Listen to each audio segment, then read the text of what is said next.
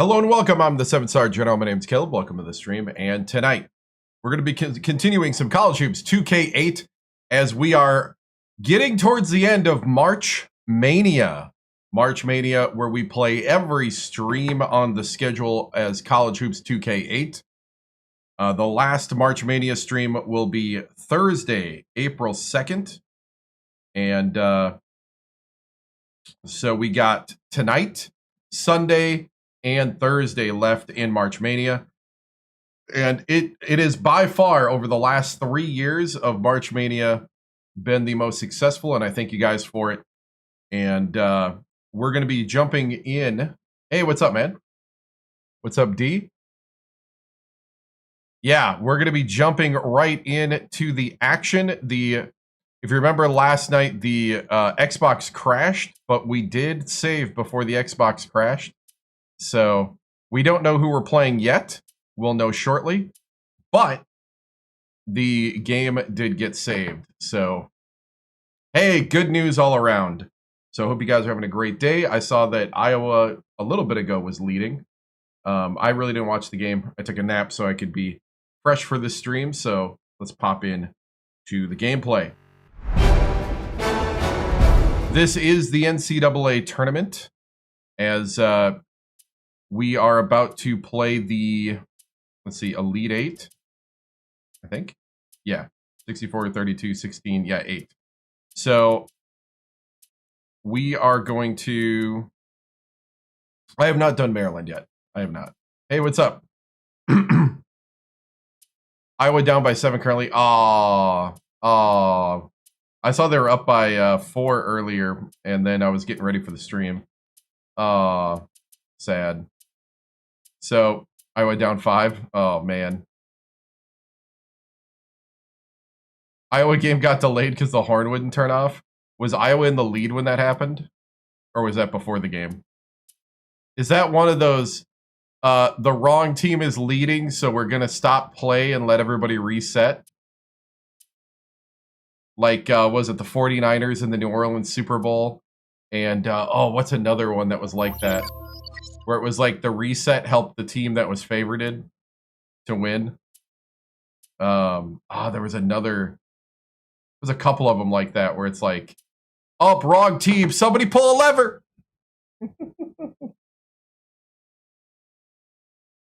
I have no idea. It's all about coaching carousel. It'll have to be a team that fired their coach. So it's a dynamic thing that I have no idea.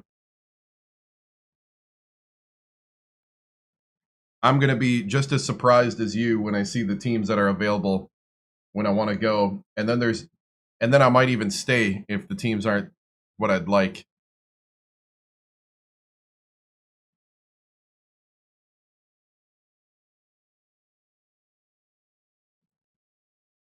Oh, right. Goodness. Okay. Yeah, that didn't change the game, but it did. Yeah. Parr went out and the Niners made a comeback. That's right. Yep. That's right.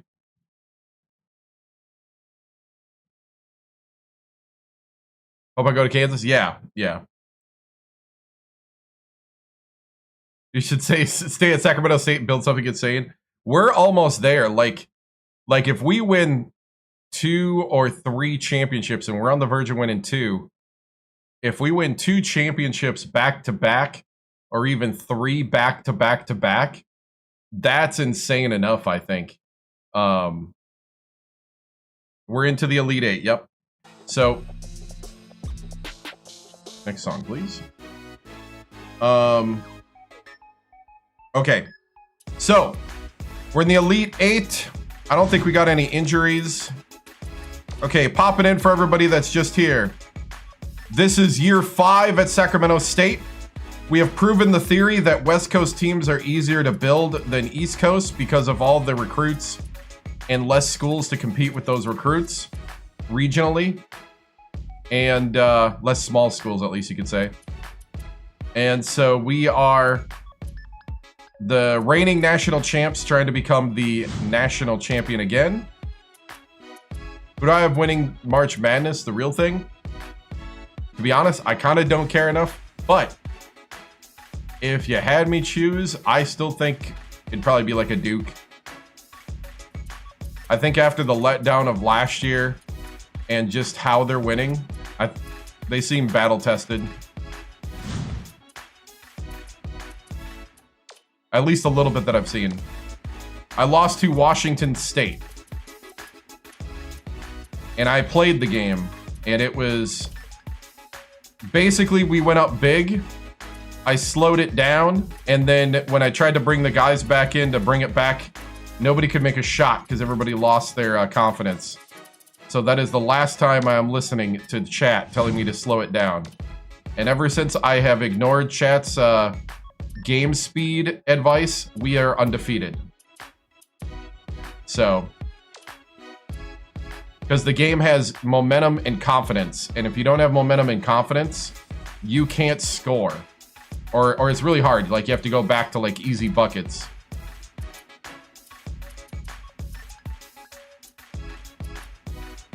You would say 2 titles in a row is borderly insane. Yeah.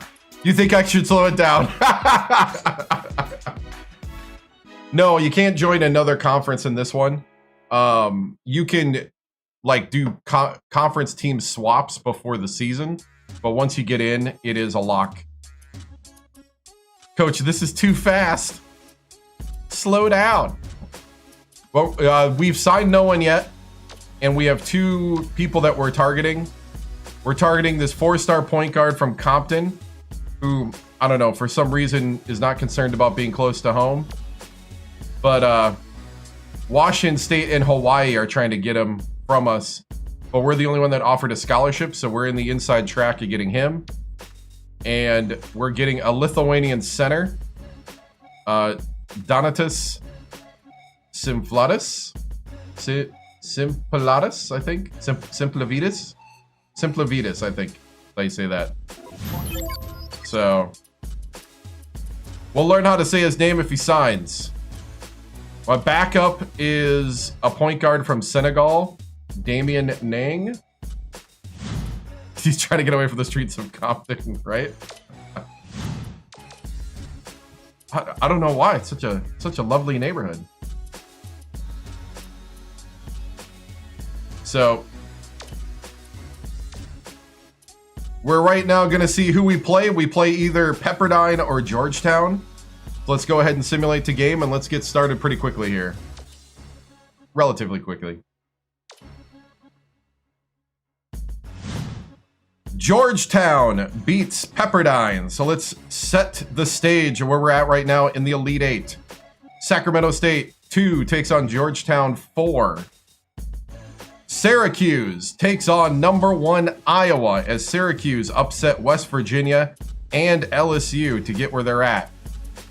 And they took out Arkansas as well. So they upset 3 straight upsets for Syracuse.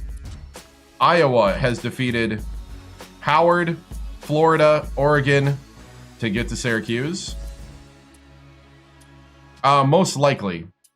I do have to end earlier than I normally do because I got some things to do, but we should get through the championship. All right, let's see. UAB and North Carolina is the other Elite Eight. UAB upsets Stanford. Tied at the half, controlled the second half.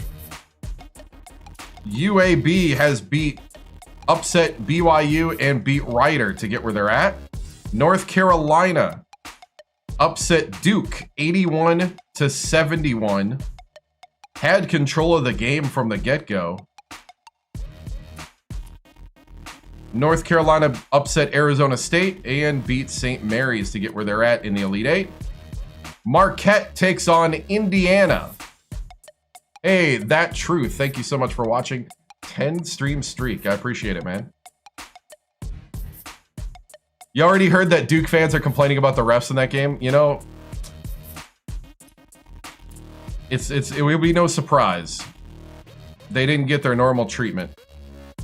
The boosters even paid for the pizza for the refs. Marquette beat Eastern Illinois, Washington State, and Bucknell to get to where they're at.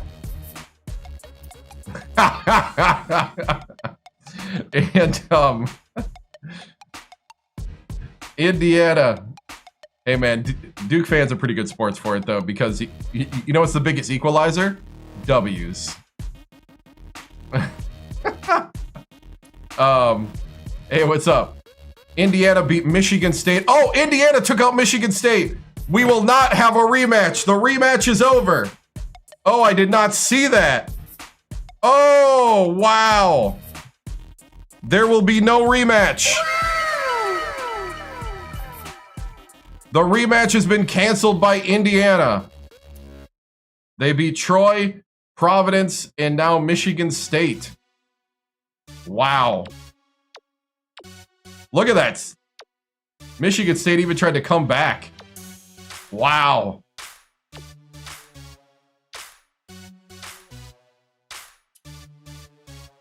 Okay, I just realized it. No rematch. This would be the first time since Villanova won the championship that Michigan State is not in the championship. Wow. We got a new representative. All right. Hey, good evening, Greg. Okay, so that sets up the Elite Eight. Interesting stuff. Here we go. Let's see. And I was going to start, and I hadn't even done the other part, which is the pregame here.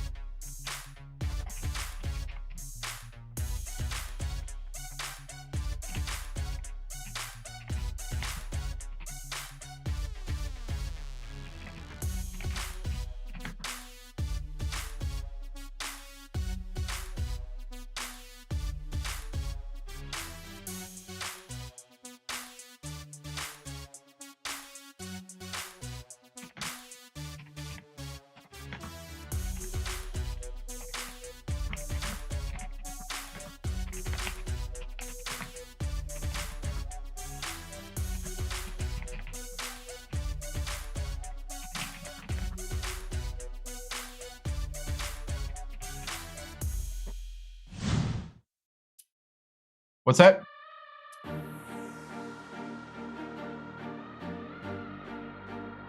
They're coming out with a new one, but it's not going to replace all the features of this one. It's going to be a shell of a game compared to this one. At the moment, what they have planned. I would say the earliest they have anything that could replace the features in this game is going to be either 2028 or 2029. And even that's unlikely, the way the trajectory they're taking. Ooh, pretty even scoring. 6'11", 6'6", 6'8", 6'4". Man, everybody's got really tall small forwards. 6'8". Yeah, it's going to be built into NBA 2K until they make a... for the next 2 years, it's going to be built into NBA until they make something. They made something built into My Park, but you can't play exhibition games this year.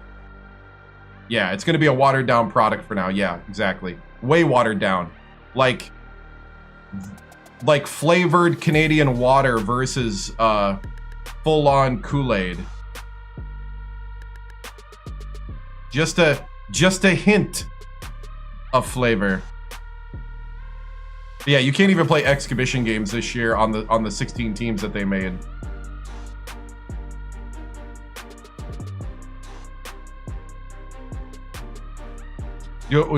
I think, I don't know. Never say never, because all it takes is somebody with the vision to do it.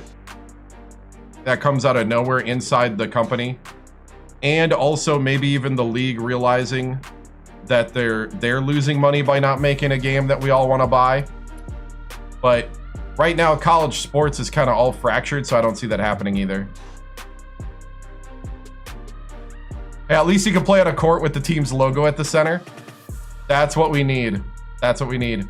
A $30 microtransaction for a logo on your court. That's the kind of content I'm here for. All right, I was just kind of doing a little scouting, so don't worry about me. All right.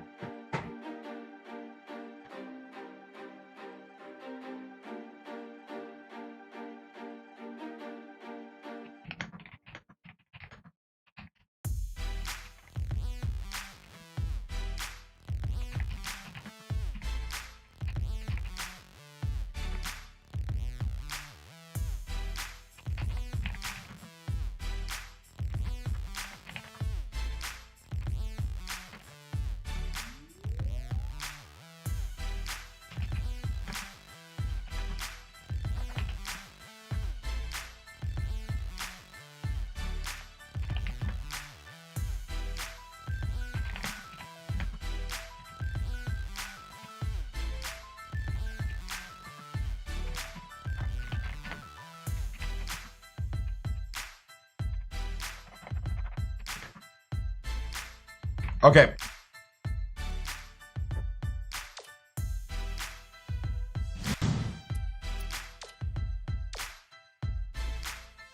Football is actually harder. Basketball, you don't have to pay as many people. Even though there's 300 or 700 if you do the other. Elite 8, yep. Here we go.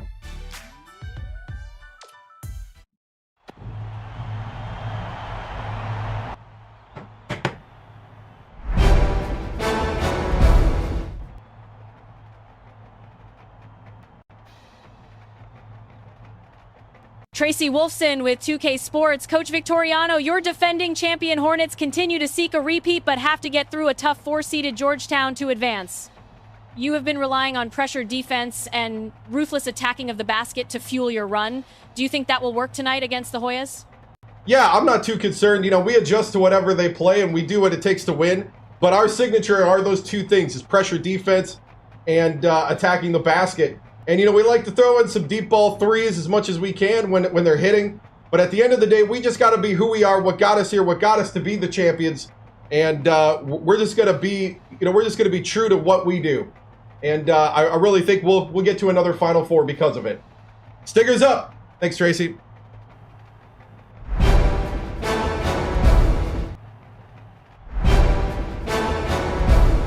All right, men.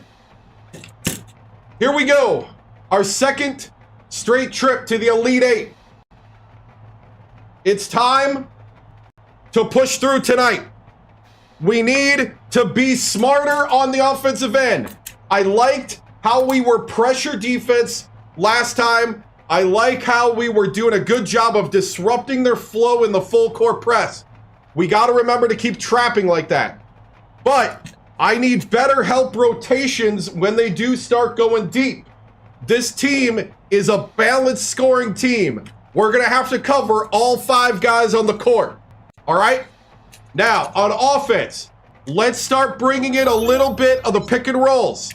So we got our one pick and roll option.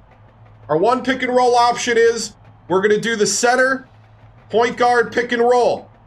With that, you have a backside guy, you got and 2 wings. So we're going to pick his guy, come around. This point guard needs to get out to the other side of the lane for this roll to have the spacing. We need to attack both edges of the lane to get the basket. If we're too close, this is going to be easy to defend. And if this guy crashes down, remember the kick out or remember the bringing it back out. All right? Those are your options. Okay? That's going to be a play that we're going to throw in every once in a while. Don't get so enamored by the ISO that we stick in that all day. ISO when it's available, reset, run our stuff. It's going to get harder, guys, but I know you're the defending champions. Remember that when you walk out there. Act like it. Believe it. Have that swagger of a champion. And let's get out there and let's defend our title. Breakthrough on 3. 1, 2, 3. Breakthrough!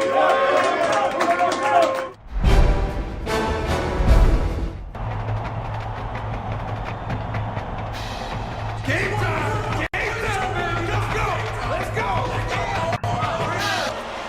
ready for college hoops. I'll be honest, I'm so happy with this game, I don't care if it is or not. Against the Georgetown Hornets. Welcome to the NCAA Tournament's Elite Eight. Today, a Final Four spot will be decided. We're here. Yep, defending champions. I'm Vern Lundquist with my partner Bill Raftery and our sideline reporter Tracy Wilson. Give us your take, Bill. The story here is the matchup at off guard. Hannon is one of the premier shooting guards in the nation. He's one of the best athletes in the nation. He loves nothing more than a little send it in action. Stokes is also in the discussion of the nation's best two guards. You can't help but notice what a smart player he is. He understands all the little aspects of the game. Both of them are great competitors. It should be a compelling game to watch.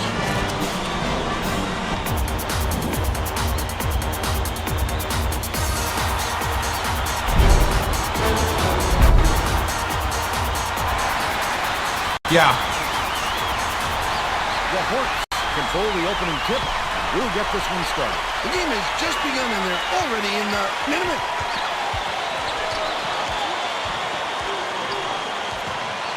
Wilmot goes up. Here we go, Wilmot. First bucket of the game.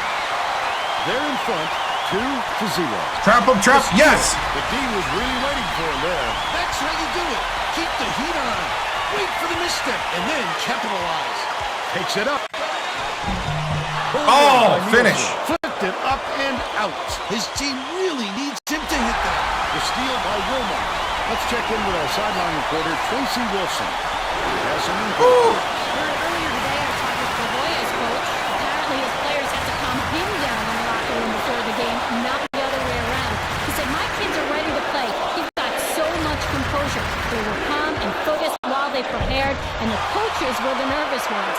Maybe he'll be a little calmer next week if they make it to the Final Four. Thank you, Tracy.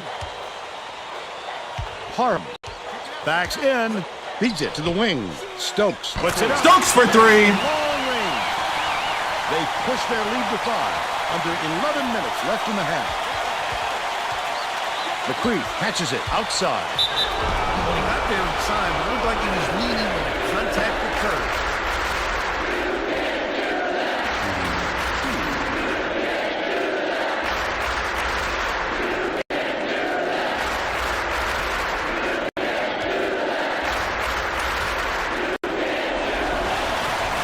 Knocks down the first one.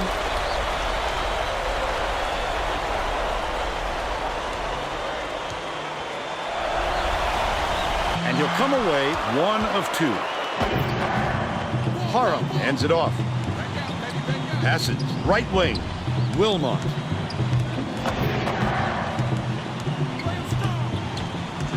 No one was open. What? They'll turn it over on the 5-second. What kind of call is that? He's not even near me. Like glue, Vern. That was tenacious, D. Nielsen inbounds the ball. Hangs in the air. Hacked on the way up, and he'll get 2 shots at the line.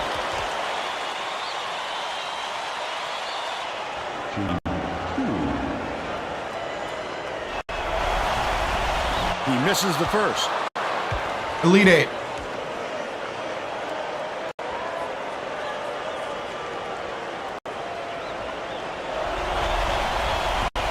Misses again, and can't make the defense pay for the foul. Vitale goes up, lays it right in, and they're out in front by 6.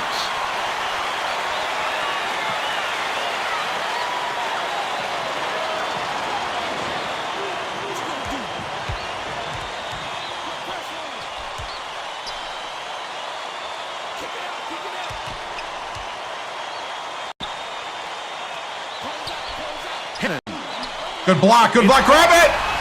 To the free throw line. Guerrero can't connect from the wing. The D knows he can make that shot unchecked. And one, Vitale! Terrific work to absorb the contact, hang in the air, and hit the shot. Pretty, Vern.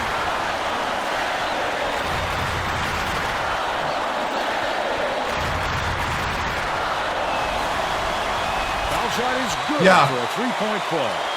Nielsen inbounds the ball.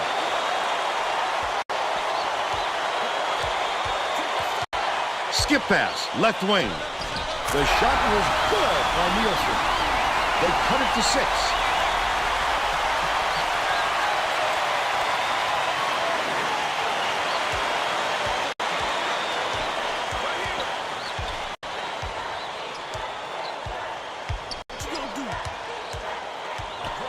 The Telly.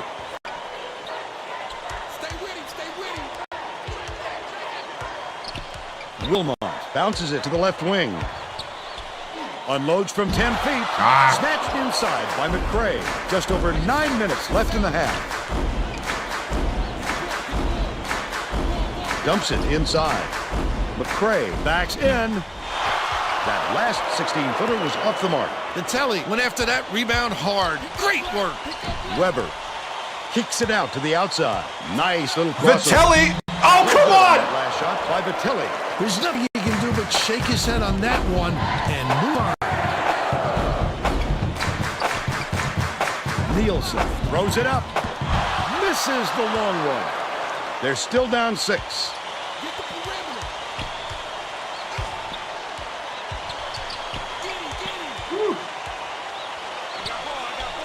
Poked loose, but it's recovered by Stokes. Passes to the left wing. No! Parham. There we go. Almost a 3-point opportunity. Instead, he'll go to the line for 2.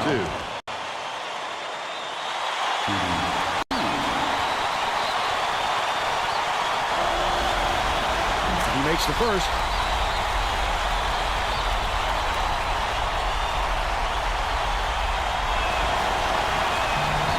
Gets the second to fall as well. Georgetown takes its first time out of the game. All right. Go another round with the starters, and then we'll get the backups in.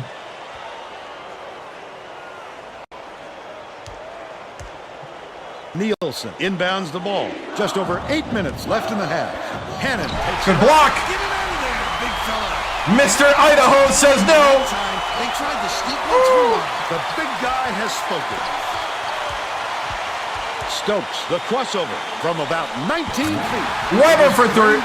He had a foot on the line. Oh, come on, Weber. Step back a little.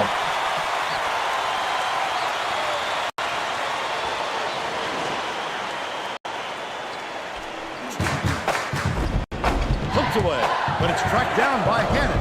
Beats it to the perimeter. Hannon launches one from beyond the arc. Weber snatches it down. The break is on.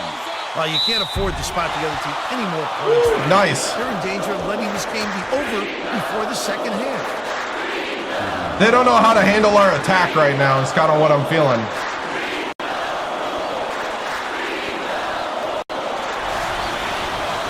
He makes first.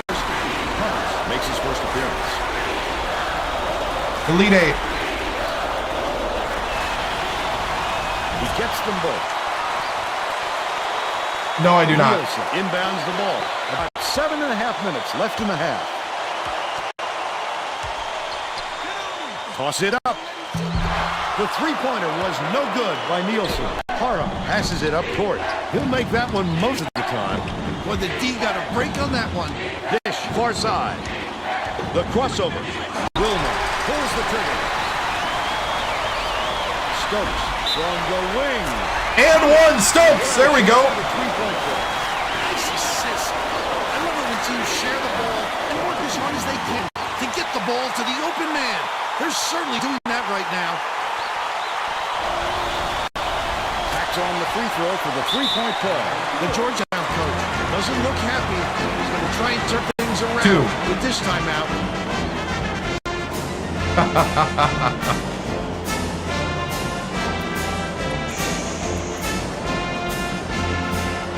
B team. All right, guys, getting you in a little early. Get out there. Extend this lead. Play together. Let's go. Well, it looks like they're getting set to inbound the ball. In this one, yes, Stokes is definitely the best player. Head and shoulders better than everybody else. Inbounds the ball. Stolen by Fernandez. Gets it on the inside. The D was really waiting for Oh, come on, man. That's how you do it. Keep the heat on. Wait for the misstep and then capitalize.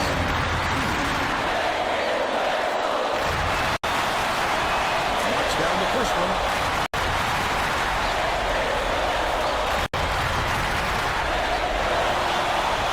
He gets them both.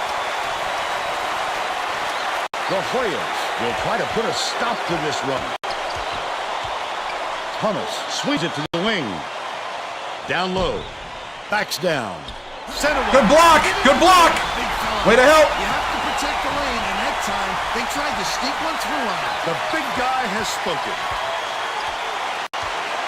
Skips it to the right. Come on, Teagert. Releases. Oh, come on, man. By Teagert. But they're still out in front by 17. McCree. Thomas has it, baseline, lets it go. Raul, that's your man. You gotta peel and go. He's got 2.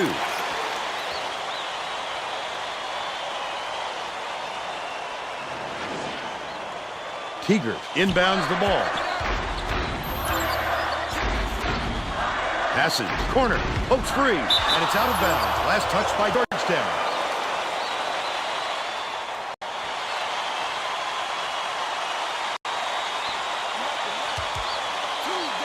Fernandez crosses it over.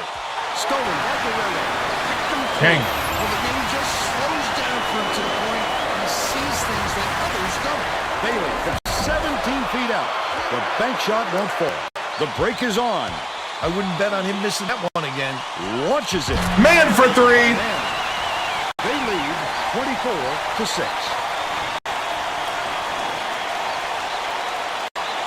Thomas fires it way up door. The Hoyas will take a timeout.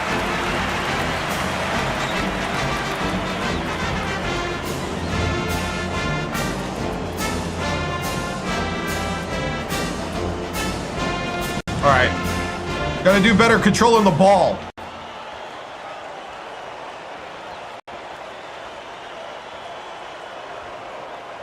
Nope. The one loss, I played it. You can go on YouTube under the live tab and take a watch for yourself. Guerrero inbounds the ball. Thomas gets it out left. You just happen to see 5 years into a rebuild. Shoots it. That's his first personal foul. Third team foul. Shooting 2.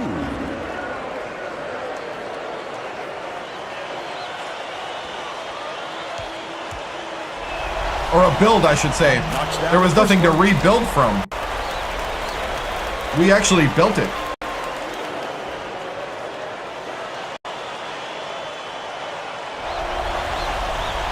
He's off on the second. With the crossover. Top of the key. Feeds it to the wing. Raul! Oh, Elsie! Dumps it off. Such great instincts. He knew exactly where the ball was going. Man. Oh, man, you gotta finish that! Still a 19-point Come on, man. lead.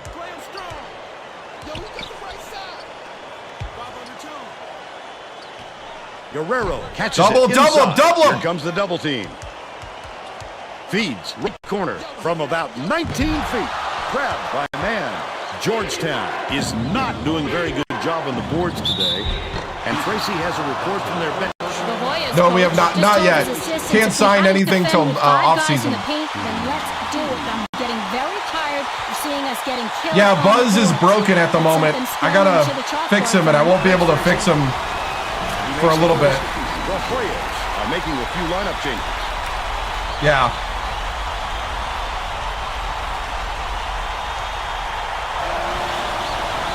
Gets the second to fall as well. Bailey inbounds the ball. Georgetown is really struggling. Stolen away by Sacramento State. Oh, Bailey come on, Raul. They're in the Raul. bonus here, so that'll be a 1-and-1 at the line. Finish your dunk. Bailey will leave the floor. Substitution. Oh.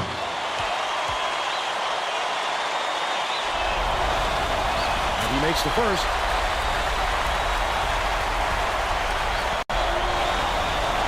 And he'll come away 1 of 2. Man keeps it alive on the offensive end. Elsie has it outright. Osborne dishes it to the elbow. Teagert with the shot. Teagert. Right bottom of the bucket. They got on this roll a while ago and just haven't looked back. I'm going to bring in the starters in a little bit just to keep them About 4.5 minutes fresh. left in the half. The steal by Olsen. I'd love to see that. He was lurking around and pounced. Such a defense. Outside. Passes back to the right. Keeger backs him down from deep. Missed shot by Mann. But they're still out in front by 24. It's stolen by Fernandez. And that'll be his second steal of the contest. Wonderful job of denying the basketball that time. Great. Keeger. Got to keep the starters, you know. Elite Eight. Cannon inbounds the ball. Georgetown has This is been on four-seeded the long Georgetown. side of this long run, and Tracy's got a report for us. The Hoyas coach was extremely agitated and just told his guys, if we can't put a stop to this one, heads are gonna roll. Guys, he's looking for more aggressive play out of his defense. Thanks, Tracy. That last Tigger. shot good by Tigger. High percentage, Vern. Those are the kind of shots they're looking for. Think Georgetown forgot how to play basketball? Yeah. Georgetown is really struggling. We're just coming at them with a lot of defensive pressure Thomas. out of the 2-3. Hannon unloads. Misses a three-pointer. Hannon I think is in a pretty cold stretch right now. they don't Vern. really have There's the a danger that shooters. it's going to start to rub off on the rest of the team. Nice shot. Oh, nice. Raul. The Hoyas need to find some answers here. Hannon tosses it up court. Oh, no. Behind the arc. Yanked down. They don't inside. have the shooters to Keeper. take out our Lucky defense. break for the defense. Whoever was supposed to be guarding him better wake up, because the next time it won't be a miss. Man for three. He was kept in by Man. What I like is his ability to see the floor. These and are the get it to backups on the guys court right where now. They can do something with it. Extremely accurate. Picked off by Fernandez. Oh, the quick hands. Before they even knew what hit them, he made off with that one. A superior effort to fight through the foul and put it down. Strong move. Right? Woo! I guess I'll put the starters back in to keep them warmed up. Substitution on the court.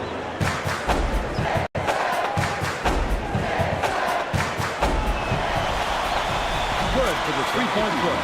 Wilmot is needed out on the floor. He didn't get much of a rest. It's almost the whole team Guerrero from the inbounds championship ball. game, from the Georgetown championship year. is shooting itself in the foot with all the turnovers. Tracy has something for us. The Hoyas coach Called me for downright blocking. disgusted after that last turnover led to yet another opposition bucket. He yelled 3 simple words at his guys on the floor. Protect the ball. All right, Tracy. Knocks down the first one. Yeah.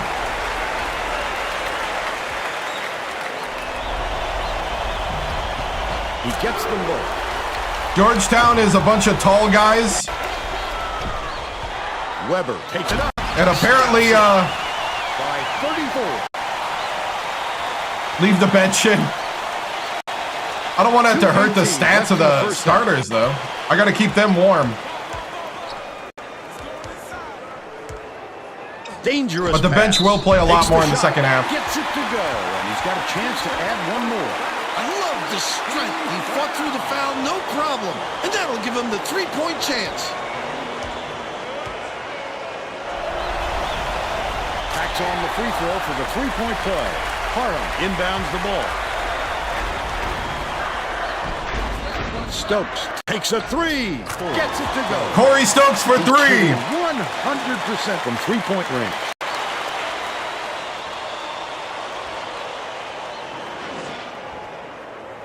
Georgetown is really struggling. Catches it, left wing. Got the whistle, and he'll shoot a pair of free throws. Ooh, now they're going after Parham. Parham's third foul. You know what? We're going to do it. Bane! Bane! Elite Eight. Coach, more blood, right? Bane off the bench.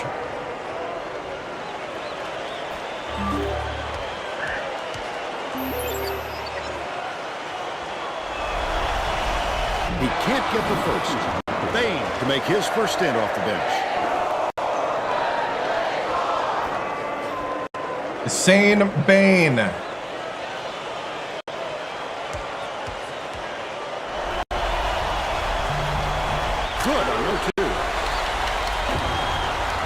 inbounds the ball. Oh, what a pick. I love it. Wilmot goes up. Oh, that's a foul. With authority. Boy, he really reshapes what you hope to do on offense. For three. The basket was... Ooh, they actually hit a three. But they still trail by 30. Wilmot passes it up court. Right side. Feeds it to the wing. Stokes. Nice little crossover. Flip up Stokes. Last layup. Gotta love it. Thank you. Beautiful little finger roll. This is what you get for making us a Above the 2 tall seed, trees. right?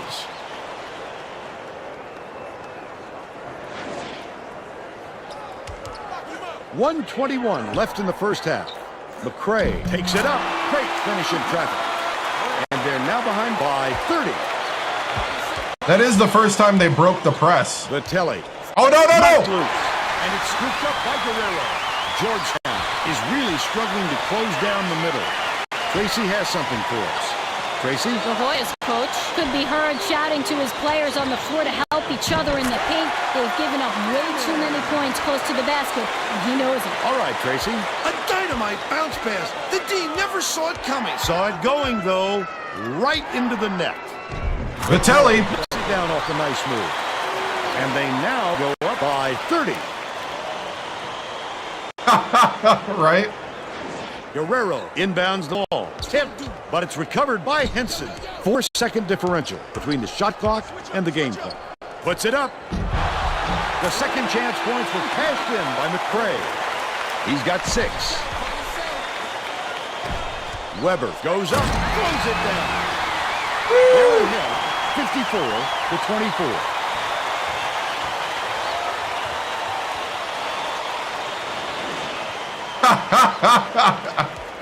The Hoyas with some difficulties.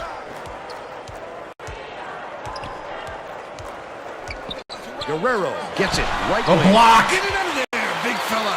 You have to protect the lane, and that time they tried to Oh. steal what's wrong. The big guy has spoken. First half comes to an end with the score 54-24. Give us your opinion on the first half, Bill. I can't think of too much good to say about this game, so Vern, maybe you can do play-by-play and color.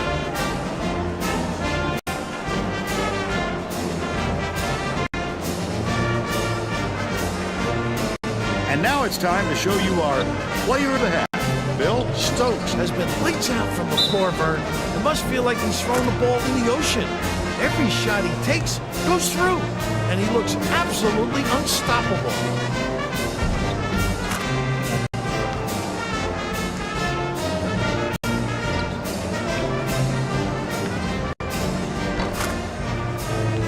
Tremendous effort from our player of the half.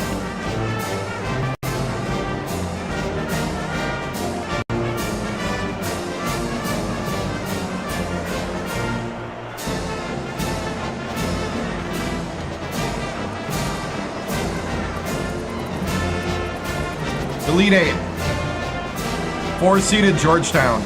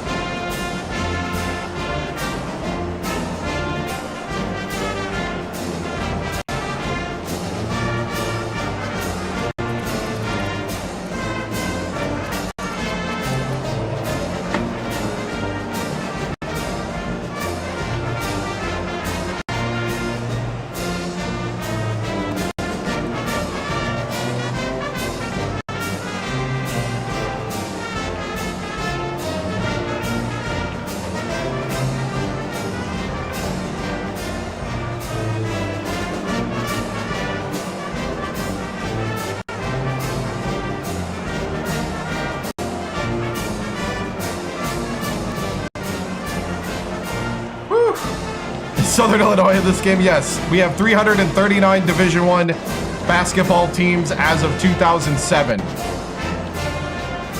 I think Southern Illinois makes the cut, I think. If they were Division I in 2007, then they're in it. but it was 339. There was only 2 schools that didn't make the cut, and it was only because they weren't in Division I when they solidified the teams.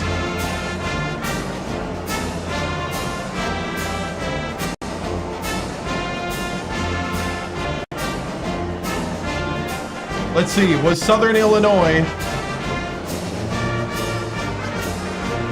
Yep, Southern Illinois was in the Missouri Valley Conference. Yep. Coached by Chris Lowry. All right.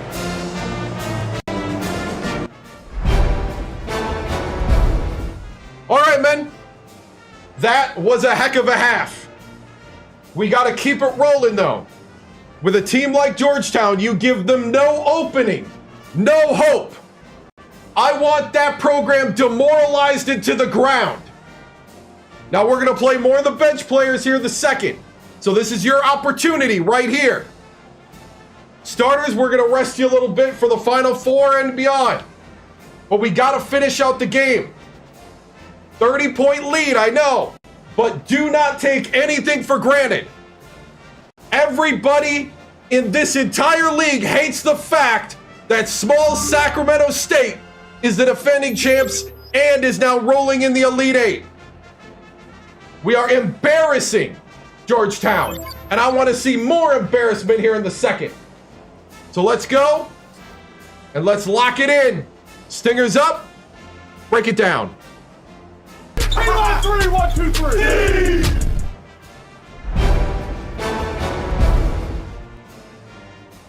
Tracy Wolfson with 2K Sports. Coach Victoriano, this Elite Eight performance by your Sacramento State squad has been absolute domination from the start. Corey Stokes with 13 man with 8 off the bench. With everything rolling for you, what is the game plan for this next half? No, we're just going to keep playing our game. You know, we have no obligation to stop playing who we are. They have every obligation to try to stop us. And so far they haven't been able to. So we're not going to be worried about what they can't do. We're just going to keep playing our game, get some young guys out there, get some experience, and try to officially punch our ticket into the Final Four for the second year. Thank you, Tracy. Stingers up.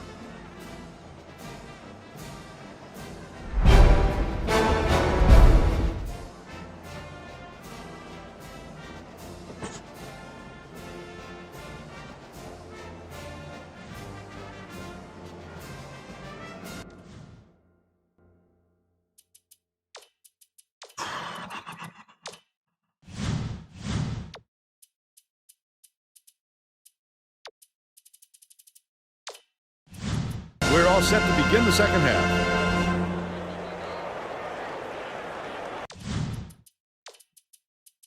We're going to back off the press up 30.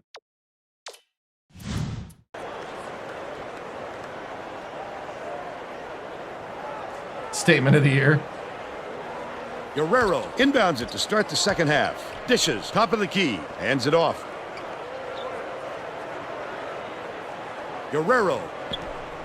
Good look by Nielsen. He's shooting 33% for the game. Whoever's got to put a hand up there. We've been contesting shots great all game. Let's check in with Tracy Wolfson. During halftime, I talked with the Hornets coach. He said he is comfortable with the big lead and is going to let his team have a little fun out there. Coach also brought up how happy he was with the way his press was working. The turnovers they've caused and the chaos they created in the backcourt is exactly what he was hoping for heading into the game. Sounds like we'll see more of it. Back to you. Thanks, Tracy. That last three ball was drained by Nielsen. What an answer! They came right down the court and got the 3 on their end. Nice.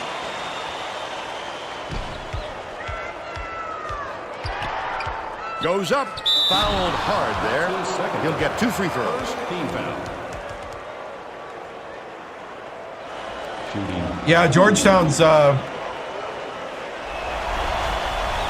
determined to come back. I see that.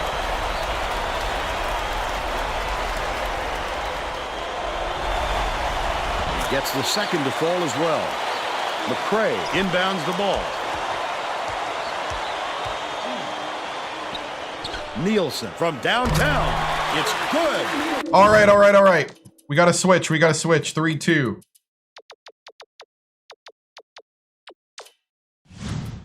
9 points, and he's his team's leading scorer. Apparently they remembered how to shoot. Shoots. The trifecta by Wilmot. There you go, Fab. He's 2 for 6 for the game.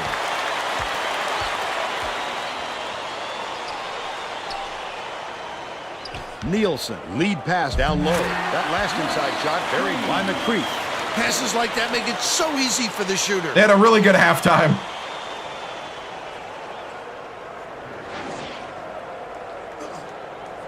The Hornets with a comfortable lead. Anticipates the pass. Oh, come on! What great reflexes. He pounced in and picked that one off easily. Nielsen throws it up, hits the jumper. He's got 11. The Hornets have been dialed in from long range. Dishes to the left wing. The steal by Georgetown. Oh, the quick hands before they even knew what hit them. He made off with that one. Let's take a look at the State Farm drive of the game. He gets the job done almost every time, Vern. We're talking about a fellow with onions.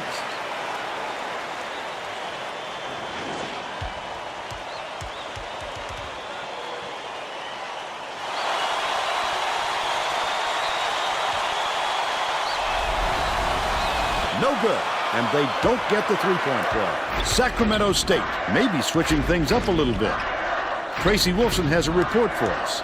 Tracy? The Hornets just had a little meeting of the minds among the coaching staff, Vern. One of the players yelled, "Why are we rushing our shots so much, guys?" A point coach reiterated. He told them slow things down and chew up the shot clock on every possession. Willis didn't sit for long, and he's coming back into the ball game.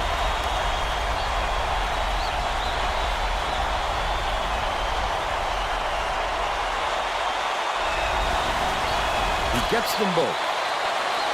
Willis inbounds the ball. They're playing a 3-2 zone. Your big men have to be alert when they come out in this D. Nielsen from downtown connects. He's 4 for 6 from downtown. That's the thing I hate about the 3-2 zone is they got those corner threes open. About 9.5 minutes left in the second half. Passes it to the wing. Weber gets it left side. Backs down. Fires the three. Offensive board by Weber. Swishes it through. By 25. I wonder if it's because I backed off the press. They're very comfortable with doing their half-court offense now. I wonder if the press... All time. Wonder if the press was the thing taking them out of their game.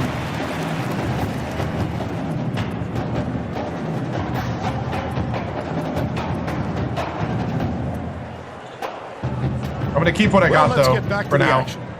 They get back under 20, I'm going to put the press back on.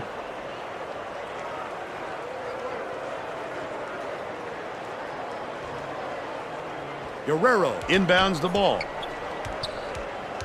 Pass, right wing. Nielsen with the inside leaner. Up the backboard. Wow. And 16 even with the and he defense. leads all in scoring. Right around 9 minutes left in the second half. Block. What? Resisted. You got to come strong with that fella in there. Guerrero. This feels like cheese. Beats it to the wing. Takes it up. Oh, come on! Right in his face. Sweet finish by Nielsen. But they're still behind by 21.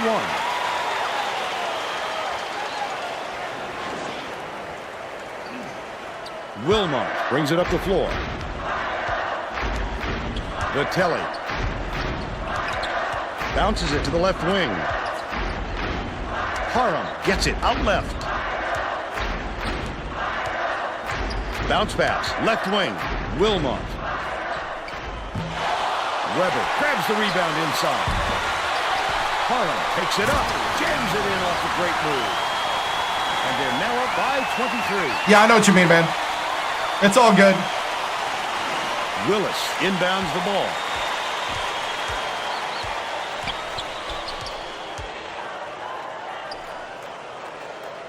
Nielsen dumps it down low. The last layup is dropped in by McCreef. What a nice pass. When he got to the bucket, the ball was right there waiting for him. Perfect timing. Stolen away by Georgetown. All right, now I got to call timeout. He won't be denied, Vern. He just keeps coming at you in a multitude of ways. Under 8 minutes left in the second half. Sacramento State will take its All right. first timeout.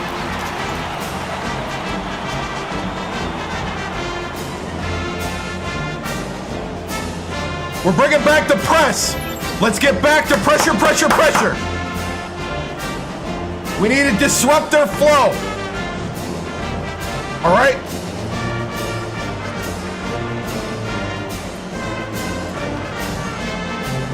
They're getting set to inbound the ball.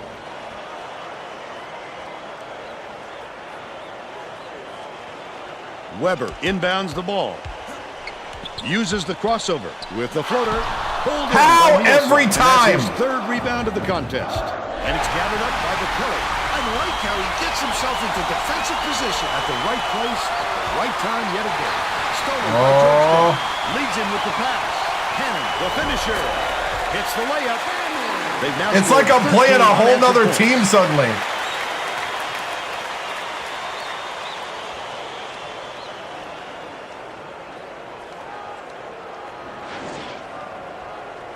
Just over 7 minutes left in the second half. Right? Who's their coach? I know is a legendary coach. Keep running, you idiot! Skips it to the right side. Called down off the Par board him! by Willis. Credit to D there. They reacted quickly enough to throw him off. McCreath ends it off. Deflected, and it's scooped up by Park. Leads him in. The D was really waiting for him. There you go! That's how you do it. Keep the heat on. Wait for the misstep, and then capitalize. And it's gathered up by Vitelli. Goes up. There you go, Vitelli! Soft finger roll. Let's go, let's go, let's go! Washington State all over again, right?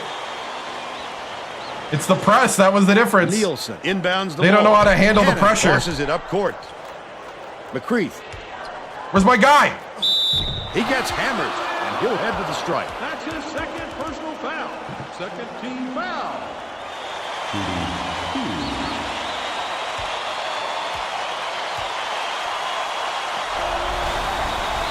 Knocks down the first one. Both teams will make some substitutions.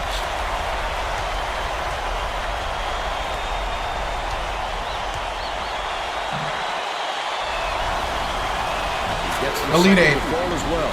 Cannon hasn't had a good game so far, and he's going to sit down for a while. Wilmot has had some difficulties.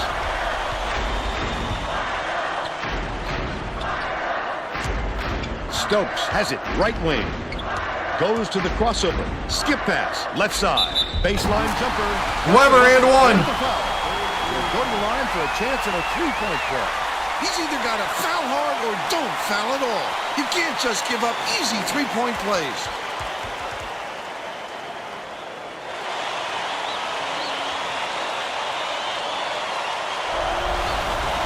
Can't convert the three-point play. Pokes free. Goes up. Never mind. They're up. Weber took that personally. Oh, he even did a little crossover. Bailey inbounds the ball. Thomas. It's tipped, and it's picked up by Sacramento State. I'd love to see that.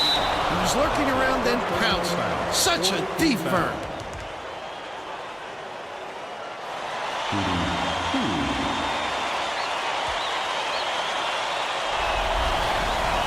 He makes the first.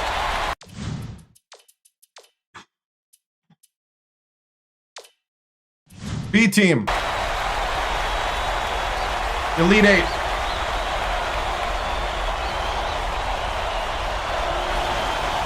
He's off on the second. Georgetown may have made some changes. Yeah, just I don't now. know which it is. You're right. Tracy Wolfson has something for us from near their bench. Hoyer just had an impromptu coaches meeting, Vern. A lot of yelling about being too deliberate on offense, taking too long to get shots off. I sense, Vern, we're going to see a much faster pace from here on out.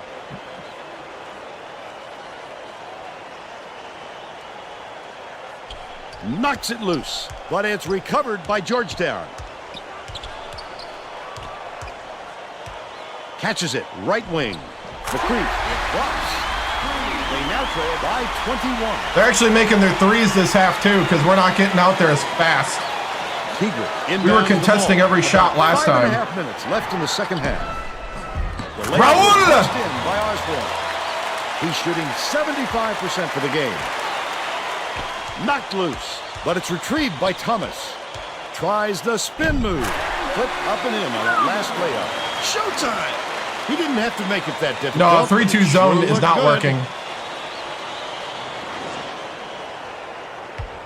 Fernandez brings it up the floor. Low block. Osborne. Raul! Drops in the floater. He's 2-3, they were shooting over it. The 1-1-3 you just saw. Guerrero dumps it off. We're not getting quick enough on the rotation. Stolen. The intercept. What great reflexes. He pounced in and picked that one off easily. Misfired on that last three by Fernandez. Bounces it to the right side. Osborne. Oh, come on, Raul. Gets the board inside. He must have thought someone was rotating over to block that. Maybe 1-3-1. The problem with the 1-3-1 is the corner threes are open on that. Man-to-man might be the best route, actually. Thomas, the crossover. That's his first personal foul. Yeah. Team foul. That's why I'm considering staying with the 3-2 possibly. Let them get twos. But if they get the corner threes, I got to get out of it. Knocks down the first one. The Hoyas will bring a few more starters back in.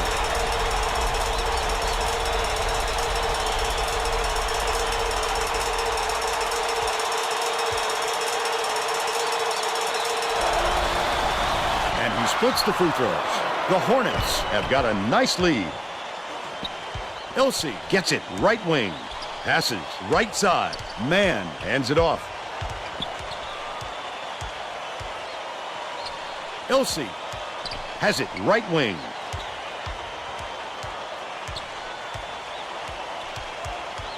Fernandez dishes to the right wing. Keegan yanks it down inside. That's what I call a little intimidation. Didn't go up strong enough, and you saw the result. Out left. Fires. Guided back in by Nielsen. He's got 20. Keegan inbounds the ball. Osborne goes up, jams it in two-handed. By 22.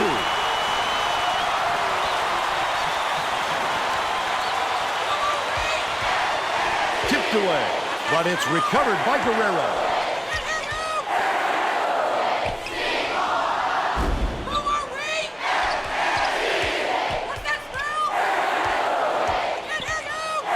McCreef dishes to the left. McCray has it far side. It's open. Oh, got it. Offline from 20. Just over 3 minutes left in the second half. That's another rebound for a team that's doing a great job on the board. They've got a big edge there today.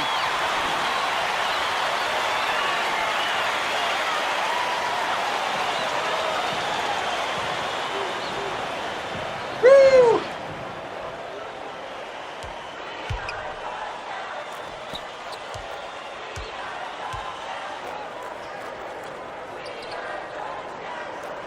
Guerrero deflects the pass, but it's tracked down by Georgetown.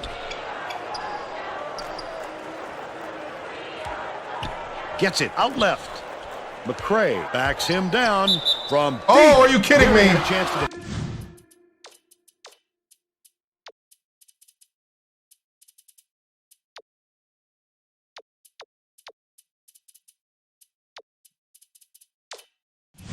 4-point play, but he'll go to the line for three. Second personal foul. Fifth team foul. 2-3.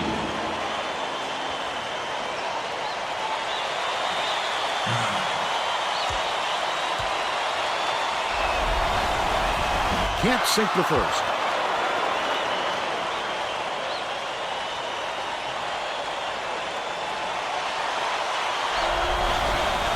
He sinks the second. Demonby checks in for the first time.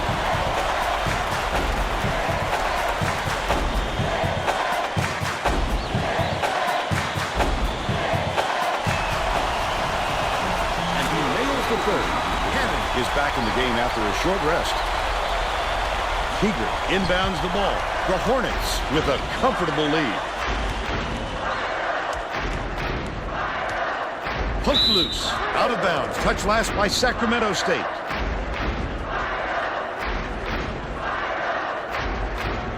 It's picked off by Demonby. Such great instincts. He knew exactly where the ball was going. Osborne kicks it out to the perimeter. Feeds it far side. Man puts it up. Hits the Man for three. He's shooting 75% from deep. Right? Poked away, but it's recovered by Guerrero.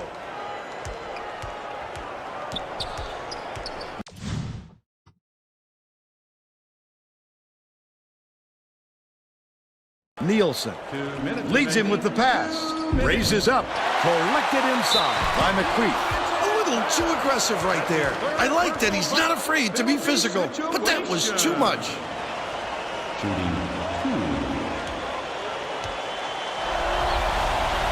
And he makes the first.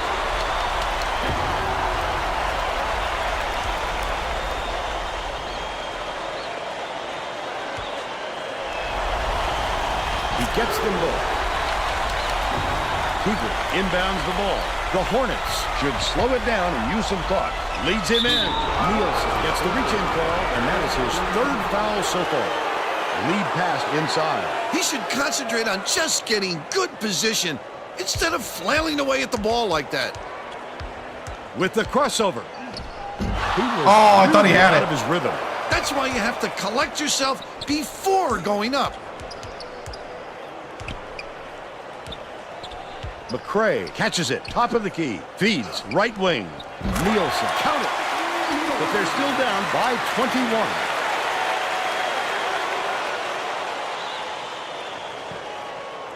I mean, they fought hard here. 1:26 left in the game. Man.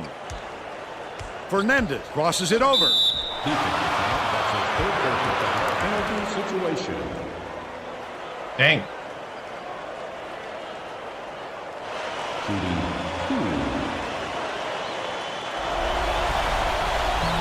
He misses the first.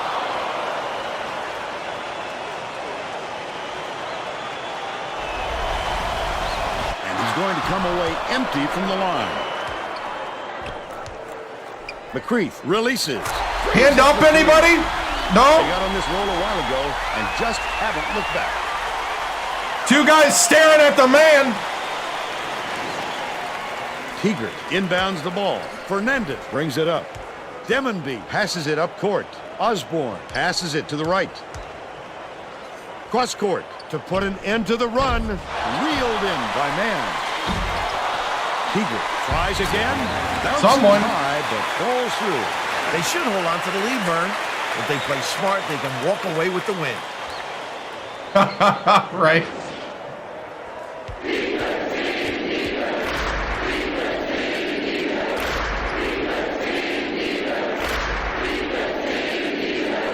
Nielsen throws it up.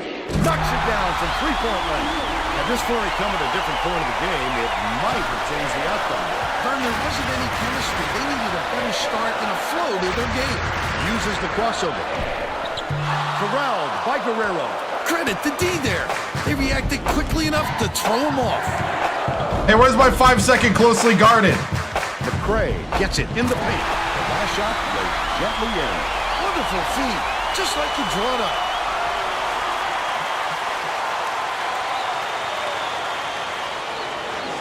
Man inbounds the ball.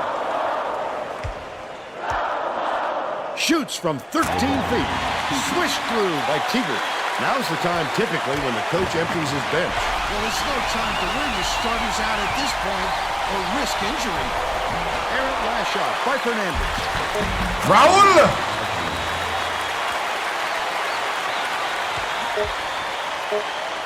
Guerrero puts it up. Offline.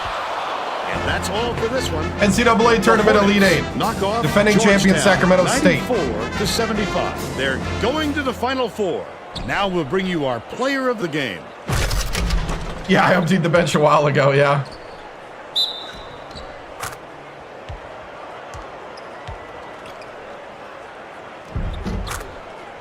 Final Four. Now let's go back to Greg Gumbel with today's version of the Pontiac game-changing performance. Hi, and welcome everyone to the 2K Sports Studios. I'm Greg Gumbel, and we're going to bring you our Pontiac game-changing performance. There is nothing more exciting in basketball than a slam dunk that rocks the house. The Sacramento State Hornets had their way on the inside today, and this tremendous slam sums up their dominance. Get a load of this monster dunk.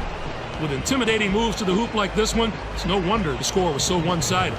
Okay, thanks, Greg. Yeah, in 5 seasons of being at the Sacramento NCAA State. Tournament on 2K Sports. This is Vern Lundquist for Tracy Wolfson and Bill Raftery. So long, everybody.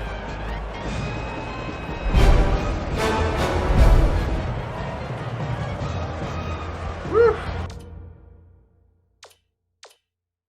All right. 94-75. We out-rebounded them. That's one of the best rebounding performances we've had ever, I think, at Sacramento State. I think that's the most surprising thing about this.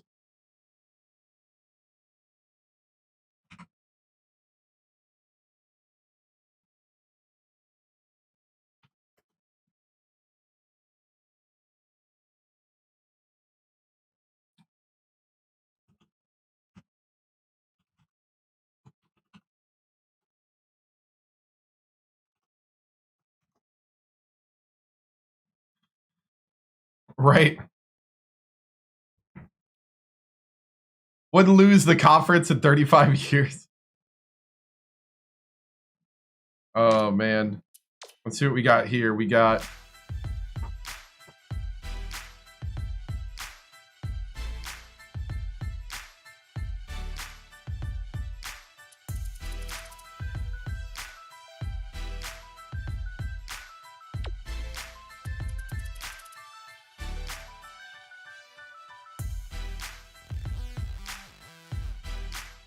Yeah, I think they are better than last year's team from top to bottom. Like, I can feel the drop-off when the bench comes in, but I would say that the bench is probably better than the team that took Duke to double overtime in the round of 2.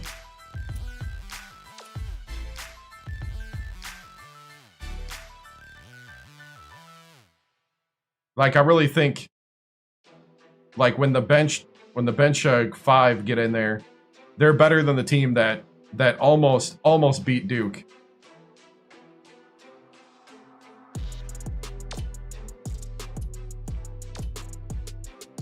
Well, we got to watch out against teams that can pop the 3, because my big men still need help on defense. They are sometimes a little clueless. But when they get the blocks rolling, that's when we're dangerous.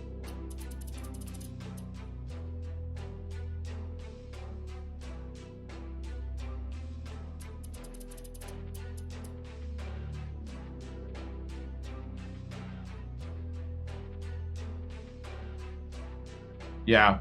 Stokes is a lottery pick and sometimes a top pick depending on how well we're playing. And how many points we let him score, because we do bench him pretty early a lot. Which is hurting his Player of the Year chances. I mean, honestly, if I wanted him to become Player of the Year, I should play him the whole game and not care. Or at least very close to the whole game. Because this is last season anyway.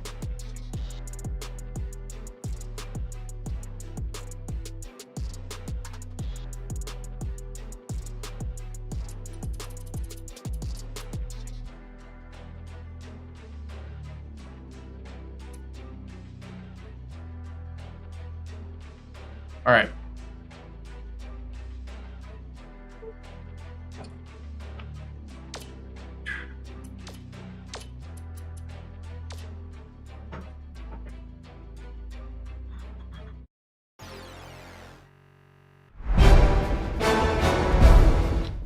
Man, great game. Guys came out fired up. Georgetown put in a good battle there at the end. They outscored us by 11 points in the second half, but we jumped on them early, didn't give up. Kind of laid off the press there at the beginning of the second. They came back.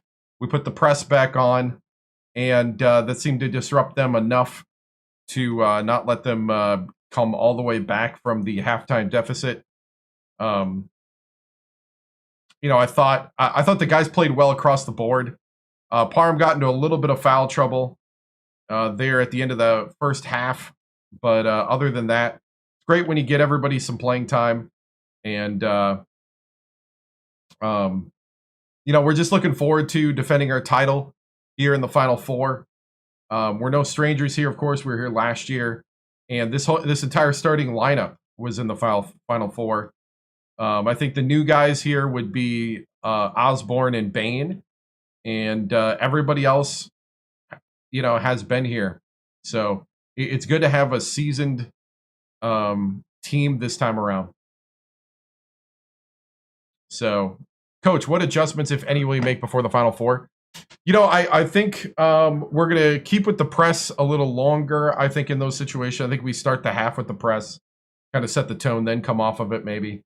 Other parts would be we got to figure out when a team is doing a good job at hitting threes, how to disrupt that a little more effectively.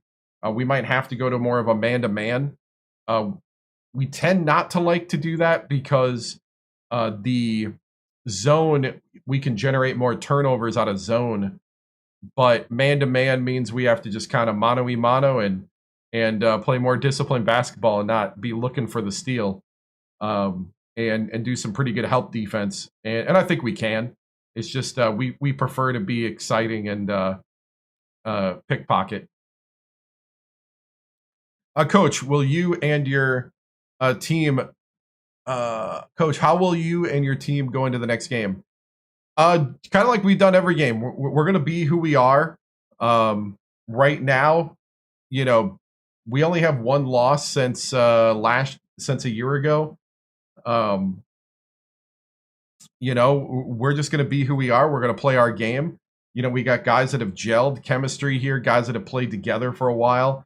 That's the advantage that you get, is that you get these type of performances, and you want to make the most of it before you do have the turnover, because unfortunately these guys can't be here forever, and so we have to take advantage of those moments, and I'm very glad that we are.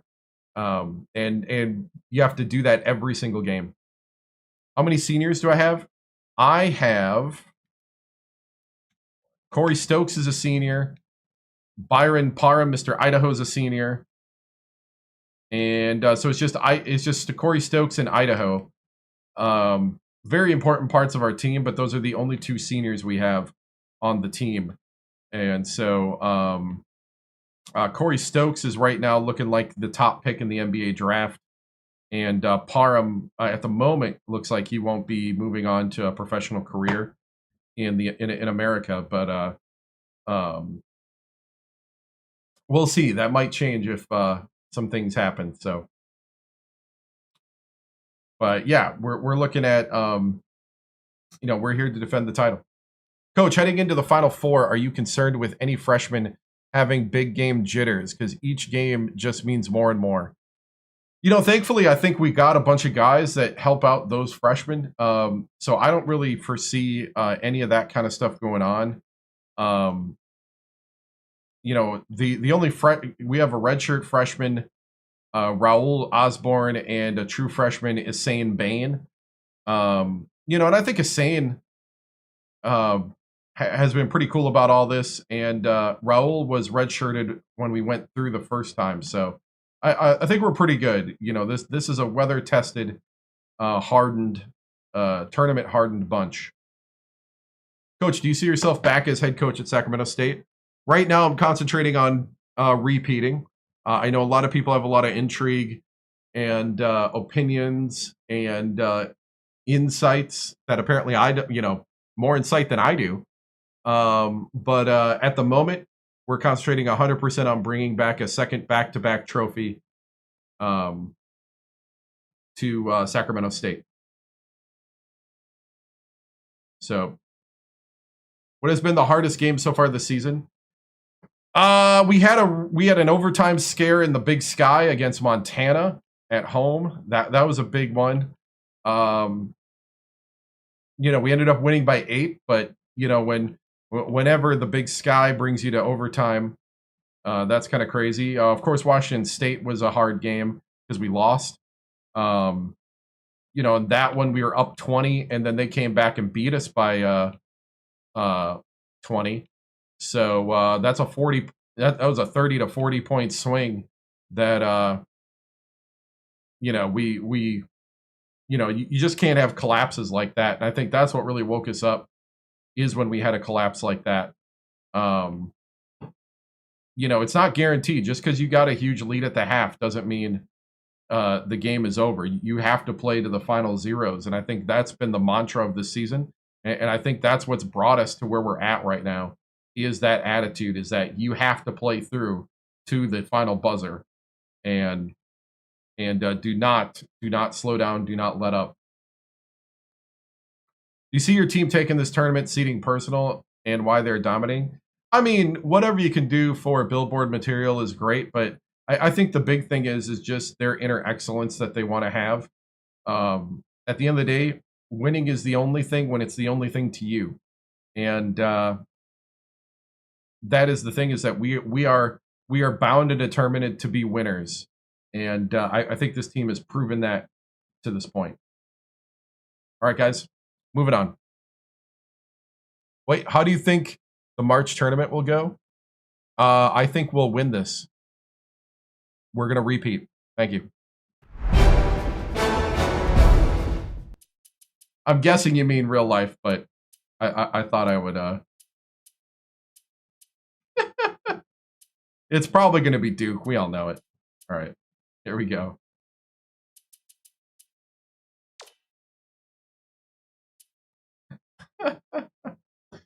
Randomly ask something outside of what's going on. That's funny.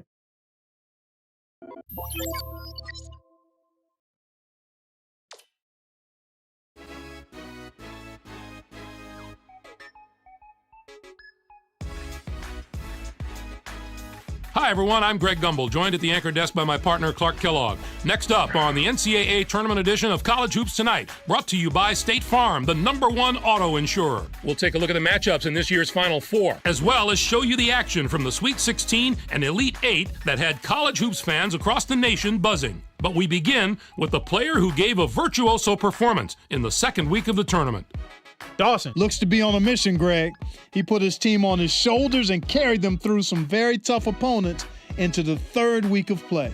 You got that right, partner. This had to be one of the great Sweet 16 and Elite 8 Indiana beat performances Marquette. that we've seen. Not only was he clicking on all cylinders offensively, he matched that performance at the defensive end. He threw off the opposing game plan in the first and second rounds. We'll see if he keeps it going into the Final Four. Indiana in the Final Four. Let's look ahead to what we've been waiting for all season, the Final Four. UAB? With the 4 teams we have, this should be as good a final weekend as we've seen in quite some time. This will be a fantastic battle. This is shaping up to be a prototypical style versus style matchup. Great scorers on one side of the court, great defenders on the other. This is going to be a real showdown. All #1 seeds fell through on the other side. And the other Final Four contest should be just Iowa. as riveting. This should be a terrific matchup. Both these teams are fighting to improve their position among the nation's elite teams, and they're going to have to go through each other to do it. Clark, the past weekend provided some incredible drama, so let's take a look at some of the most exciting contests from the Sweet 16 and Elite 8. Our first game was an excellent Sweet 16 matchup. North Carolina did away with Duke. The North Carolina Tar Heels were intensely focused coming into this game, and their preparation was outstanding. They looked like they were ready for anything, State. Greg. Kind of like you are when we come into the studio. Thompson was a man Neutral possessed. sided and His in-season 31 tournament. points led all scorers. Back they in needed November. an effort like that to get this win. He saw all sorts of defensive looks, but no matter what they threw at him, he handled it and handled it well. This isn't a preseason tournament, Greg. This is the big dance. He stepped up in a way that few players can in this kind of spotlight. And for that, we should give him a big imaginary high five.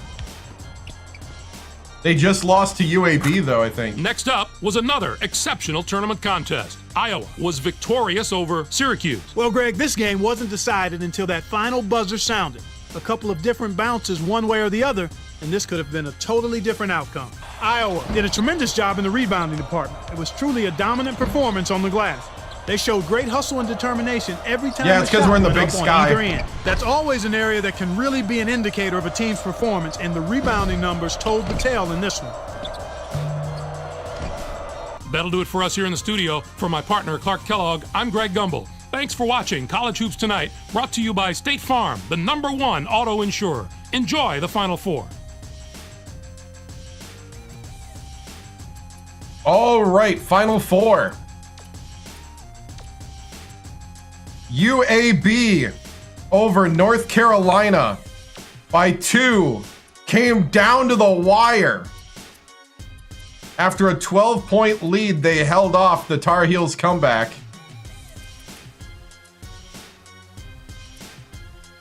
Indiana upsets Marquette. 1-seeded Marquette goes down, holding Cowell to 0 points. 34 for Dawson. Quincy Dawson, the junior from Cincinnati, Ohio.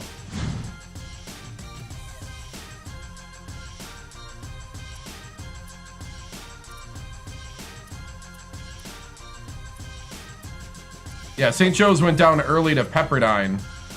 That's why we had a 4. Brackets busted, right? Iowa beating Syracuse. So how we got here, Iowa beat Howard, Florida, Oregon, Syracuse.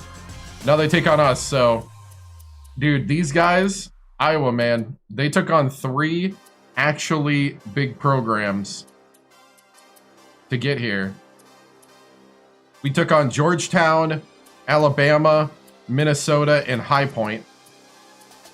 UAB took out North Carolina, Stanford, BYU, and Rider. Indiana took out Marquette, Michigan State, Providence, and Troy.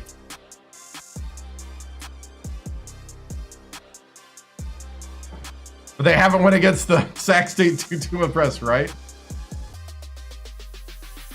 So the Big Ten champion, Iowa, RPI 1.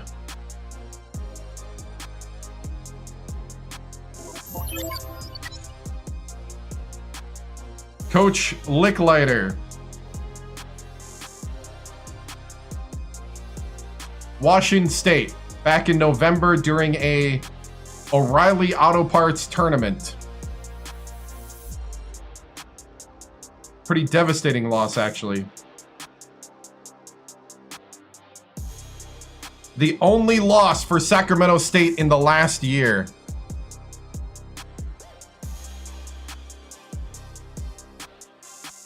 Let's see.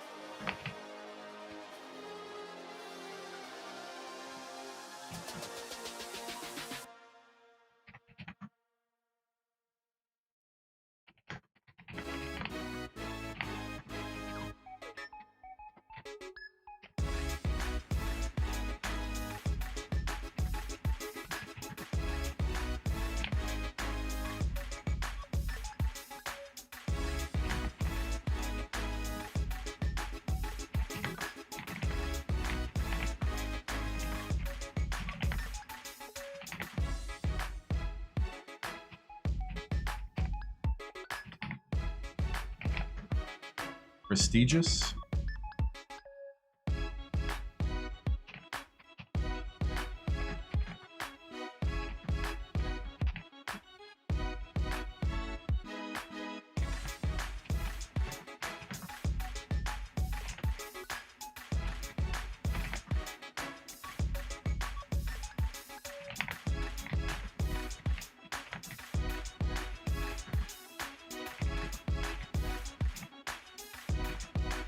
All right.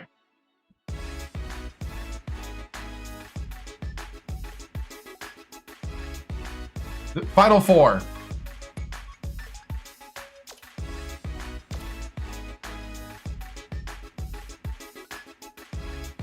Here we go.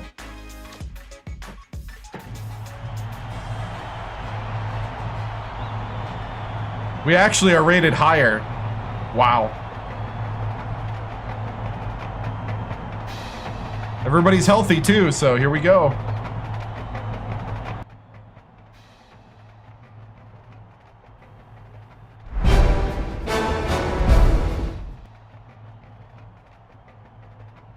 Tracy Wolfson with 2K Sports. Coach Victoriano, your mission to defend your national title has brought you back to the Final Four. Now you take on the Big Ten champion, one-seeded Iowa.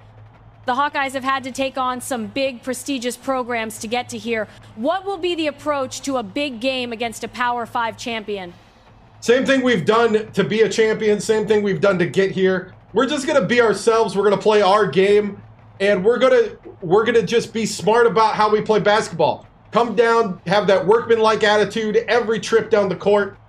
Champions are built on the wins on every possession, and that's what we're going to do today. We're going to go out and try to win every possession and stack them up for the ultimate win to get to the end goal.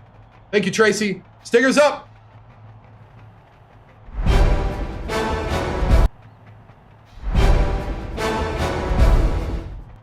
All right. Here we are.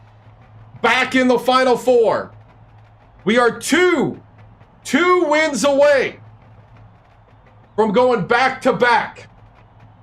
And today, you have the kids of Iowa showing up to take us on. I want you to be in their nightmares. I need you to break their dream. We need to show them what Sac State basketball is all about, which is workman-like, possession by possession, pressure, pressure, pressure, smart passes, smarter shots. Attack the hoop. This is our championship to win, and it's ours to defend. Let's get out there and show ourselves worthy of defending it. Do it again. Do it again. That wasn't good. I didn't like it. Break it down. Brothers on three. 1, 2, 3. Right.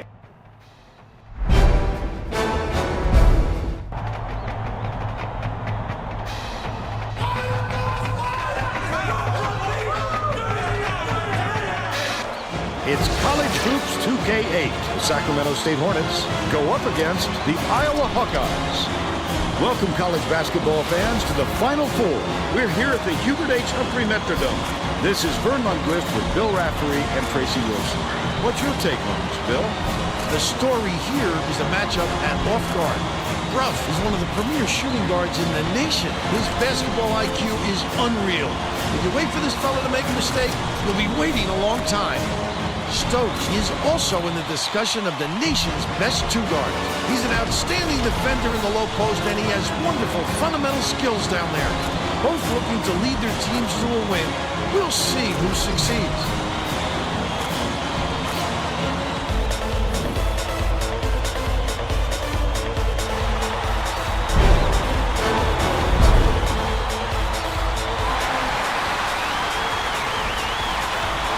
Sacramento State collects it as we begin the Final Four. The crossover, great pass. He's tapped on the way up, and he'll get 2 shots at the line.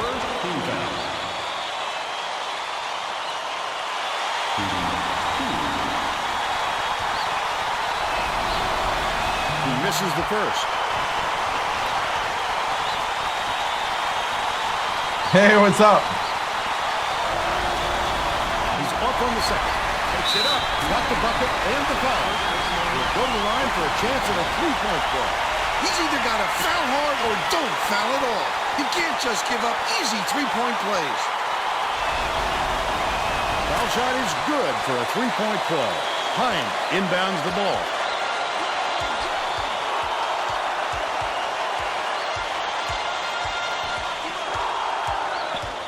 By yourself. Passes it to the elbow. Coggin. Gruff launches one from beyond the arc. Weber gets the board inside.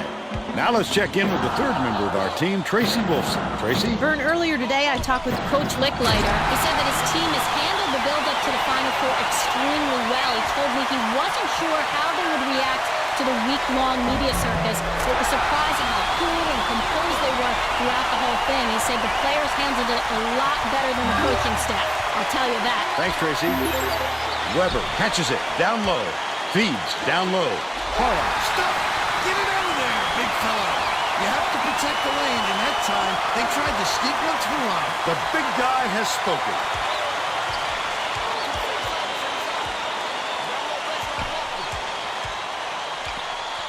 Miller catches it left wing. Hauled down inside by Millsap. A little too aggressive right there. I like that he's not afraid to be physical, but that was too much. A superior effort to fight through the foul and put it down. Strong move, Vern. Good for the three-point play. Parham inbounds the ball.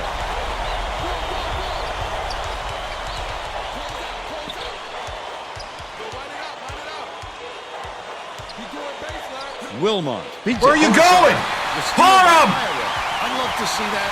He was lurking around then pounced. Such a defense. Parham bailed on the play.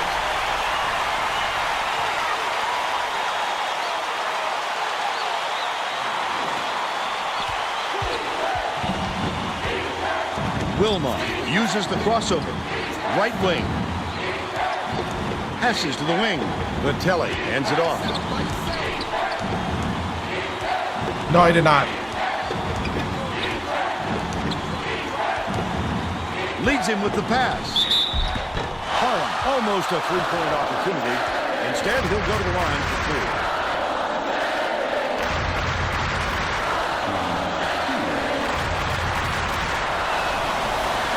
Can't sink the brakes. Hustler to make his first stint off the bench.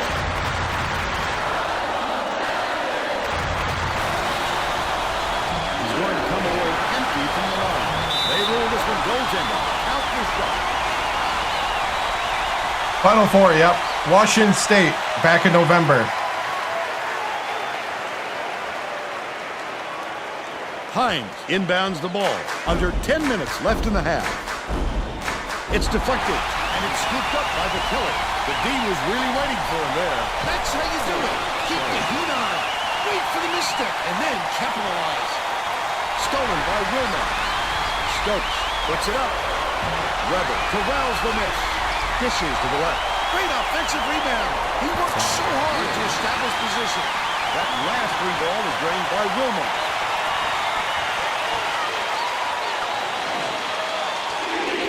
Ruff passes way downfield. They rule this one goaltending. Count the shot.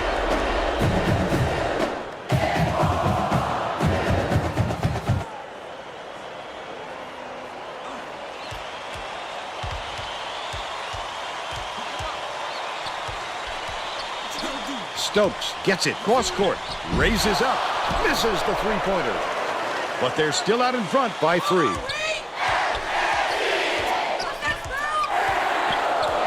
Swing pass, left wing. The wide open shot was drilled by Hines. But they still trail by 1.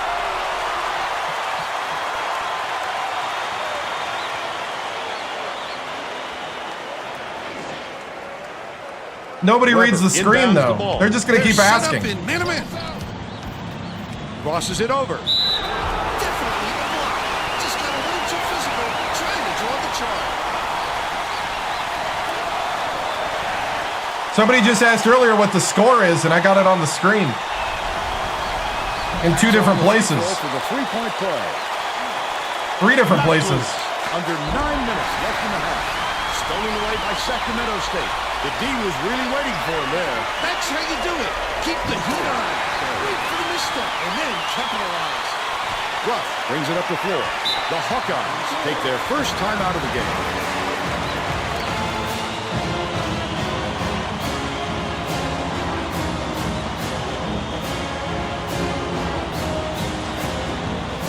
Hands down, man down, right?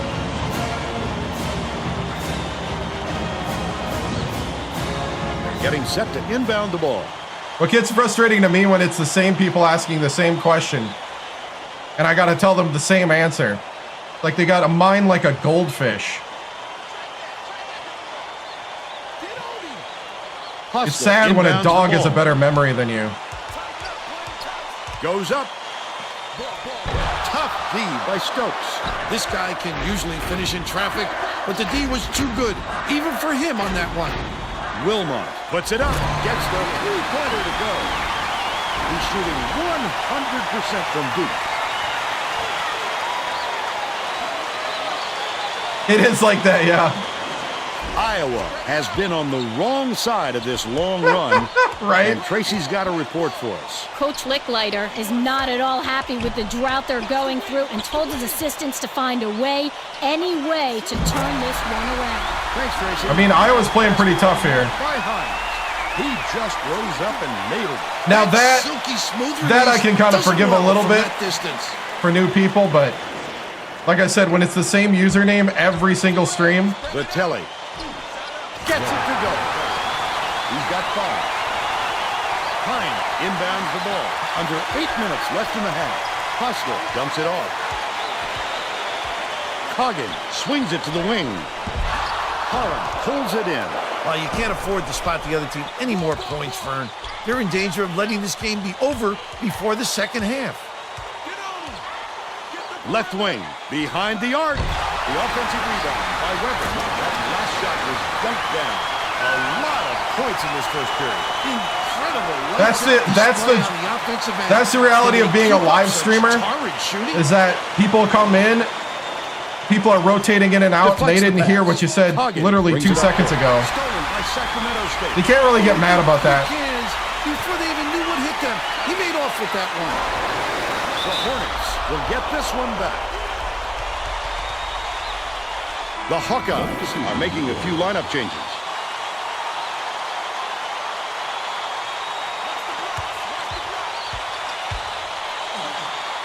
Stokes takes the shot. Knocks it down from three-point line. He's 2 for 5 from downtown. The Hawkeyes will try to end this run. Iowa calls time.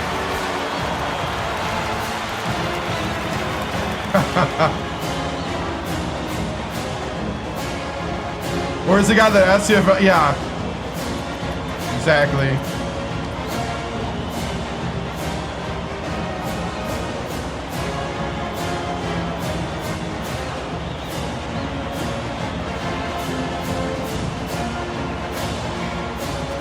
I do not. I have no hopes for it. Just look what they did with this year's quote-unquote game, where you can't even play exhibition games. They just added some my court stuff.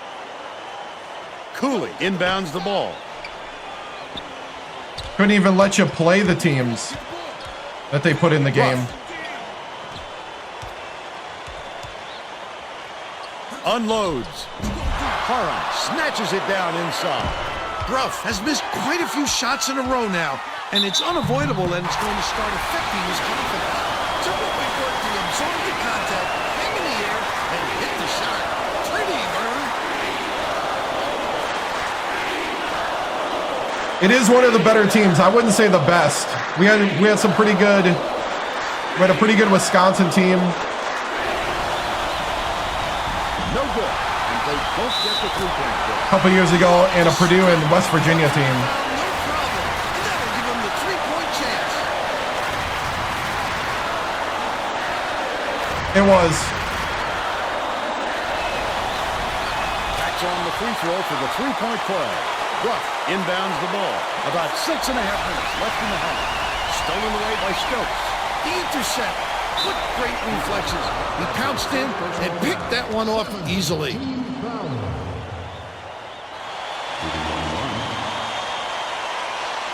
It was 12-11 a little bit ago.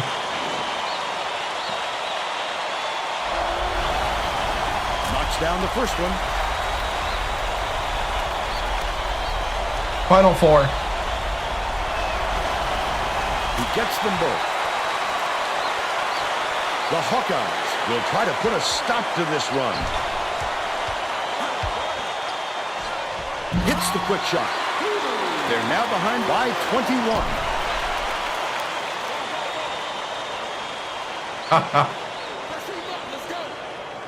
Oh, nice. Oh, yeah, man. Make Miami and Ohio do what they need to do. Stokes goes to the crossover. Wilmot catches it, left wing. Vitelli, yes! They're in front, 39-15.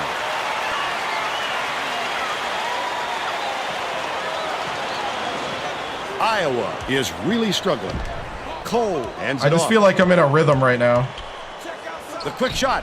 This guy is fun to watch, Vern. He can really fill it up. Wilmot tosses it up court. Parham takes it up. The bucket is good. They'll have a chance for one more. Beautiful work to fight through that foul and get to the line for the 3 opportunity. Millsap is needed out on the floor. He didn't get much of a rest. You know, I will say this is probably one of my more complete teams. He completes the three-point play. Ruff inbounds the ball. The steal by Vitelli. I'd love to see that. He was lurking around and pounced. Such a deep burn. Nice little crossover. That last shot good by Wilmot.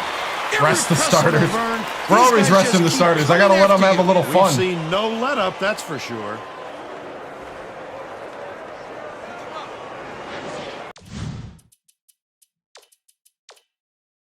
Oh yeah, they're not even tired. They're The pumped, Hawkeyes man. have got a lot of ground to make up. The Hawkeyes will take a timeout. They were, yeah. And I really do think it's that West Coast number of recruits versus versus how many schools you're fighting with.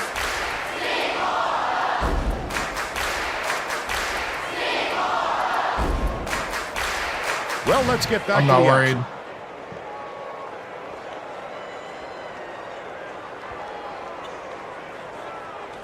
Alaska might be tougher.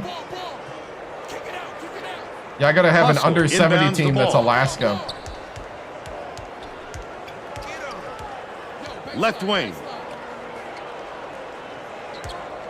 I got him. Ruff tosses it up. Hits the tray. But They're trying to stretch the floor now.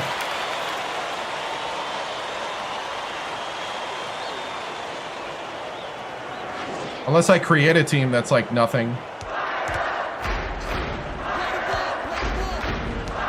Dishes it to the wing. Parham gets it, baseline. Sinks it from 6. By 26. Iowa has had serious problems with their interior defense. And Tracy has a report from their bench. Coach Licklider is definitely aware of that problem. He told his assistants that they have to bring more defenders into the paint, even if it means leaving the perimeter open. Desperate measures here, Vern. All right, Tracy. Throws it up. No good on the jumper by Bruff. It's too quiet in this building, Vern. If you don't get some excitement soon, this crowd is going to fall asleep. Stokes from deep. Millsap pulls it down. Just over 4 minutes left in the half. That was a much quicker shot than they might have liked, but it was a pretty open look, so it's tough to fault him. Parham dumps it off. Stokes from downtown. Hustler grabs the rock. Iowa is really strong. Yeah, I grew up in Green Bay too. Down low. Lets it go. Green Bay area. Corralled by Stokes. Get it out of there, big fella. You have to protect the lane, and that time, they tried to sneak one through on him. The big guy has spoken. Baseline. Parham, the shot down low. Parham corrals the miss inside. Just too much contact there, Vern. You're not going to get away with it if you affect the shot that much. Oh yeah, that's where I grew up. Yep. I think they're better than 70 overall, though. Foul shot is good for a three-point play. Riddick inbounds the ball. The Hawkeyes I do too. need to find some answers here. He's been a little off tonight. Hines. It drops. He's got 9.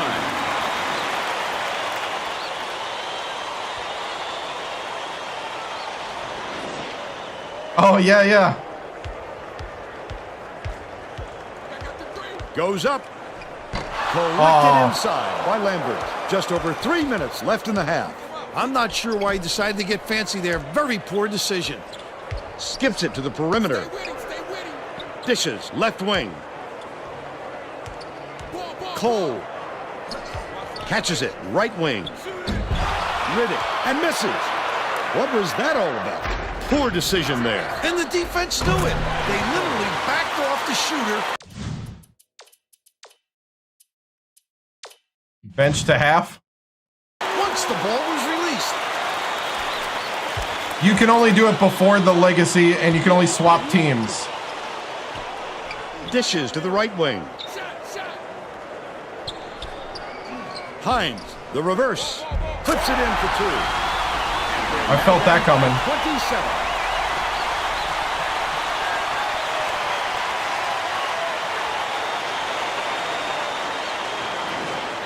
Vitelli inbounds the ball. Weber pulls the trigger. Misses the jumper. But they're still out in front by 27. Look at the whole B team on the side waiting.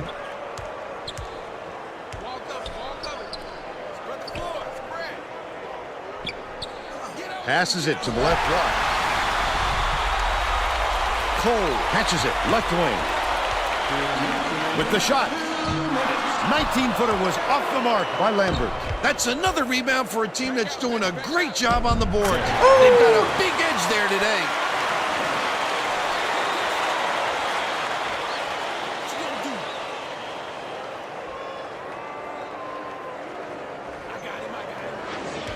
.147 left in the first half.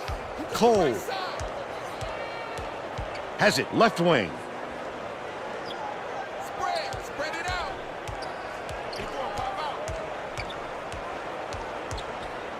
Lead pass inside. It was nailed by Lambert. But they're still behind by 27.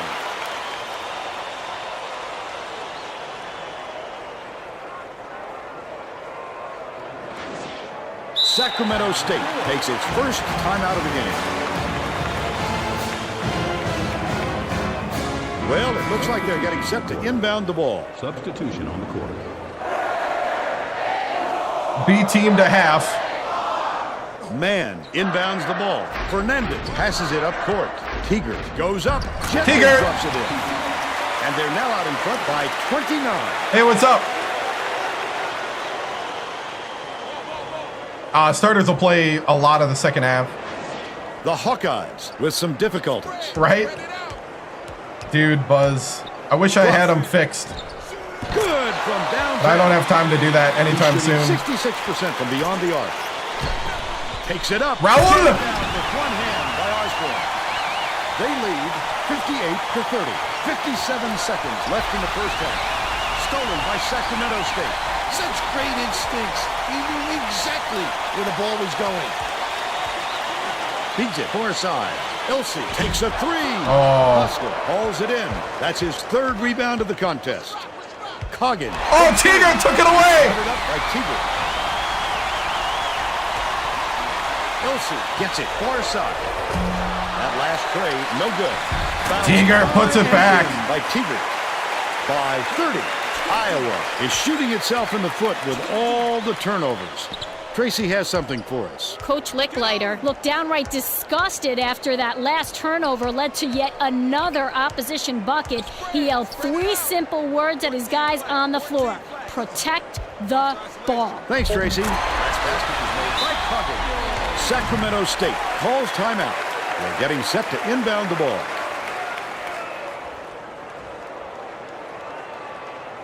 Tiger inbounds the ball. First half comes to an end with the score 60-32. How about the happenings in the first half, Bill? I can't think of too much good to say about this game so far. Maybe you can do play-by-play and color.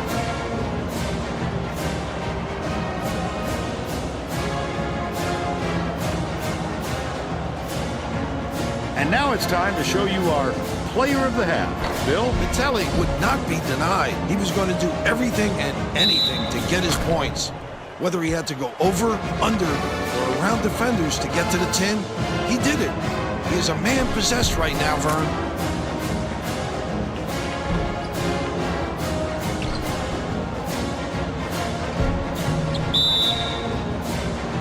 solid performance from our player of the half. Right.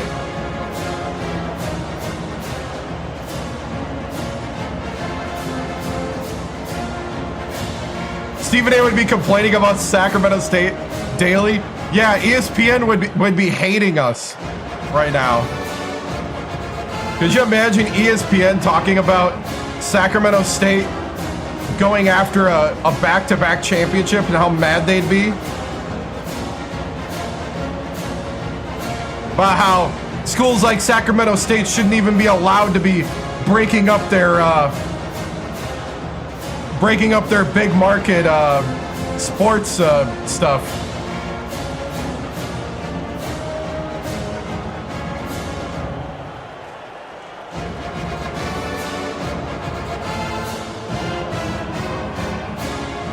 All right, I forgot what I was doing. I remember now.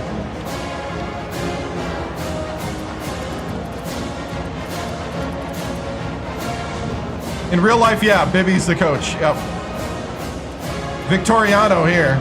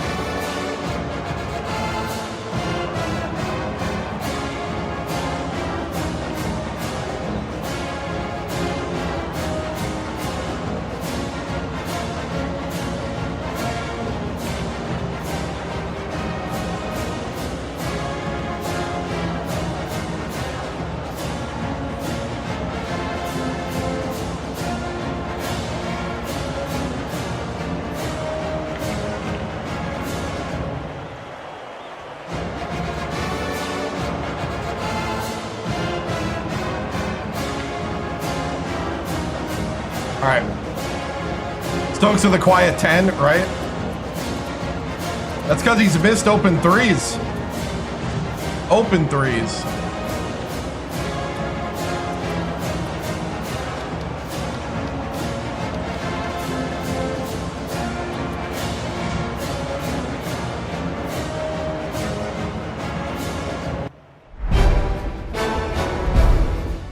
All right. Good half, guys. Great half of basketball. You weathered an early storm, and now you're cruising. But we got to keep it going. Pedal to the metal. All right? Now, Iowa's got to start climbing back down 28, which means we're going to switch out of the 2-3, and we're going to go to the 3-2. So in the 3-2 zone, what we're going to do is this guy is going to have ball from here to here. You're going to go to the ball man, and then you're going to jump passing lanes to prevent any type of middle pass behind you.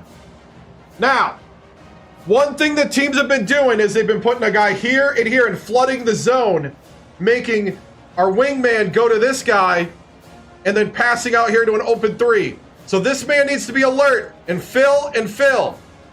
We need to be shifting our zone over. All right? Be alert for them coming back door here and trying to get a pass in here to get a bucket. That's why you got to be alert to step down and get in the way. You got to be alert to step. Be alert. All right? We need help on the 3-2. It has not been our best zone all year. So we got to rotate better. But guys, we're going to keep the press. Pressure, pressure, pressure. Remember to sprinkle in some pick and rolls there, point guards. Let's get out there. Win on 3, 1, 2, 3, play. Hold on. Let's go ahead and finish what we started here tonight, men. Now break it down. Break it down. Nothing's difficult. Everything's challenge. Through adversity. To the last minute. To the last second. To the last minute. We fight. We fight. We fight. We fight. We fight. We fight. Let's go. Tracy Wolfson with 2K Sports. Coach Victoriano, other than your free throw shooting, you have been outclassing the Hawkeyes throughout that first half. You have 3 players in double digits, Derek Vitelli 16, Fab Wilmont 13, and Corey Stokes with 10. What will be the approach to the next half? We're just going to let the guys have fun, play our game, and punch our ticket to the championship. This was the goal the whole way. You just got to keep winning till they force you home with a trophy or you lose. And so that's the thing we're doing here is our job is to just keep winning and make the security kick us out with a trophy. Thank you, Tracy. Stingers up.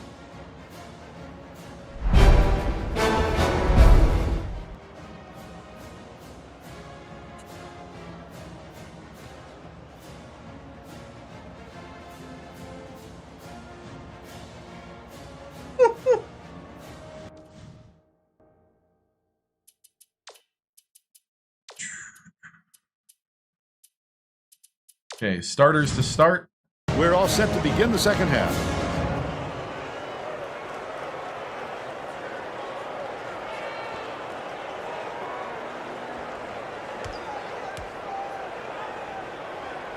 Hines inbounds it to start the second half.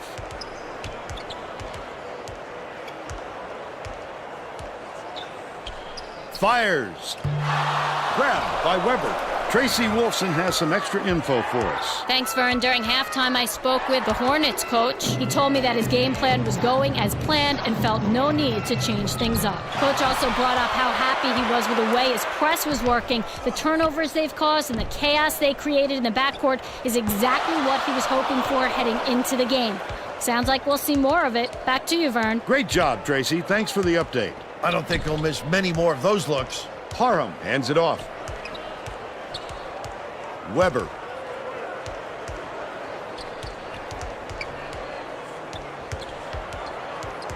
Wilmont dumps it down low. Last shot laid in by Parham. That assist came from him knowing where his teammate was going to be before he got there. That's what's called chemistry, Vern.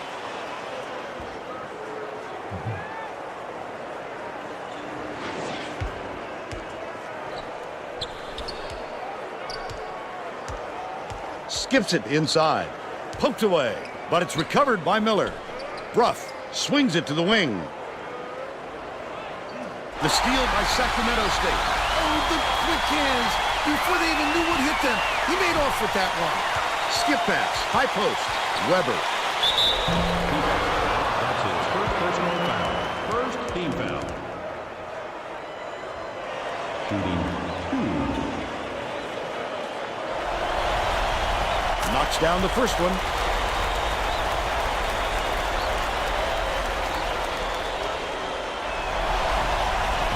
And he splits the free throws.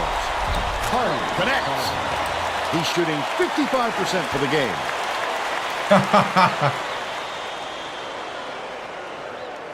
Final 4.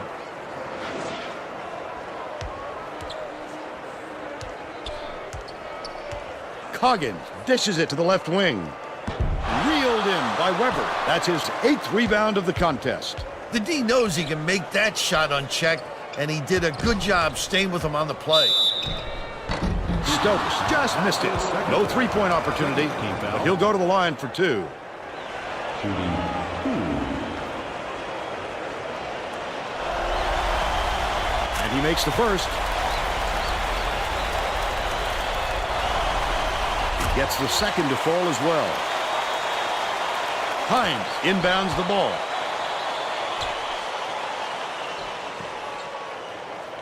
To put an end to the run. Got it. 14 points, and he's his team's leading scorer.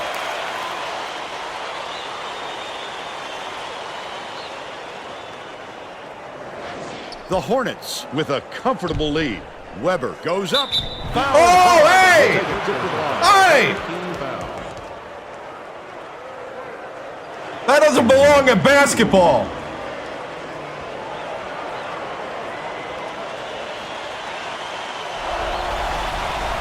makes the first. Millsap didn't sit for long, and he's coming back into the ball game.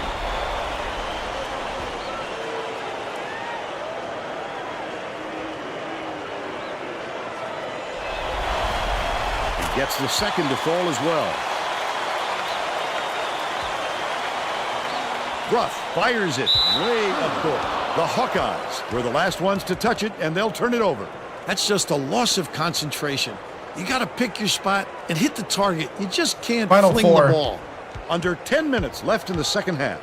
Stokes jams it. He's 4 for 9 for the game. Hines inbounds the ball.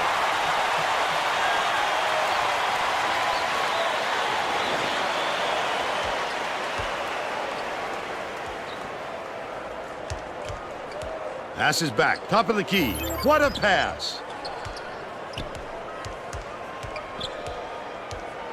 Leads him in. Got the blocking foul and the basket. Nice work.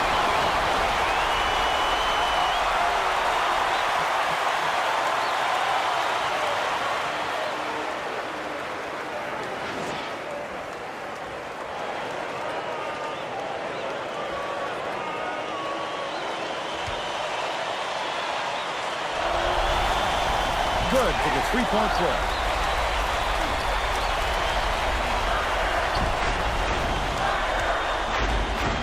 Stokes takes it up, hits it. 16 points, and he's the top scorer. The Hawkeyes all time. 4 out of 5, because 5 out of 5 is superhuman for the computer.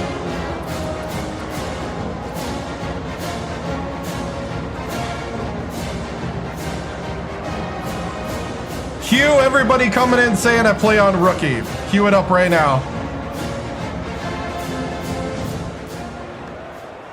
Watched for 2 seconds and think they know everything about what we're doing.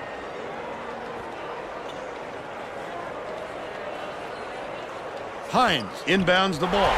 Stolen by Weber. The D was really waiting for him there. That's how you do it. Keep the heat on. Wait for the misstep and then capitalize.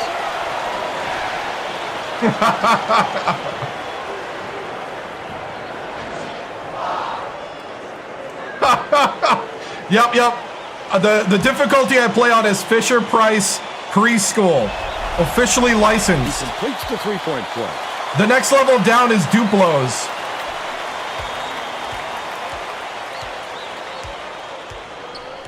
Coggins feeds it to the wing. Shoots it. The three ball was good by Hines. He's 3 for 4 from long range.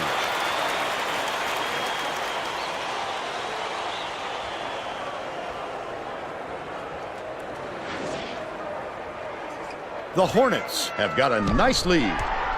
Down low. Oh, okay. Vitelli's looking around like, did no one want to play defense? I was so shocked. That's when he got post-traumatic stress disorder being blocked from behind. Haskell passes to the right wing. Ruff, no good on the baseline jumper. About 8.5 minutes left in the second half. What? I bet he wants another try at that shot. There wasn't anyone within a mile of him. Nice little crossover. Fab can't do that.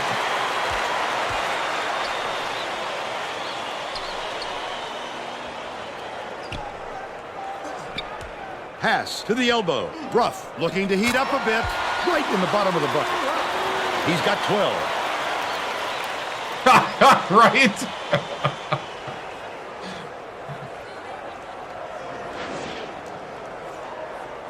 They're going to apply some pressure here, and with full court, minute. Takes it up. Slammed home by the killer. And they now go up by 37.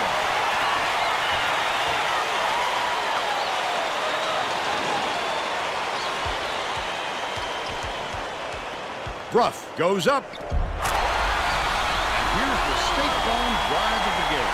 This guy is... Oh, hey. What's up, man? He can really fill it up. Good to see you.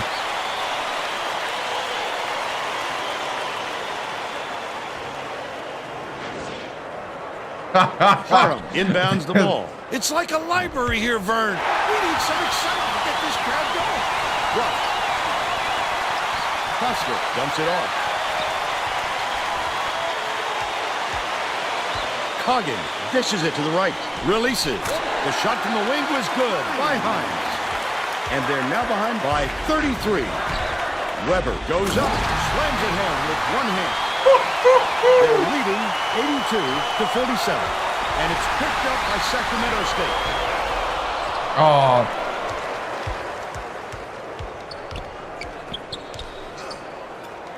Beyond the arc. The shot was knocked down by Coggin. But they're still behind by 32. Oh, nice. Sacramento State Fifth year, is getting 2011, 2012 shot.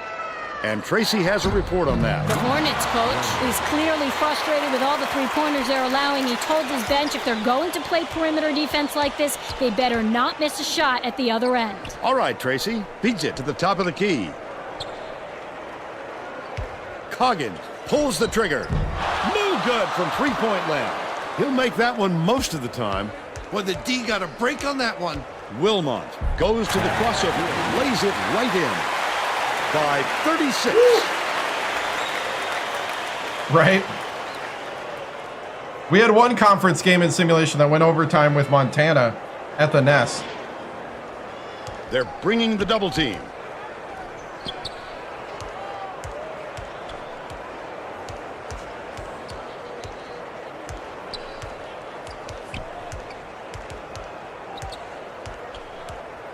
Ruff catches it, left wing, takes it up, thrown back.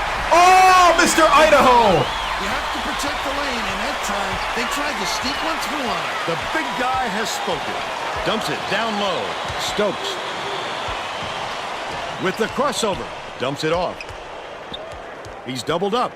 Gets it, top of the key. Stokes can't come on, get it Stokes. to fall from downtown. Stokes a little But off they're from still three. Up by 36. Coggin passes it to the wing. The steal by Sacramento State. I'd love to see that. He was lurking around, then pounced. Such a deep burn.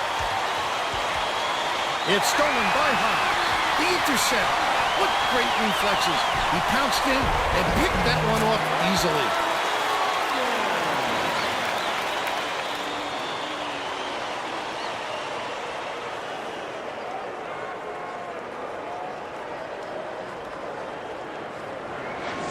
No, you only get free Telly tacos at the inbounds Nest. The ball. Right around 5 minutes left in the second half. Wilmot picks it up, puts the hammer down. The Hawkeyes call time. They got one left. B team.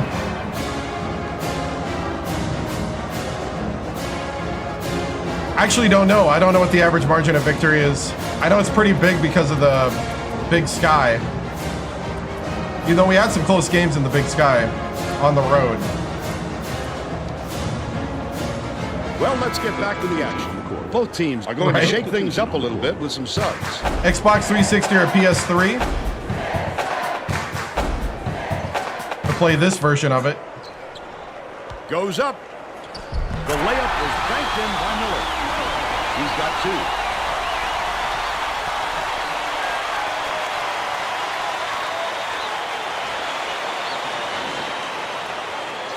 The Hornets have got a nice lead.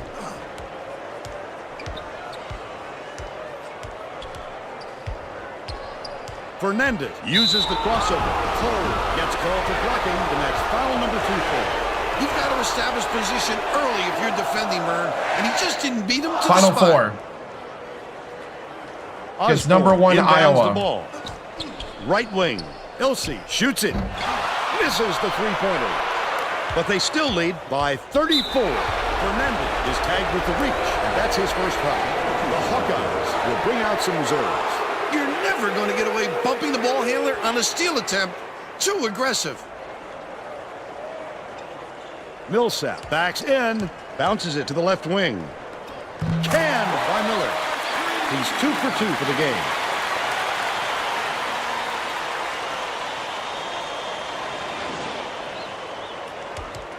Just over 4 minutes left in the second half. Leads him in. Puts it up. Went to the backboard, but it was no good by Teegert.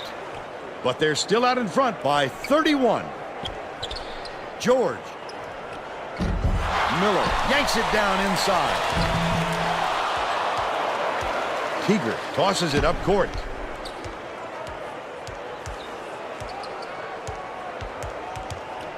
Fernandez shoots. Teager keeps it alive on the offensive end.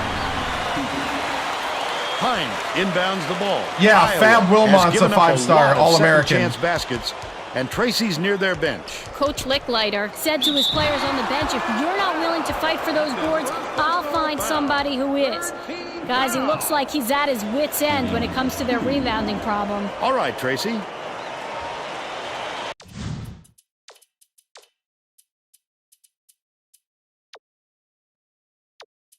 Okay, Osborne's got the most.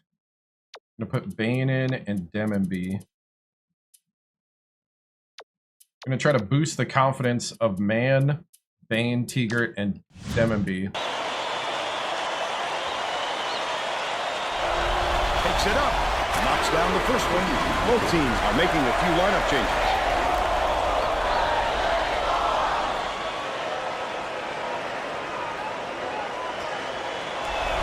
Woodard goes up. The Hawkeyes will bring in some players from off the bench.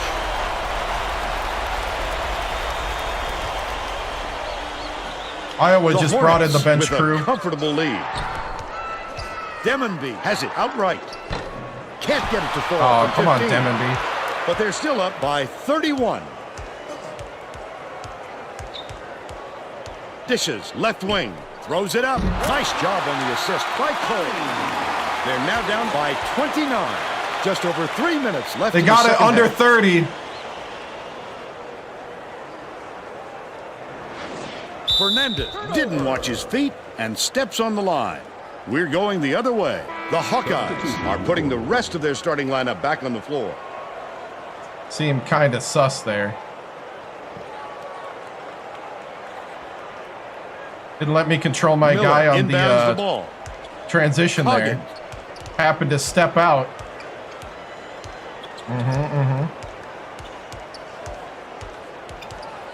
Catches it. High post. Hines hits the layup. They've now scored 13 unanswered points.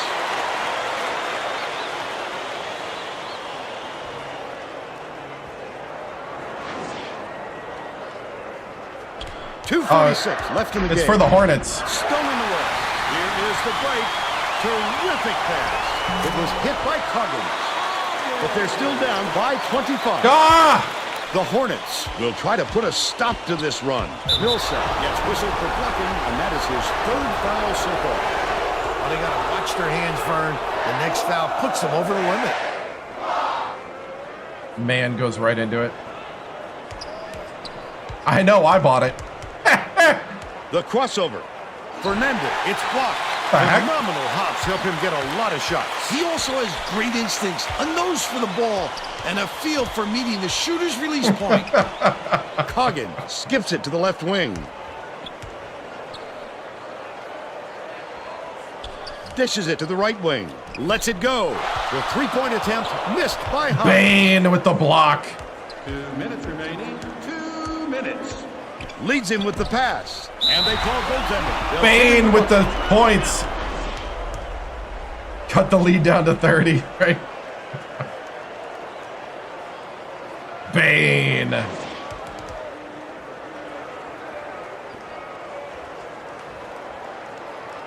Hines inbounds the ball. Coggins passes it up court. Bruff takes it up. Almost a three-point opportunity. Instead, he'll go to the line for two. 14 foul. Shooting 2. Knocks down the first one.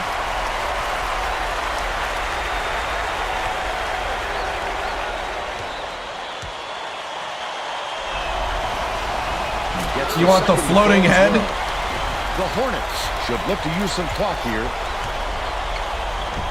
Goes up. Nice lay-in off the glass. Teager. Teager. They now lead by 27.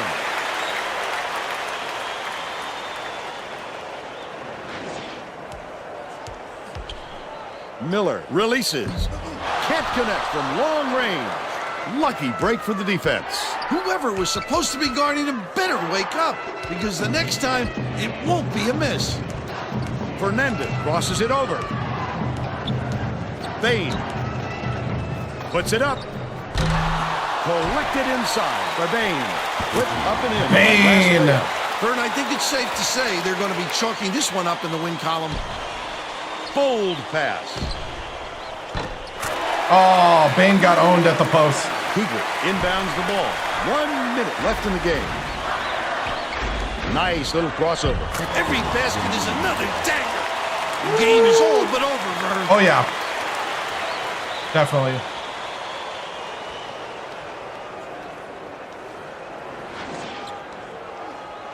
Oh, they started the play before we were back from the highlight.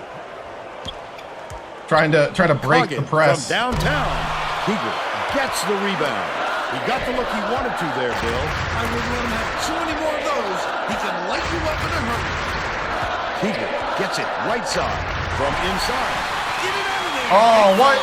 You have to protect the lane, and that time they tried to sneak one through on him. The big guy has spoken. That last three-pointer was missed by Millsap. The Hornets have got a nice lead.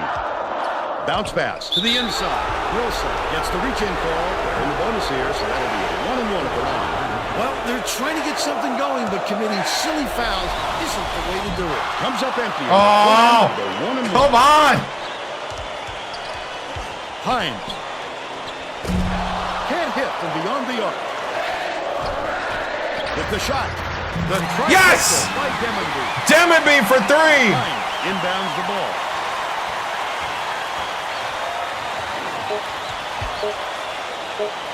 Deflected. The Hawkeyes will retain possession.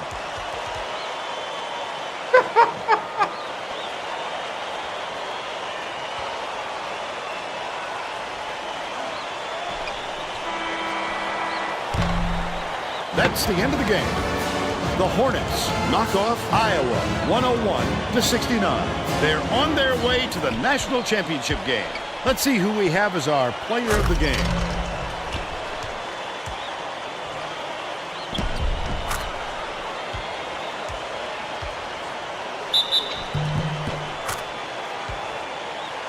Now let's go back to Greg Gumbel with today's version of the Pontiac game-changing performance. Hi, and welcome everyone to the 2K Sports Studios. I'm Greg Gumbel, and we're going to bring you our Pontiac game-changing performance. Nothing gets into the head of an opponent more than a highlight reel jam. The Sacramento State Hornets Called simulation. With big-time dunks like the one you're seeing Simulation. here. This is a dunk his teammates will be buzzing about for a while. Look at the fury with which he throws it through the hoop. Thanks, Greg. For Tracy Good Wolfson, recruiting. Bill Raftery, and all of us here at 2K Sports, thanks for watching this presentation of the Final Four.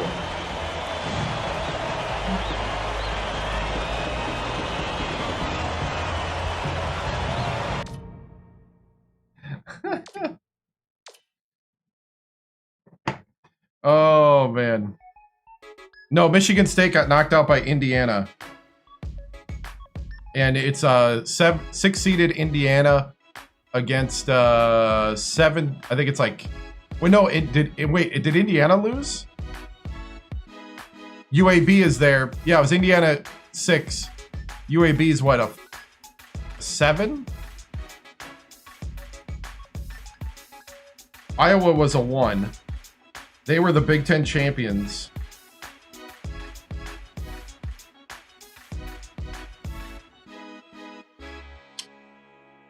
If we could only hit our free throws.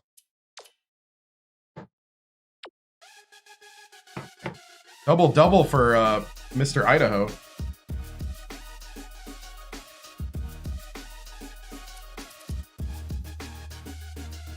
Five steals, 8 assists, 17 points for Wilmot.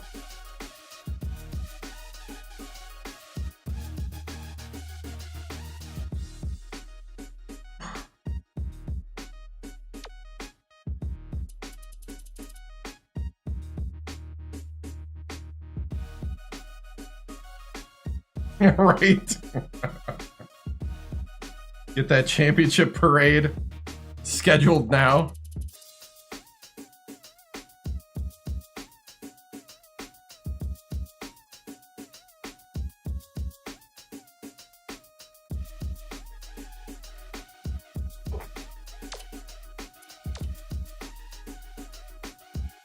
We tried a lot of mid-range on the right, and it didn't work. The middies weren't hitting.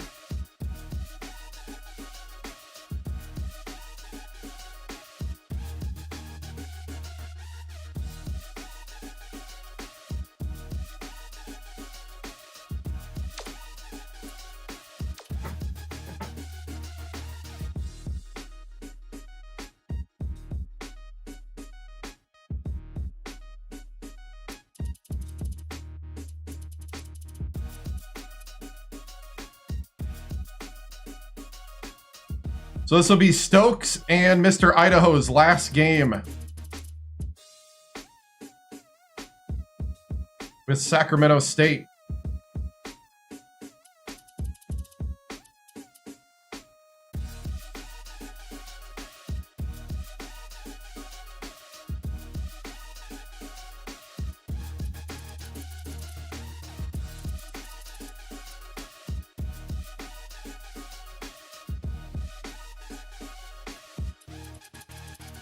I'll be honest, probably not. I kind of want to go for 3.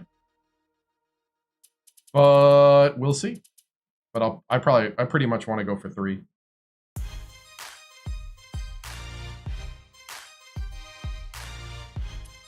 You could be watching the championship here in a moment.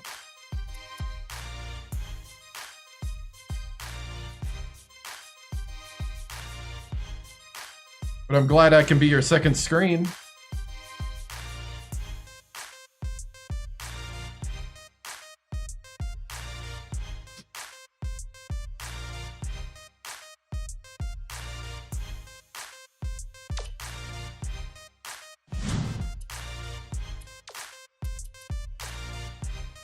Let's see, let's do the...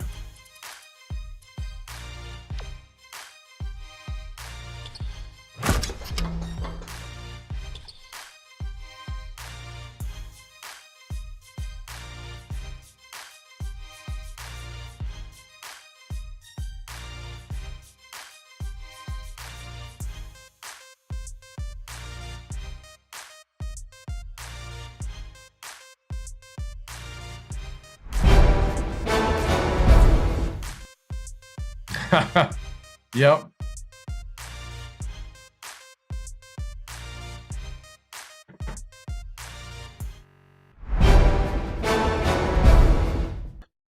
Well, our mission continues. That was a very good game by the guys. The only thing is, I wish we could make our free throws more consistently, but other than that, you know, double-double for Mr. Idaho with 12 points and 10 rebounds. Vitelli had 20. Wilmot, 17 with 8 assists and 5 steals. Stokes with 16. Weber with 17 with 8 rebounds. All in all, great effort. I want to shout out Tegart off the bench with 8 with 5 rebounds. And, you know, everybody got a chance to play today. You know, these guys have bought in from the beginning with the system that, you know, I brought here to Sacramento State. And we're on the doorsteps of doing the impossible, which is back-to-back championships for the Big Sky, Sacramento State. So, you know, it's a pretty special thing, but we're concentrated on continuing to win going forward here. Coach, do you think NBA scouts are underestimating Mr. Idaho? I think so. Mr. Idaho, he's got a great work ethic. You know, Parham has been a bedrock of our team. And I think he's got the height to compete at the next level as well. Yeah, his improvement on the boards have been the difference, I think, these last 2 seasons. And he's gotten more aggressive to the hoop, and I think he would just improve. So, yeah. Coach, how do you feel about moving on from Iowa?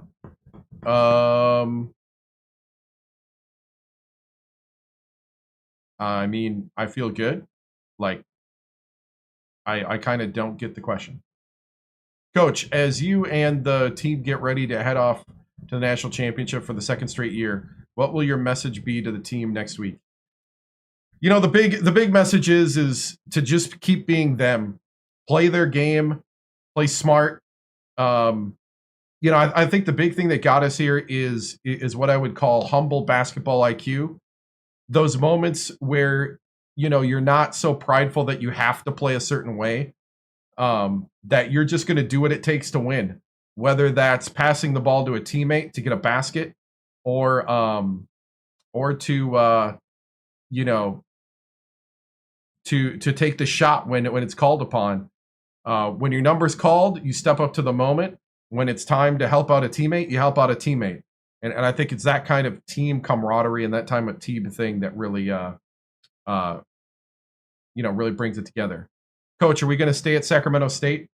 You know, everybody asks this every week over and over again. And I know that you reporters have to get paid and you have to make some clickbaity titles, and, you know, you have to get the scoop and all that. And I'm sure the talk radio guys, that's all they talk about. But to be honest, my only goal right now, the only thing I'm thinking about is winning a second championship for the great city of Sacramento. That's all I'm thinking about. There is no thought about right now if I'm staying or going, because I'm 100% locked into Sacramento State and going back to back right now. Coach, are you ready for the NBA? I do not want to go there. Coach, quick thought on 26, 27-year-olds playing in the college basketball. You know, I don't know much about that. Because, you know, you got so many years here. I mean, it's pretty rare right now.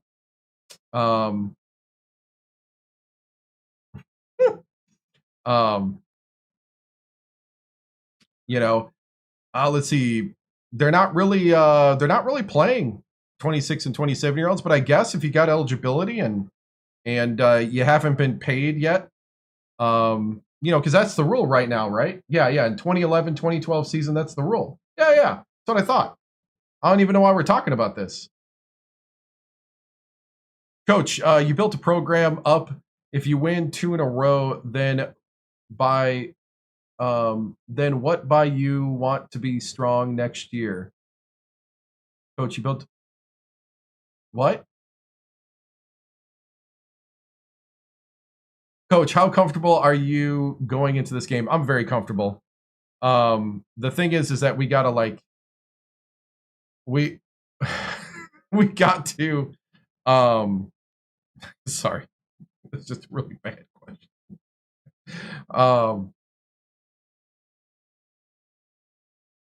I got distracted by that last question. I still can't understand that question. Coach, you built a program up. If you win 2 in a row, then what by you want be strong next year?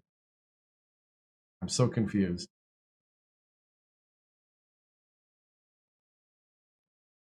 Coach, how comfortable going to the next game? Okay. You know, this next game, you know, we're very comfortable. The thing is that we're pretty much ready for anything. We've been here before. You know, we just have to really lock down and just keep the same approach we've had. I mean, it's worked so far. We only lost once in the last, you know, over a year, like a year and a month. So, you know, we'll just lock down and see what we can do. Coach, do you feel like the championship game could be somewhat of a trap game? Definitely. You're going to have a team coming in, whether it's Indiana or UAB, that's really, really motivated, that's really hyped up to be the Cinderella. So, Coach, there are rumors swirling that Indiana is offering. They don't need me. They're in the Final Four. They don't need me at all. Not only that, but apparently there's a lot of people that have more insight than I do into my own job prospects and my own decisions, apparently. You know, which I guess there's a lot of people out there that like to write fiction. So, you know, looks like we got a lot of good fiction writers in the future. Maybe they missed their calling. But yeah. Coach, let's see. What's the message? Message going in. Coach, there's a rumor around that you're in talks with West Virginia. No. Coach, what's it going to take to get you to Mizzou? Don't know. Here we go. Moving on.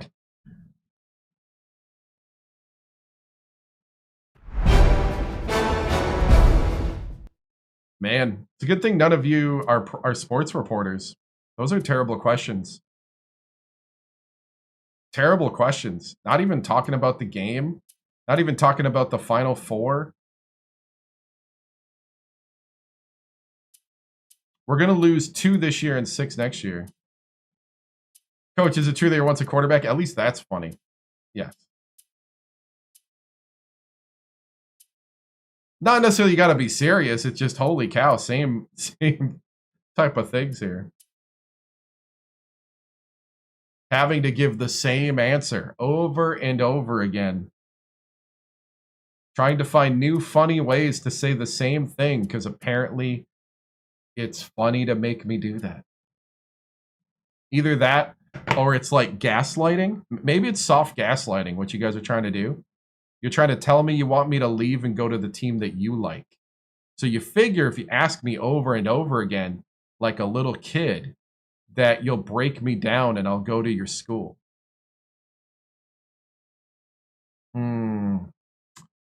Maybe. Don't think I don't know these ways that are happening. All right, let's see who we go to. Planting that seed.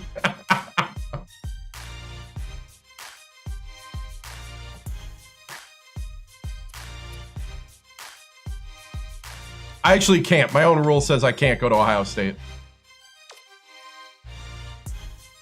But you're right. That would be the ultimate team if it was me.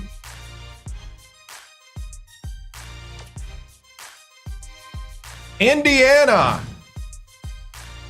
beats UAB by 4. Held off a comeback from the Blazers.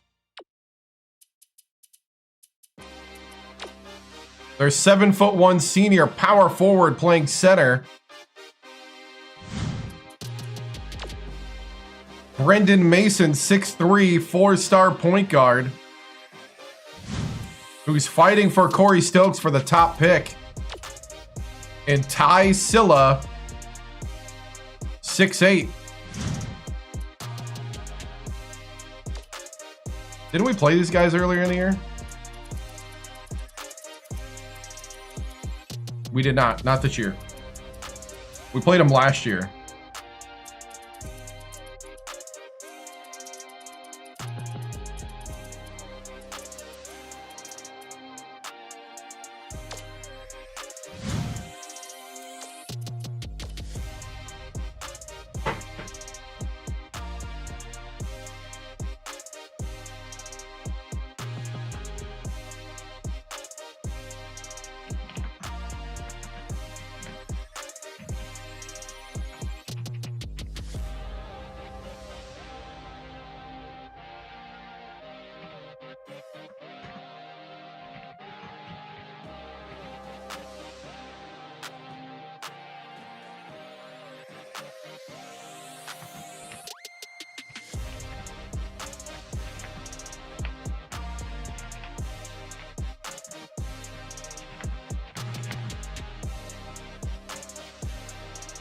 Washington State in the O'Reilly Auto Parts Tournament.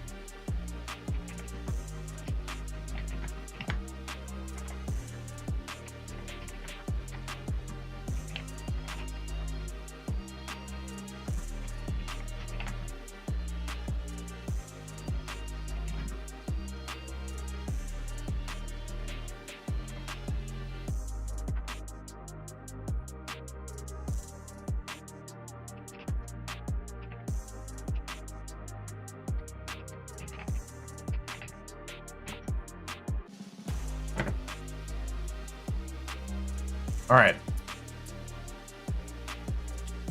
What was Washington State's record at the end of the year?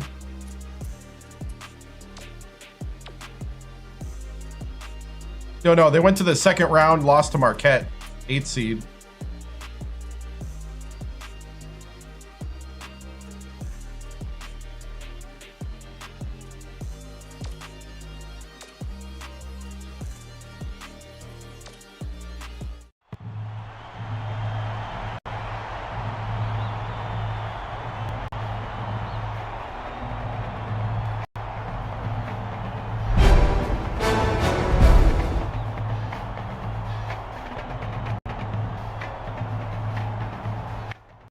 Tracy Wolfson with 2K Sports. Coach Victoriano, you have returned to the national championship. This time you are not the underdog. You are not the Cinderella.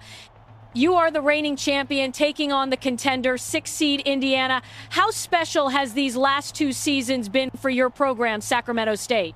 Well, it's not over yet. To make it totally special, we got to win this one. But, you know, it's been a grind to get here. But these guys make it easy. These players, these men, you know, I just want to shout out to Corey Stokes and Byron Parham, you know, the 2 seniors coming into this game. They have helped turn this program around, and we're here to take home back-to-back titles. And but we got a tough Indiana team to face tonight, but I'm confident that our guys can play our game, our style, dictate the pace, and make them kick us out of here with a trophy. Thank you, Tracy. Stingers up.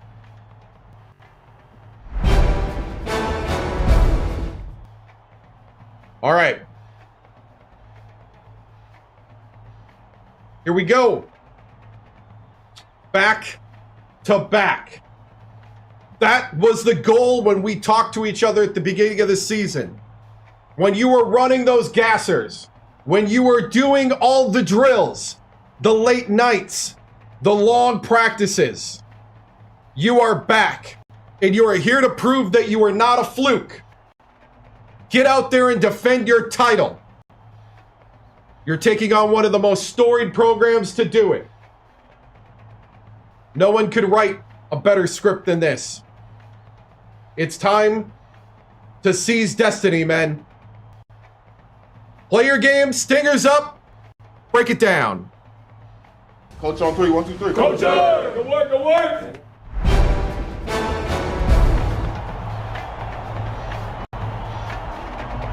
Yeah! Let's do it! It's College Hoops 2K8. The Sacramento State Hornets battle the Indiana Hoosiers. Hello, everyone, and welcome to college basketball's national championship game. We're here at the Hubert H. Humphrey Metrodome. This is Vern Lundquist with Bill Raftery and Tracy Wilson. What do you think, Bill? The story here is a matchup at off guard. Lawson is one of the premier shooting guards in the nation. He has such an understanding of the game. He never gets rattled and always makes good decisions. Stokes is also in the discussion of the nation's best 2 guard. He's well built and solid for a 2 guard and will use his size to push around his defender. Both of them are great competitors. It should be a compelling game to watch.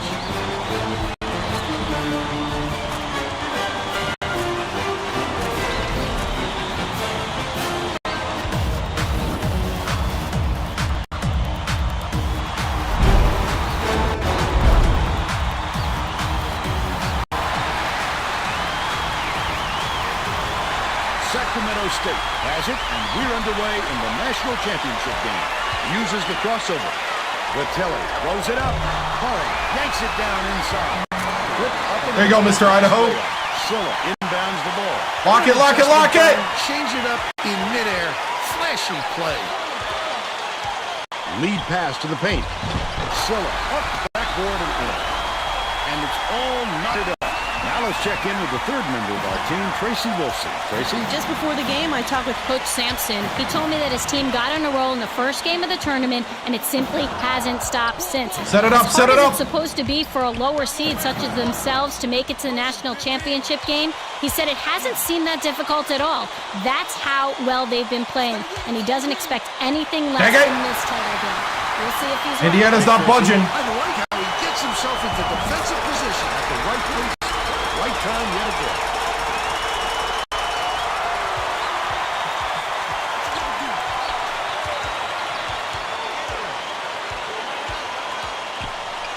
Parham backs in. There you go, Mr. Idaho. It's now all knotted. About 10.5 minutes left in the half. Championship game. It's deflected, and it's controlled by Sacramento State. And it's the team was really waiting for it. That's how you do it. Keep the heat on. Wait for the misstep, and then capitalize. Nice touch on that last move by Mason. The courage on this fella is something else. He's such a competitor. Parham inbounds the ball. Beats it to the left wing. From downtown. Corey Stokes. It's a tie ball game.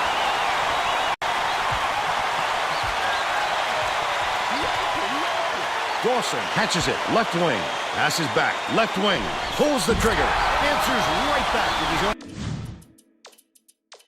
All right, these guys can shoot the three.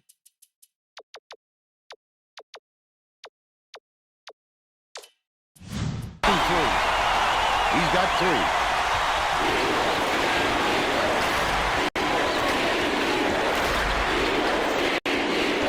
Vitelli. Nice little crossover.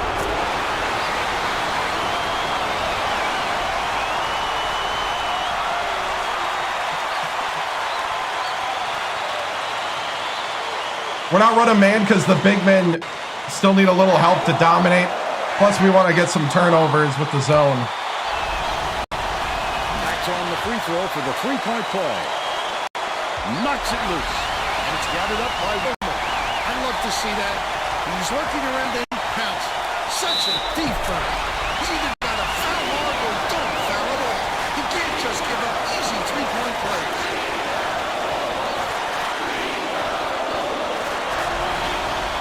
Foul shot is good for a three-point play. Silla inbounds the ball. About 9.5 minutes left in the half. Draws the foul and he'll get a trip to the line.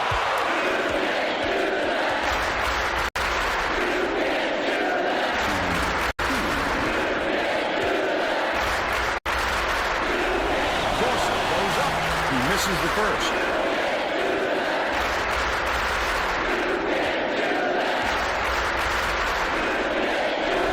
Picks it up. He sinks the second.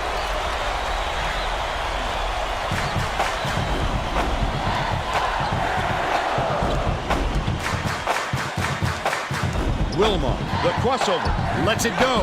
Dawson. Gotta finish that. You got by him. Mason brings up the floor. He'll usually drop a shot like that. Don't count on him to miss it again. That last three-pointer was missed by Curry. Stolen away by Indiana. The D was really waiting for him there. That's how you do it. Keep the heat on. Wait for the misstep and then capitalize.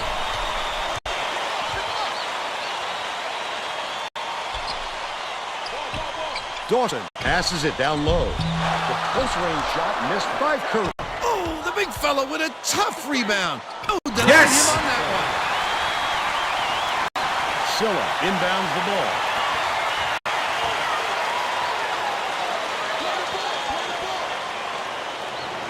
Stolen away. Oh, the quick hands. Before they even knew what hit them, he made off with that one.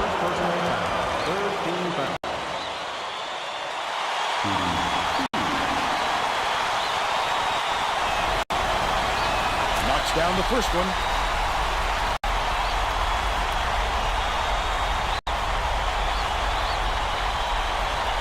Wow. He gets the second to fall as well. It's a 6-point game. Dawson way up court. The Hoosiers were the last ones to touch it, and they'll turn it over. Sometimes a pass like that can be the fault of the guy in the receiving end. But not that time. That was just a bad look.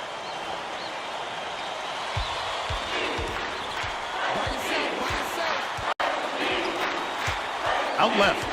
Parham backs him down.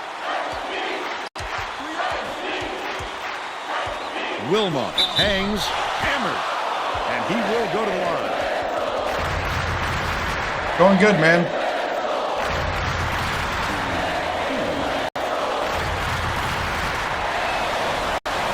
He misses the first. Hurley's coming onto the floor. National championship. He's off on the Dang second. it. Just over 8 minutes left in the half. From the right block. Huskin puts it up. Fires from the wing. Framed by Mason. And they're now behind by 4.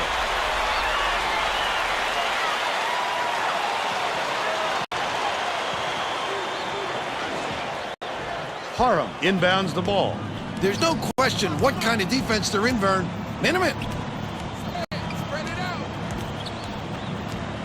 Hey, stop running into each other. Stokes bounces it inside. Harum shoots the turnaround, gets it to fall. Indiana will take its first timeout.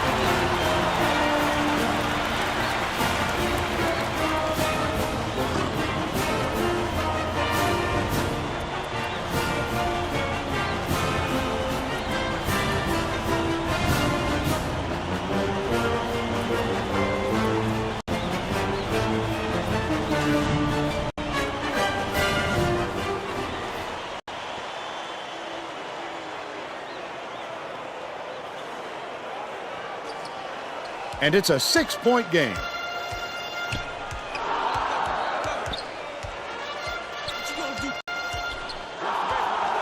Takes it up. That basket came off the feet. Where did you go? But they're still down by 4.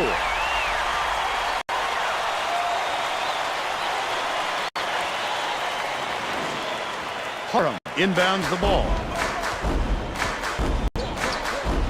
Weber has it on the low block. Passes right wing. Vitelli gets the three-pointer to go. And they go up by 7. Just over 7 minutes left in the half. Mason goes up. Denied. Yes! The Hoosiers retain What a possession. block, Weber.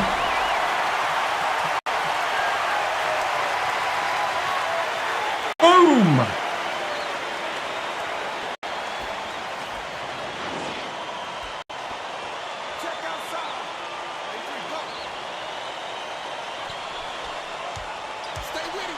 Mason. McLeod fights into the paint and yanks it down. McLeod didn't get that rebound by accident. He knew right where to be. It hit a baby.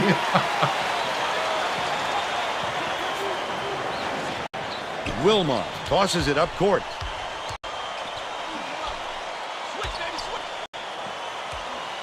Uses the crossover. That last basket was buried by Vitelli. What a nice soft touch. Smooth as silk, Vern. Stolen by Sacramento State. Stokes passes to the low ball. Oh, come on, Weber. By Weber. About 6.5 minutes left in the half. This guy can usually finish in traffic, but the D was too good, even for him on that run. Off target on the last shot by McLeod. Swings it to the wing. Double clutches. Hacked on the way up, and he'll get 2 shots at the line. 15 foul.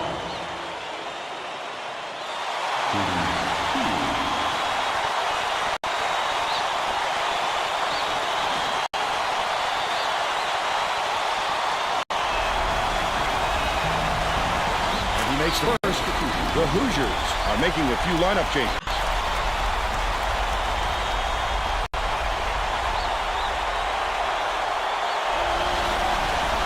Gets the second to fall as well. National champions. Wills inbounds the ball, but it's tracked down by Mason. Championship game. The steal by Wilmot. Such great instincts. He knew exactly where the ball was going. Hammered in on that last dunk.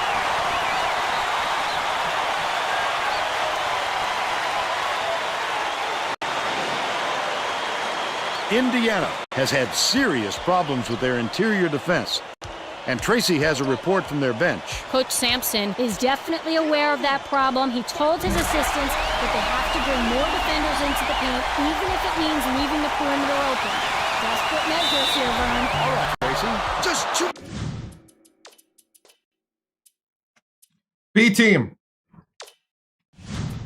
Much contact there, Vern. You're not going to get away with it if you affect the shot that much.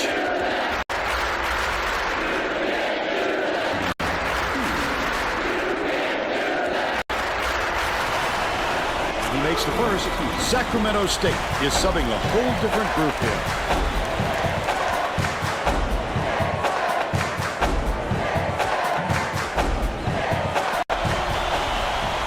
Gets them both. Osborne inbounds the ball.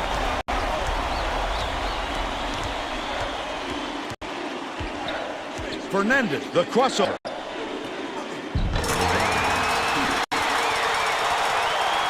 It's tipped, but it's recovered by Hoskins.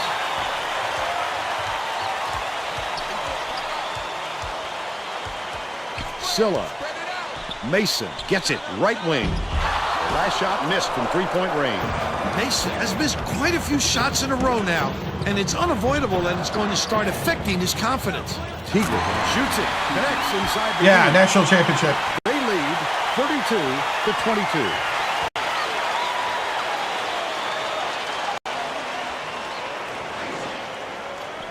The Hoosiers with some difficulties. With the crossover.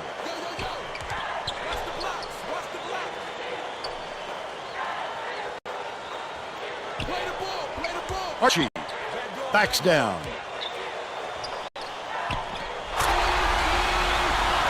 He inbounds the ball. They're set up in minute.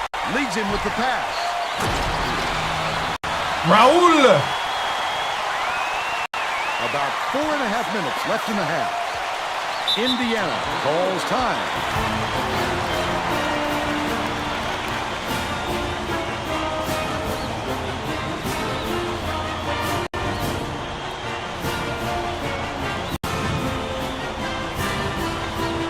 Well, it looks like they're getting set to inbound the ball. I have no idea. It is a different haircut. Catches it, left wing. Archie, it drops. They've got it within 7.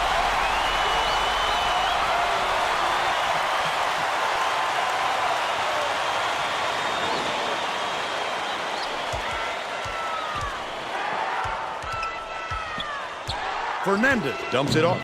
Teager dishes to the top of the key.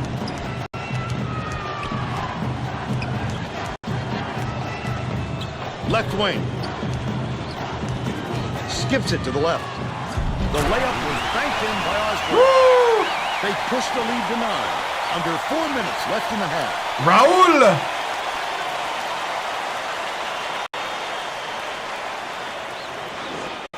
Curry passes way downfield. Curry throws the pass offline, and it The heads stinger out press. of bounds. A little overexcited on that look, Vern. It takes precision to throw a pass like that. He's just way off target with that one. Raises up. The three-pointer was offline by Elsie. First time I tried They're to still up by transition 9. 3. Wilkes. I got him. McLeod has it out left. They're bringing the double team. Feeds right wing. Archie takes it up. Slides in with a soft finger roll. Saw that coming. He's got 7. Right? Osborne inbounds the ball.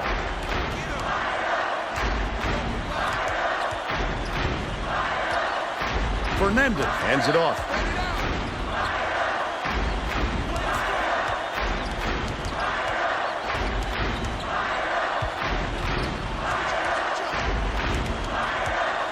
Teager backs in. Tosses it up. Oh, Can't come finish on. in the post. But they're still out in front by 7. Lobs it up. Gets it inside. He is so smooth taking it in.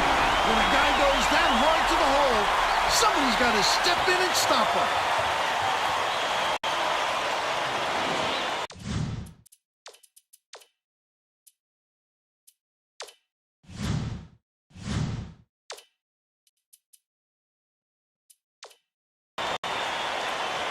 Sacramento State takes its first time out of the game.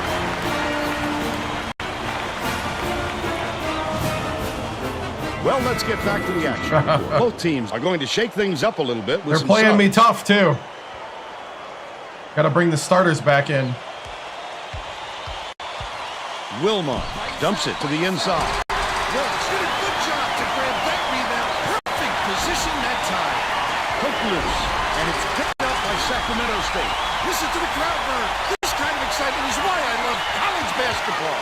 Goes to the crossover. Silla Fab! corrals the miss. Indiana needs to cut down on the turnovers. And Tracy is near their bench. Tracy? Coach Sampson looked downright disgusted after that last turnover led to yet another opposition bucket. He wrote 3 simple words at his guys on the floor. Protect the ball. Thanks, Tracy. Passes it to the corner. How? Intercept. What great reflexes. He pounced in and picked that one up easily. Last shot dropped in by Silla. And here we go. The game is tightening. Both teams are starting to feel the pressure. You can see it in their faces. The Hornets. Hey! All time.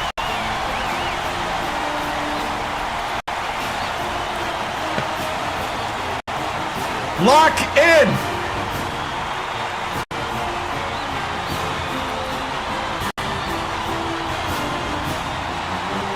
Getting set to inbound the ball. Sacramento State calls time. Well, it looks like they're getting set to inbound the ball. Harum inbounds the ball. Wilmot, nice little crossover. The last shot goes gently in. Take it to the 10, young fella. What speed this kid has.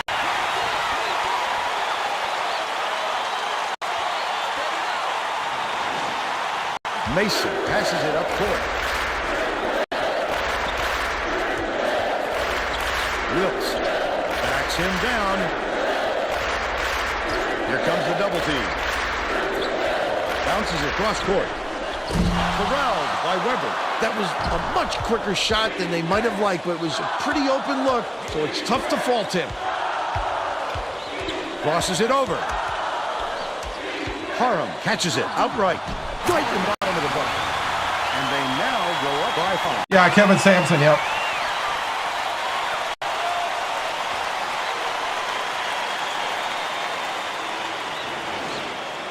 Silla inbounds the ball. 53 seconds left in the first half. Stolen by Sacramento State. The intercept.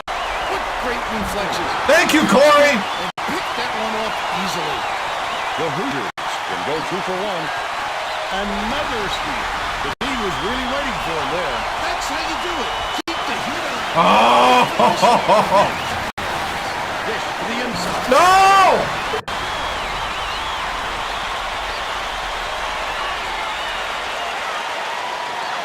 Harum! Head on a swivel!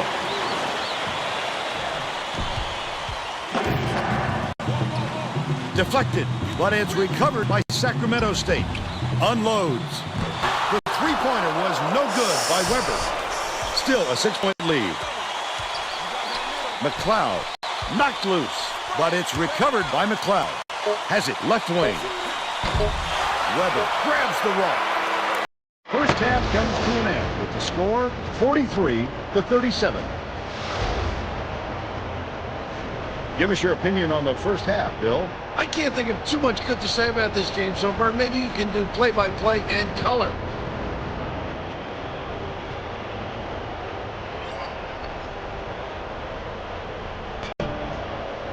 And now it's time to show you our player of the half. Bill? Stokes has been just deadly, Vern. The hoop must look 5 feet wide to him right now because it doesn't seem like he's missing anything, inside or out. He's been an offensive force. Absolutely on fire.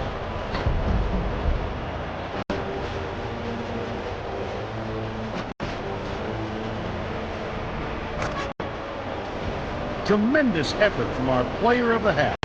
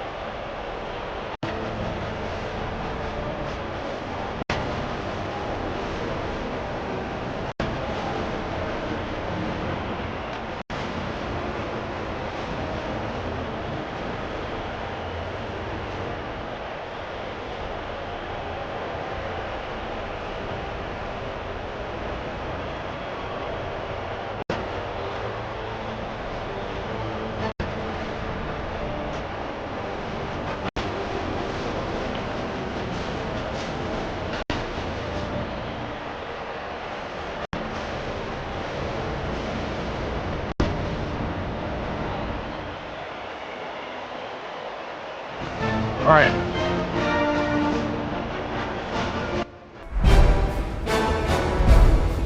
All right.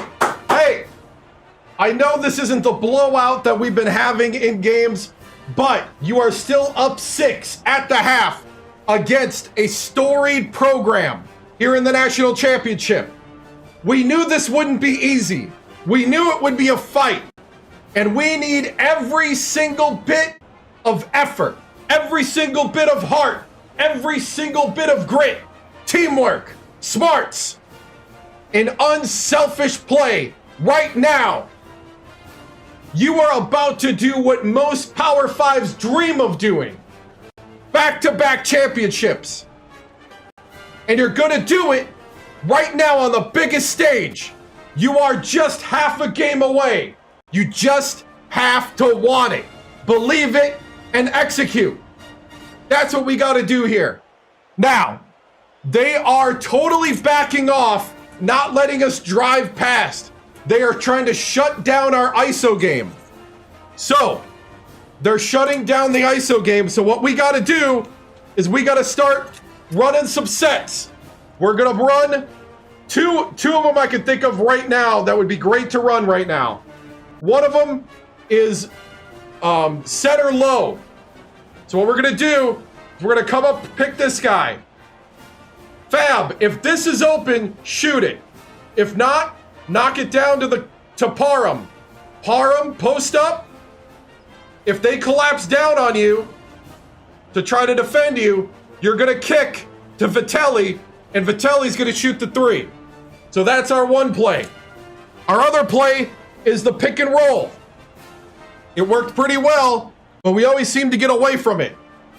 If we're going to do our center point guard pick and roll, remember the goal is point guard on that side of the lane, center on that side of the lane. Stay apart and make the defense commit. If they're going to commit here, then you're driving for a layup or you're kicking out for a 3. All right? Hey, we've been here before. We have been forged in the heat of adversity. Let's go and finish the job, men. Break it down. Finish on 3, finish on 3, 1, 2, 3, finish.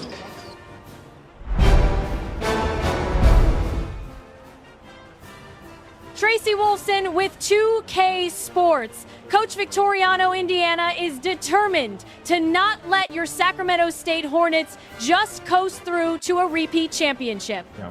Coach Sampson has his guys playing well against your pressure defense and chaotic offense. Stokes and Vitelli both have 10 points, but only up 6 is not something your team is used to lately. What did you tell your guys at the half? We're built for this. This is who we are. We're Sacramento State, the small school that can. And we're about to, if we just keep playing our game, doing what we do, pressure, weather the storms, we got this. We're built for this, and we can win our 2nd straight championship. And what'll happen is I told them we just got to keep winning till they kick us out, either with a trophy or we lose. So I think they're going to have to kick us out with the trophy tonight. Stingers up. Thank you, Tracy.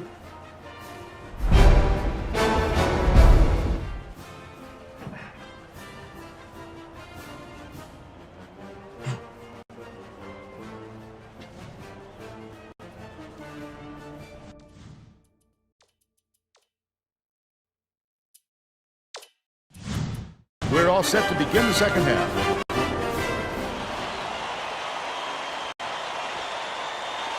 Their 3-point shooting is right now lighting us up.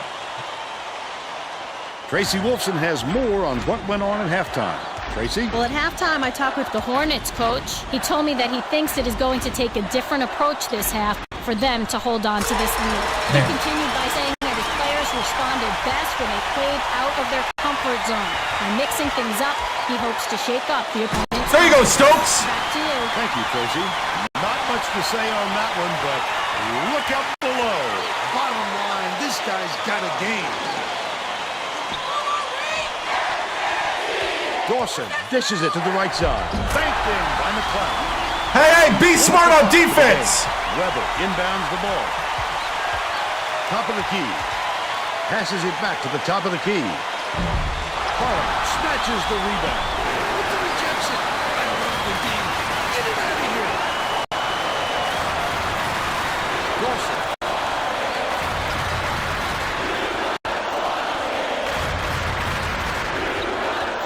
Goes up.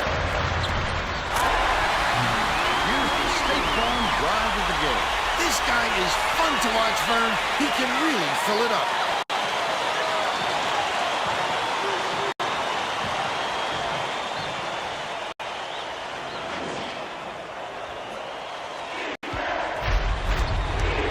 Wilma goes to the crossover. Off target on the last play. He had You it. can't D up, down low any better than that. It's terrific defense. And it's out of bounds. Last touch by Sacramento State.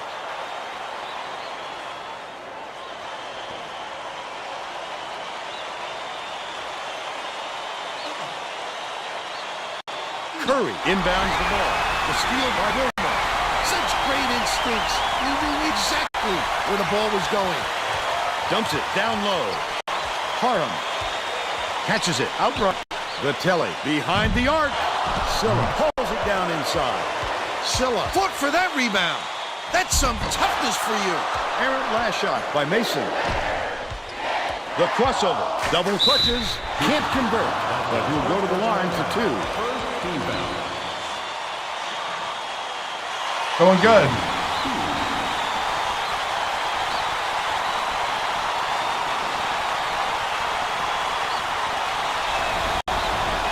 Knocks down the first one.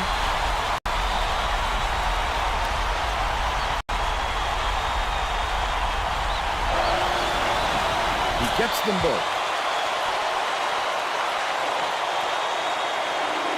Dawson fires it way up court.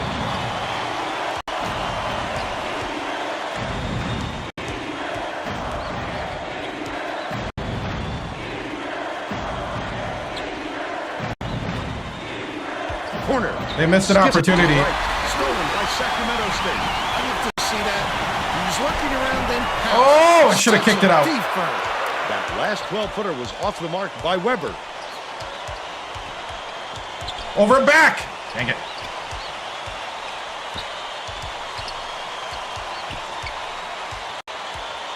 Curry. Too strong. They're still down 4. Set it up.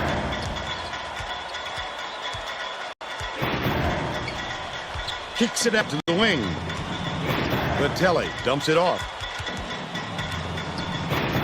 From deep. Dawson with nice D on that shot.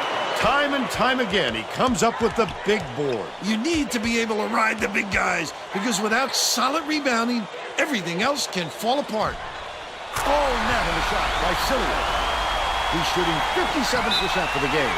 The Hornets were the last ones to touch it, and they'll turn it over. What? I couldn't even see what was going on.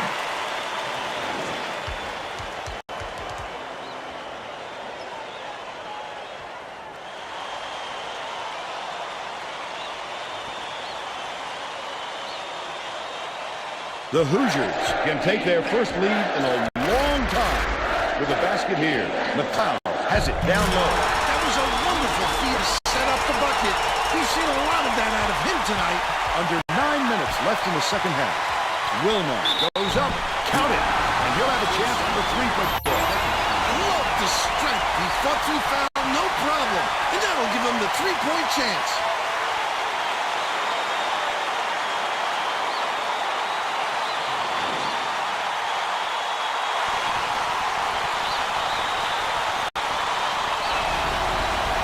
He can't come away with a three-point play.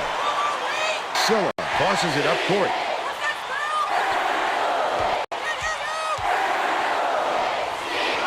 Leads him with the pass. Takes it up. He got fouled and still almost made it. He'll go to the line for 2 shots.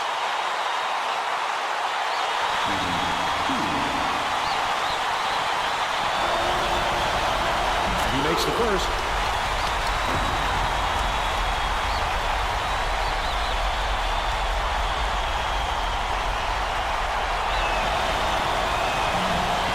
Gets the second to fall as well. Weber inbounds the ball. About 8.5 minutes left in the second half. Stolen away by Dawson. Oh, the cans. Before they even knew what hit them, he made off with that one. Weber way up court. Vitelli with the crossover. Stokes.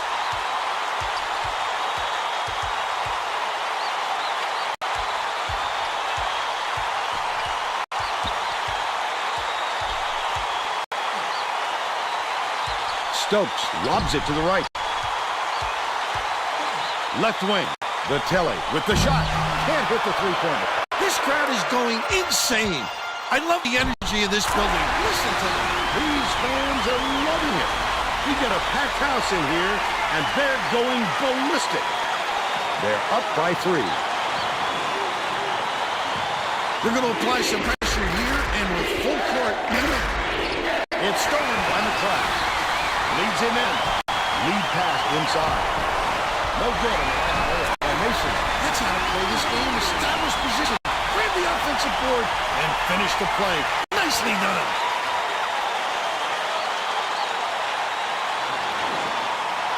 Parham inbounds the ball. Sacramento State is really struggling. Oh, keep running. Wilmot.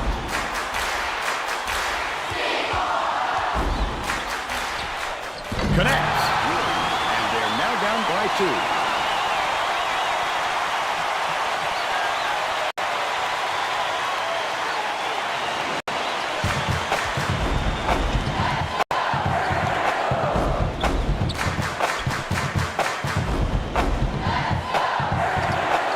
Silla catches it on the inside. Great pass. Shoots from the post. The ball rolled in off the right rim on the shot by McCloud. They're ahead, 56-52.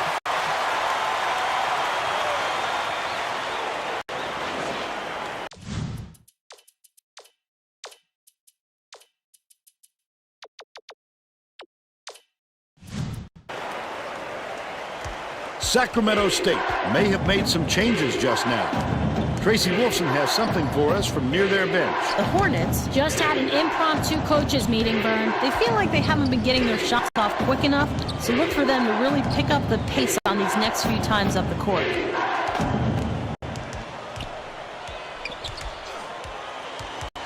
Wilmot dishes to the right wing. Stokes knocks it down from three-point land. He's 3 for 3 from downtown. Curry hands it off.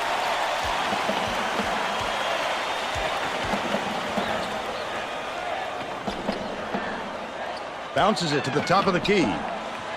Silla skips it to the left. Feeds right side.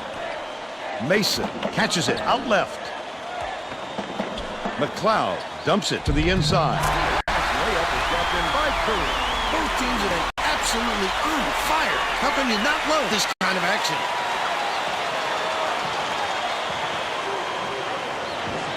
Vitelli inbounds the ball. Under 6 minutes left in the second half.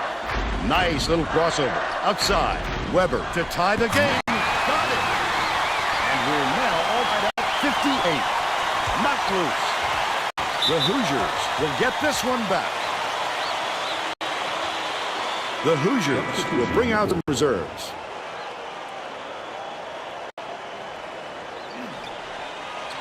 Tip, and it's scooped up by Vitelli. Crosses it over. Feeds it to the wing. Takes the shot. Would have grabbed the lead, but it was missed by Stokes. And it's still knotted up 58.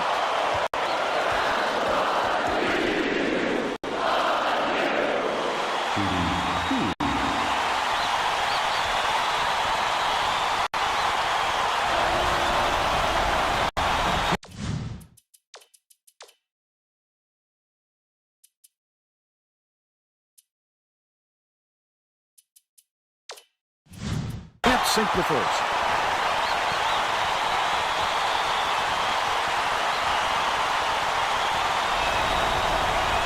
Good on number 2.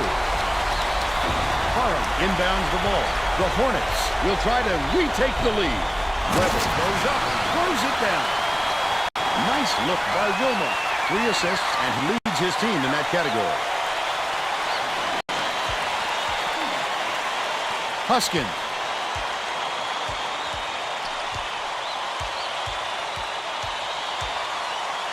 Passes to the left corner.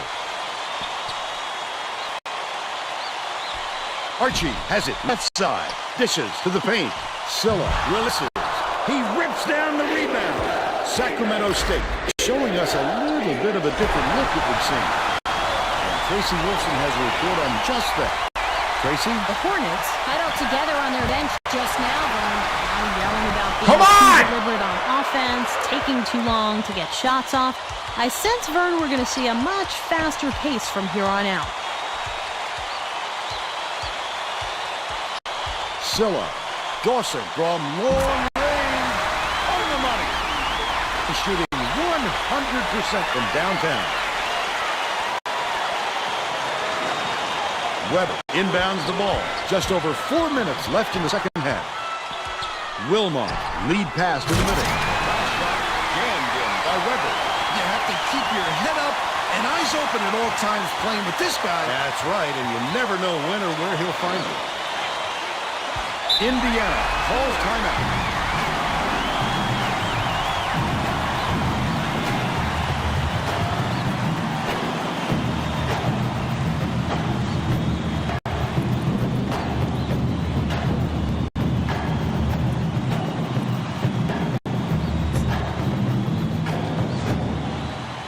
Getting set to inbound the ball. The Hoosiers will bring the rest of their starters back on the floor.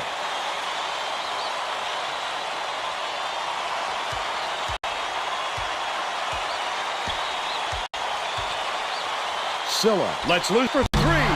Missed. And it's still all tied up, 62.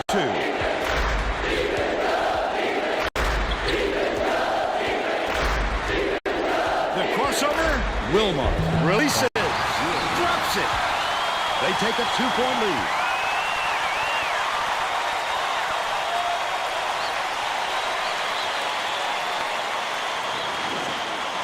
Poked loose.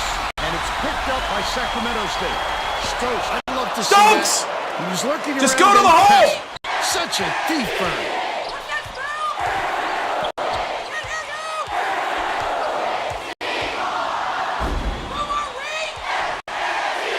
Silla dishes it to the top of the key. Dawson has it right wing. Pass far side. Silla shoots. He snatches it off the glass. McLeod, there's a whistle. Just missed it. No three-point opportunity, but he'll go to the line for two.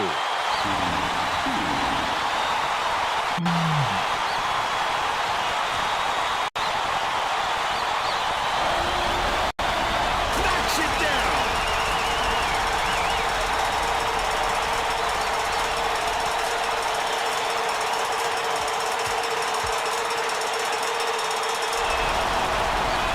Gets them both.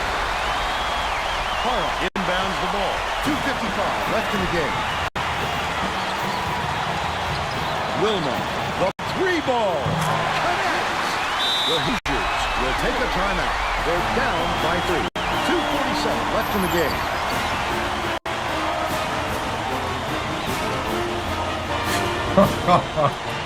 Oh, man.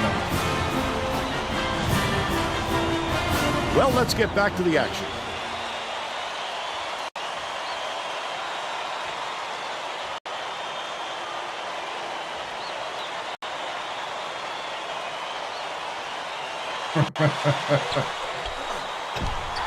Dawson takes it up. Foul! Almost a three-point opportunity. Instead, he'll...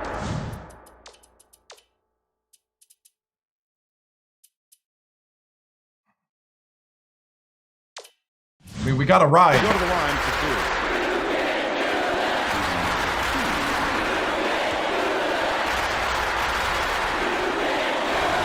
Dawson takes it up. He gets it.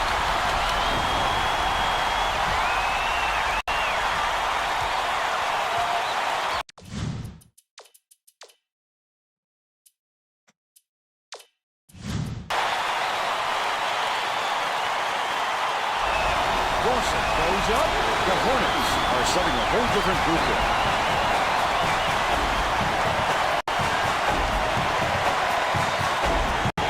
Man inbounds the ball. Sacramento State may be switching things up a little bit. Tracy Wolfson has a report for us. Tracy? The Hornets just had a little meeting of the minds among the coaching staff. One of the players yelled, Way to go, man! Way to go! Coach reiterated. He told them slow things down. That's way to step up to the moment! On every possession.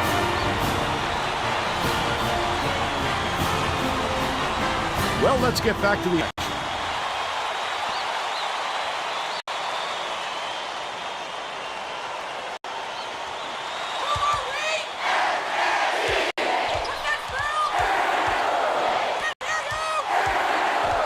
Gets it, right side. McLeod pulls the trigger. He rips down the rebound. Sacramento State still holds a narrow lead.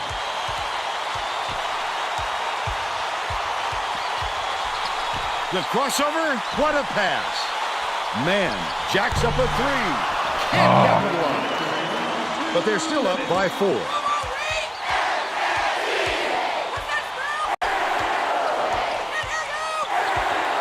Leads him in. Silla. He fouled him. Gets the bucket and the foul. A superior effort to fight through the foul and put it down. Strong move, Vernon. The Hornets will bring all of their starters back to the floor.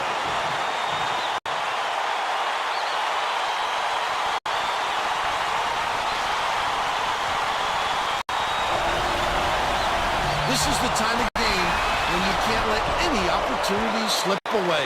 You have got to make your free throws.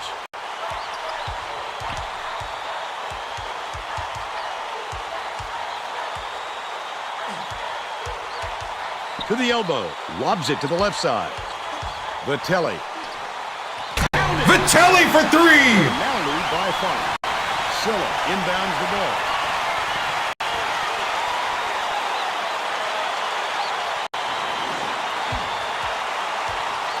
Mason passes it up court. Dawson nails the 3. But they still trail by 2. 1:13 left in the game. Knocked free. And it's scooped up by McLeod. Great anticipation and quick hand. It's a deuce the other way if you don't protect the basketball.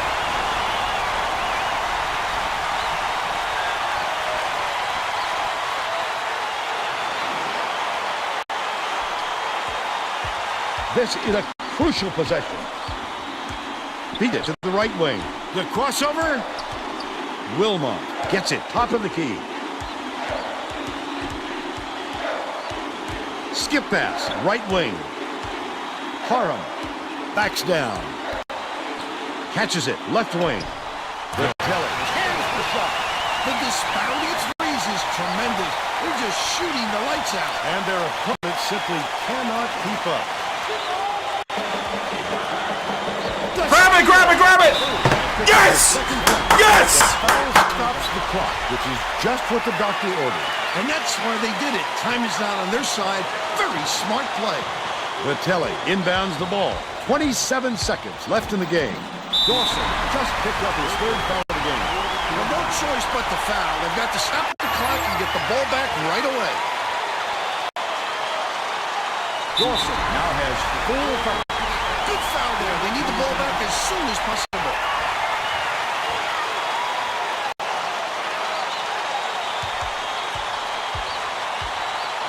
Mason just picked up his 3rd foul of the game.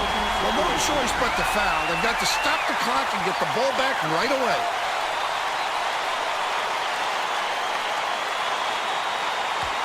Mason fouls him. They're in bonus here, so that'll be 1-1 at the time. The foul stops the clock, which is just what the doctor ordered. And that's why he did it. Time is not on their side. Very smart play. Nails it.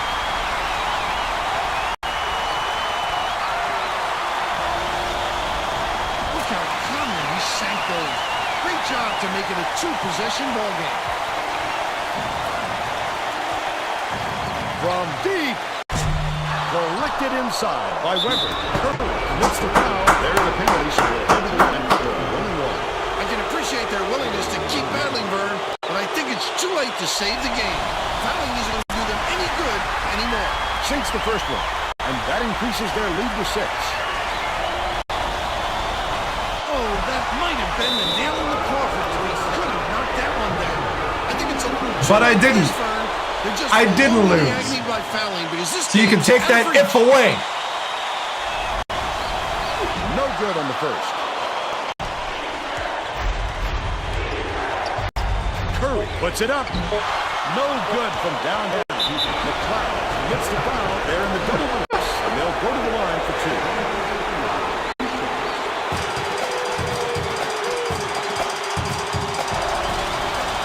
Off target on the first.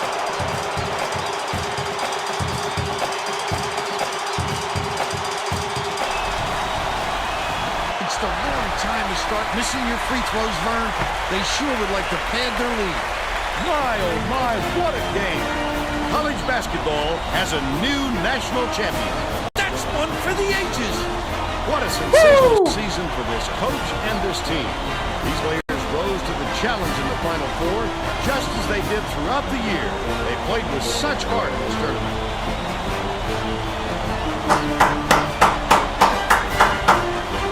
Back-to-back champions.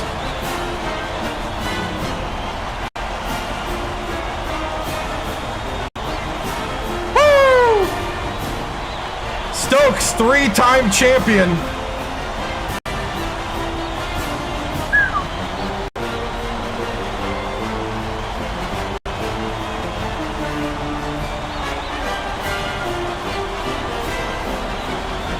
Woo!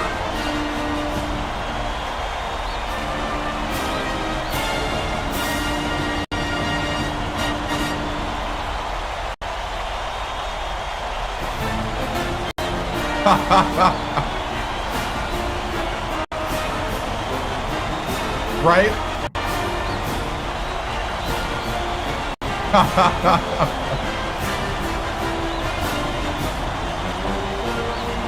Give us roster cards, right? The Sacramento State coach is a terrific leader, Vern. It's a great tribute to his masterful coaching.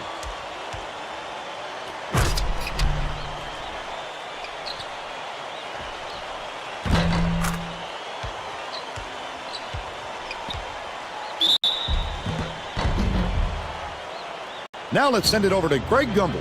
Hi, and welcome everyone to the 2K Sports Studios. I'm Greg Gumbel, and we're going to bring you our Pontiac game-changing performance. In a close game like this, winners and losers are determined by who keeps their composure during crunch time. The Sacramento State Hornets didn't falter when the pressure of the second half intensified. Instead, they rose to the occasion and put the game away with tremendous shots like the one you see here, the definition of clutch shooting. All right, Greg, thank you. And now for Tracy Wolfson and Bill Raftery, I'm Vern Lundquist. Thanks for watching the National Championship game on 2K Sports.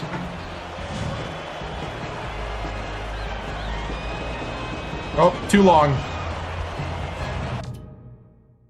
Let's try that. There we go. That'll work. Whoo! Dude.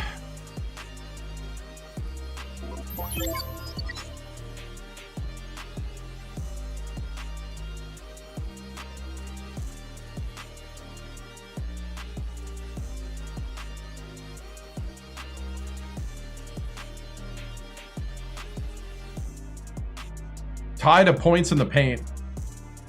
They had almost as many steals.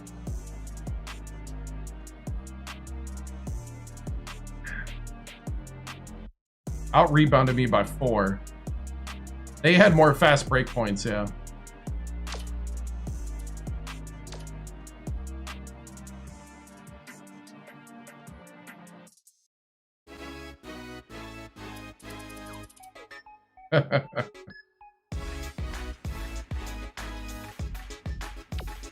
Wow.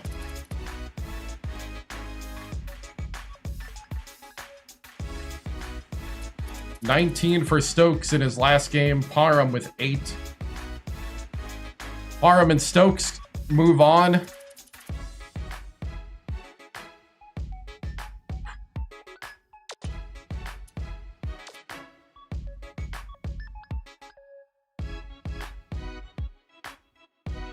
Yeah, we had a lot more success from the left side than the right side.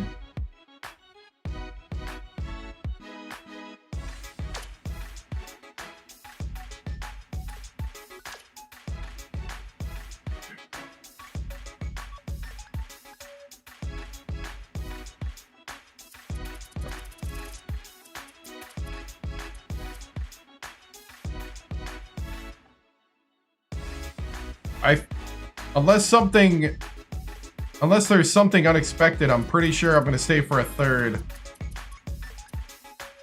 Because we still got the core. To be honest, to be honest with you, if I wanted to really kind of cut and run, you cut and run after the next season, because then they got 6 guys they have to replace.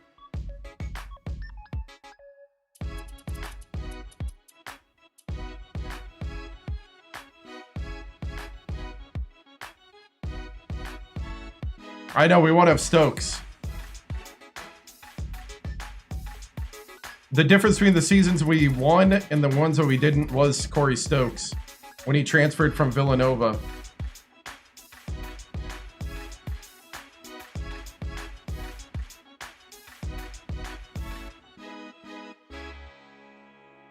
Right? The Sacramento Kings to the after party.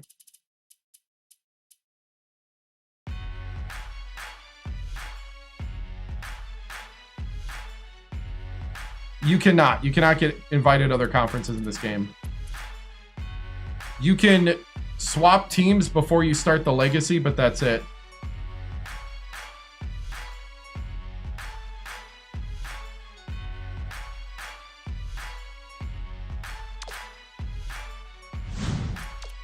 Do they have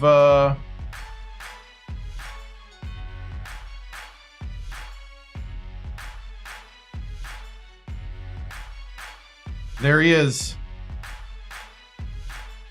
Coach Victoriano. He just can't believe it.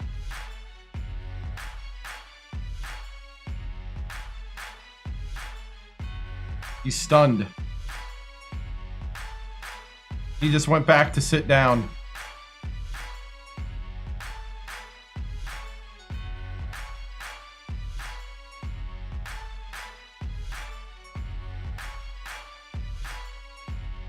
Yep.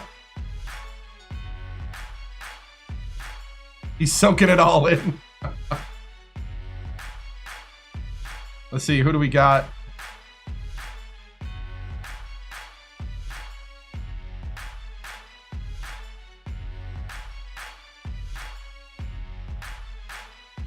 We got Bane and Raul over here. Oh, there's Stokes. Oh, Stokes saying goodbye. Oh, Stokes saying goodbye.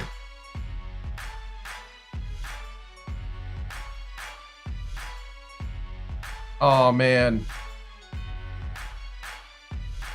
Oh, man, that hits you right here, man.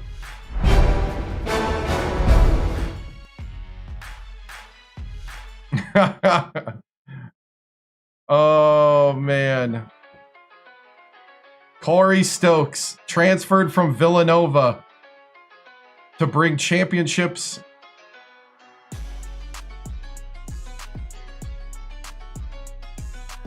to Sacramento State.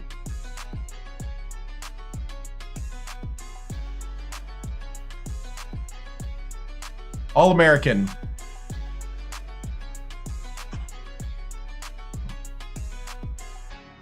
All right, I think I'm ready. Oh, no, not yet. Hold on. Okay, now I'm ready. Whew, man. Just, man, special night. But before we get in too far, I want to say all respect to Indiana. What they went through from the 6th seed. We were the 6th seed last year, and Indiana was trying to do what we did last year from that position. And, you know, all due respect, they played a great game out there, fought us to the end, and, you know, that's a good team over there. Coach, how are you feeling after back-to-back championships? You know, feeling great. Just can't say enough to the seniors. Corey Stokes, who transferred here from Villanova after Villanova won their championship. He transferred to our school, sat out a year, and has now won 2 championships with us. He really brought that championship swagger, and looks like he's going to go to the NBA here after he graduates, and possibly could be the top pick. All the best to him. And also, I want to say thank you to my first recruit, Byron Parham. He was a 3-star recruit we got out of Idaho, who was the Mr. Basketball in Idaho. And it's been a special time. I'm glad we're able to do something special together. But it is kind of weird to feel like I'm losing my first recruit here at Sacramento State. Coach, first off, epic comeback. While your team was down, was there any doubt in your mind or your coaching staff's mind that this game would take the turn that it did? You know, it's those moments where you try not to let things hang in the balance that late in a game. A lot can happen. There was a couple times where we called some things and it didn't work. Indiana had some answers that we weren't expecting. But, you know, that's the great thing about these players is they stepped up to the moment. They didn't shrink back. And, you know, it's a testament to their fortitude, to their strength as a team. And, you know, I thought that was a great ending and well-deserving. Congratulations, Coach, back-to-back championships. There's a lot of, no pun intended, buzz around you and this team and your future. Have you thought about what your future is, and will you be at Sacramento State again next year for your first ever three-peat, or is this a team that you may lure you away from the nest? Or are you happy with the Hornets, what the Hornets have offered you? You know, I'm thinking right now, if you ask me right now, I'm staying because there's a group of guys, but also we're in the emotion of the moment. But I'm pretty sure I'm staying unless something different happens. You know, I've been talking to the athletic director, and you know, I don't foresee any unexpected stuff coming up. I think we got one more season here, but we'll see. We'll do the official talks and stuff. But it is in the we're right now in the emotion of the post game. So, Coach Trent Grimm, the Independent, congratulations on the Natty. Tell us about the importance of Stokes. Which one Natty is sweeter, this one or the prior one? You know, Stokes bringing in that championship pedigree with him on the transfer. It was an unexpected transfer, to be honest. You know, I remember when the transfer request came across our desk. We were just shocked, and you know, called him. He said he thought he could bring something special to Sacramento State, and you know, and he did. He's been the bedrock of this team. Really taught some of the younger guys. I'm looking forward to Elsie, who is looking like the heir apparent, but Elsie's got some competition too. So we'll see as we go forward. But yeah, Stokes has been just amazing, outstanding guy. I look forward to watching him in the NBA, and you know, it's just special. As far as which one is better, you know, I think the second one is sweeter just because this shows that it wasn't a fluke, it wasn't a flash in the pan, it wasn't everything aligned. It's way harder to do it a second time. And I thought all the guys stepped up really big, and we have a lot of guys returning. We have 4 of our 5 starters returning next year. So I don't, or we actually 3 of the 5. Sorry, that's right, Parham. But we have 3 of the 5 returning. So you know, I don't see us slowing down from here. With expectations out the highest, how do you keep players hungry rather than comfortable going into next year? How's recruiting looking? Recruiting's looking pretty good. We got a center from Lithuania, and we have a point guard from Compton that we're trying to recruit in. We'll see after the season when signing opens up. You know, if we can get these guys, because we are looking for a true point guard. I think Wilmot could go to the 2 if we needed him to. He hit some key threes in this one. You know, Wilmot's 2 threes came at clutch moments for us. You know, but the other thing too is, you know, we'll tackle each year as it comes. Coach, the guys that graduated last year, any plans on inviting him to the championship ceremony? Sure. You know, if they want to come in and have some fun and if they can get in here, sure, definitely. Do you feel like you can get any more 5-star recruits? Hopefully, you know, I mean, you know, we only got one. Actually, Wilmot's not even a 5-star recruit. We got no 5-star recruits with this. We ended up getting an All-American. Let's see.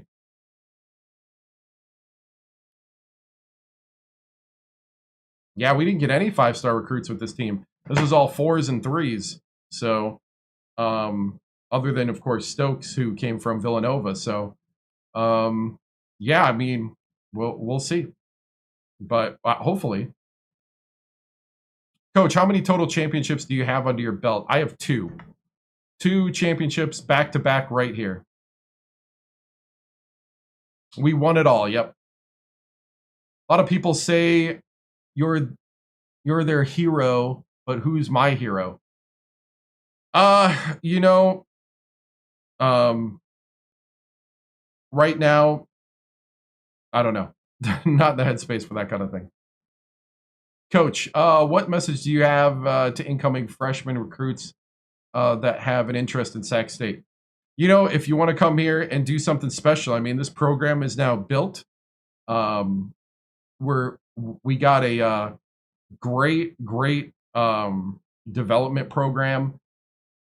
So,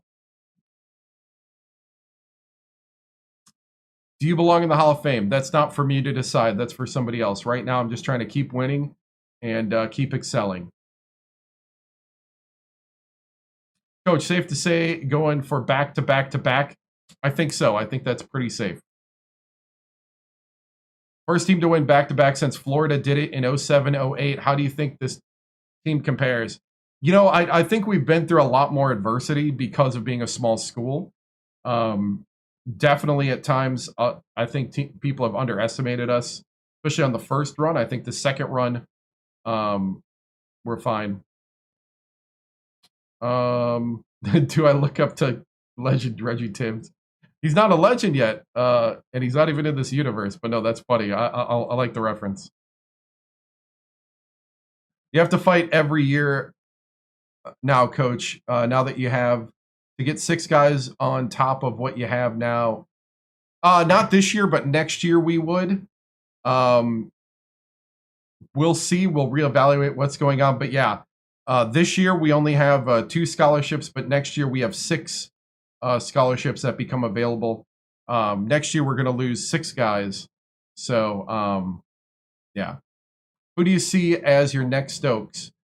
You know, we still got Vitelli, and we're going to have Elsie stepping up. And Elsie played great off the bench for Stokes.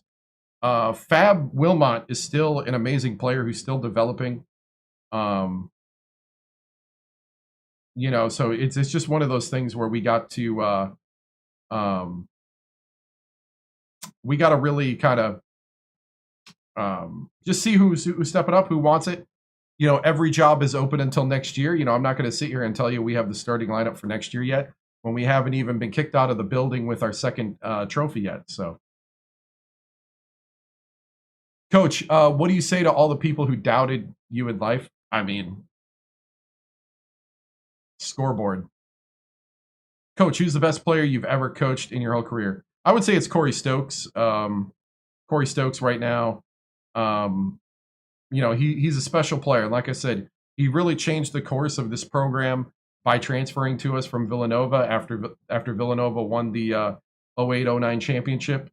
And, you know, it's just been a special time. Congratulations on this win. Is there somewhere else you'd want to, I don't know. Just concentrating on Sacramento State. What about Man? You think Man will be the man? Man is good. He's definitely got some interesting talent and some interesting attributes that could help him. Right now, the job is totally wide open. So.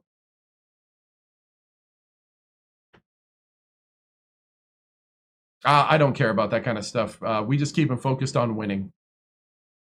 Coach, sources are stating in your negotiation course.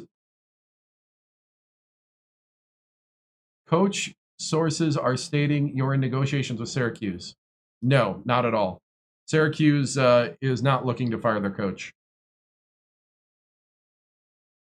Coach, I heard you had a keg of Mountain Dew delivered to the locker room. Is that true?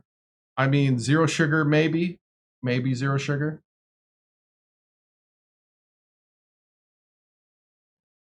What are you telling all the schools that start calling? You're probably wasting your breath. And you might want to save money for your program because you're going to need it. Because we're going to try to run the table again. Any plans on getting the uniforms? That's up to the athletic director. I'm going to sit here and win again. Okay, moving on.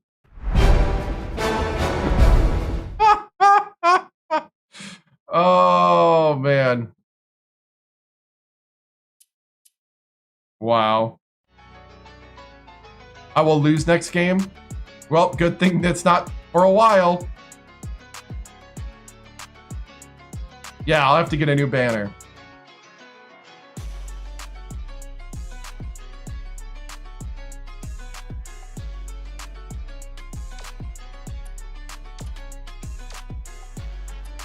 All right, I guess we can look at all the awards.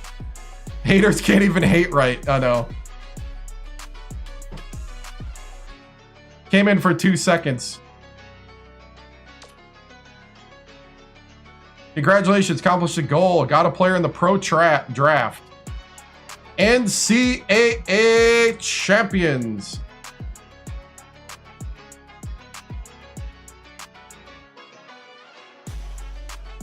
I hope they want to come to Sac State.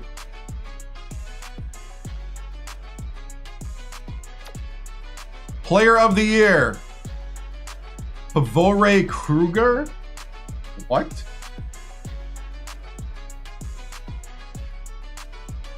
Returning. Mid-major player of the year, Darren Connolly.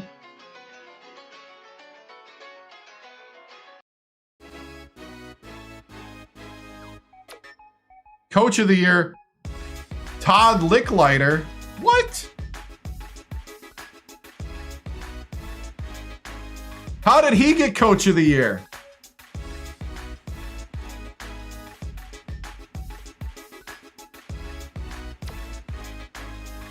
Defensive player of the year, Cordell Bogan.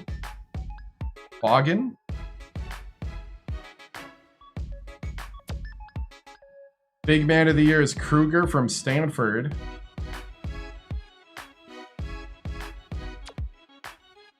Freshman of the year is Ralphie Clinton from Texas. ESPN hates Sac State. Called it. Yep. Oh, yeah. Could you imagine? Oh, nice. Could you imagine? First team All-American.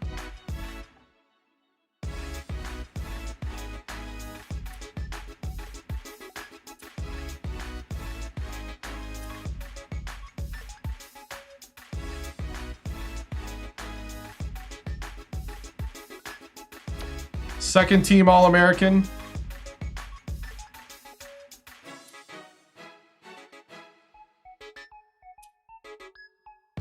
It's because we benched our players a lot. This is what happens when you bench your players when you got a big lead.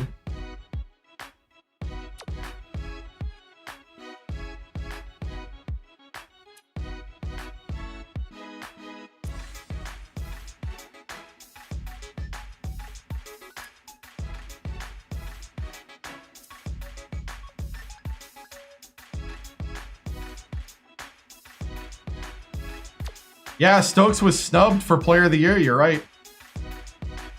Big Sky.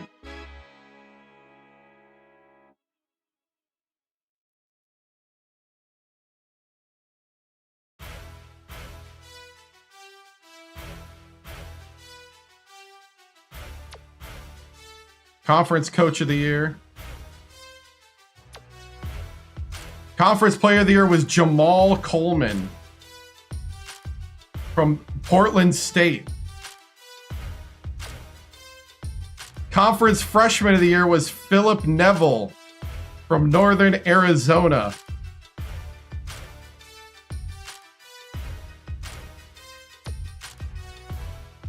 First team all conference. Hey, that's more like it.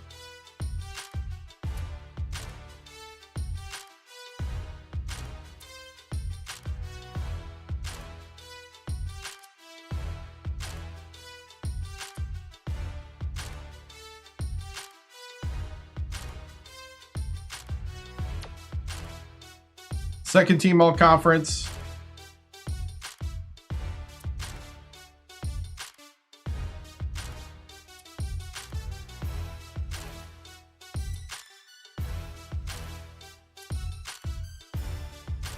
It's because I didn't let him like score. No, this is a vanilla console.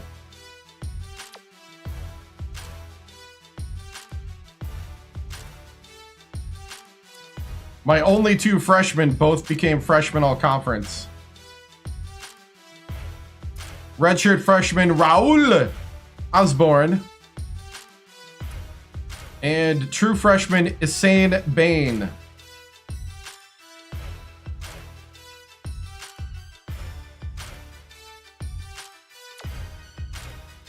All right.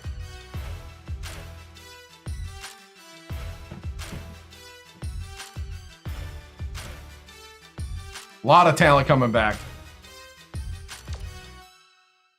Stokes entered the draft. So Coach Victoriano's first pro player. Parham graduated, and the walk-on from Mobile, Alabama, Raymond Gomez. OGs will remember Raymond Gomez. He just graduated with 2 championships.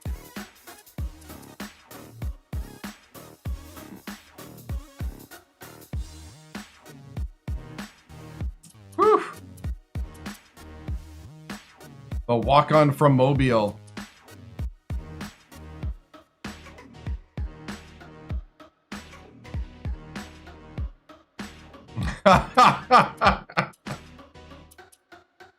Parham will be missed, Mr. Idaho. The first recruit of Coach Victoriano.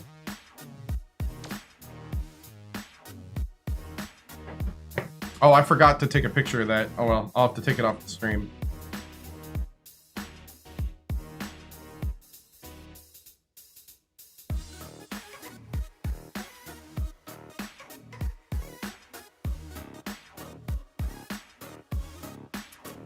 All right. I get 1 attribute. We are not going to use it for charisma.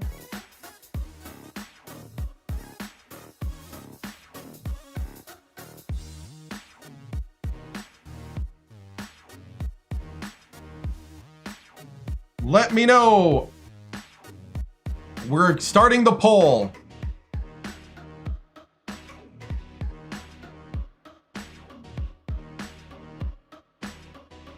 Oh, really?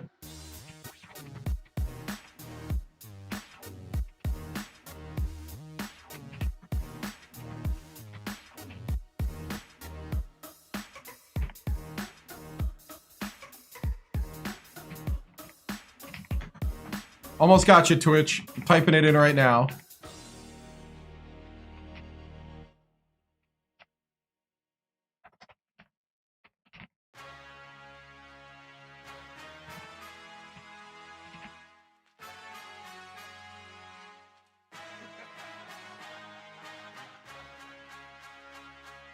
All right, on Twitch, should be in the chat.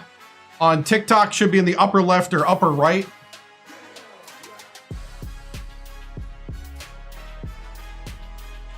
YouTube.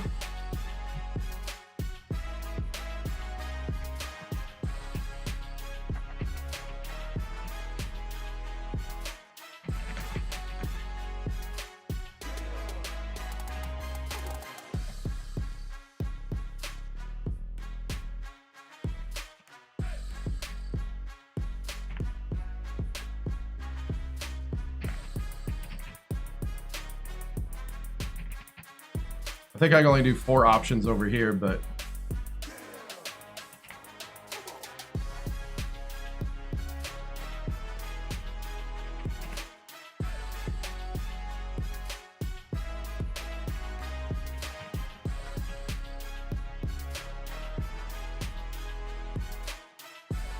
Poll has started in the chat on YouTube.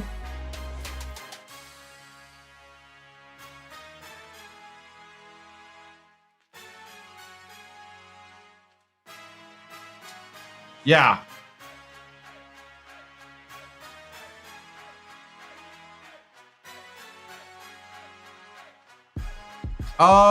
You have to do certain things. There's like certain achievements that give you an attribute point. I think this attribute point comes from Stokes going pro.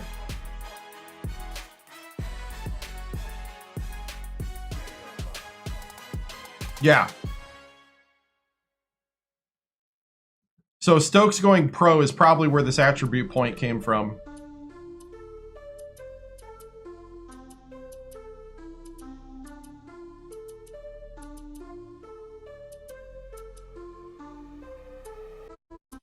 Yeah.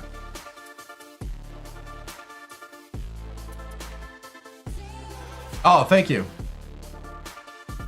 All right, looks like we're done with the votes on TikTok.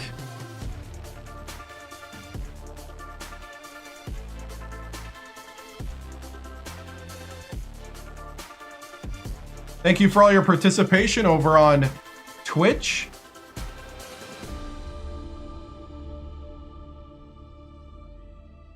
Yeah.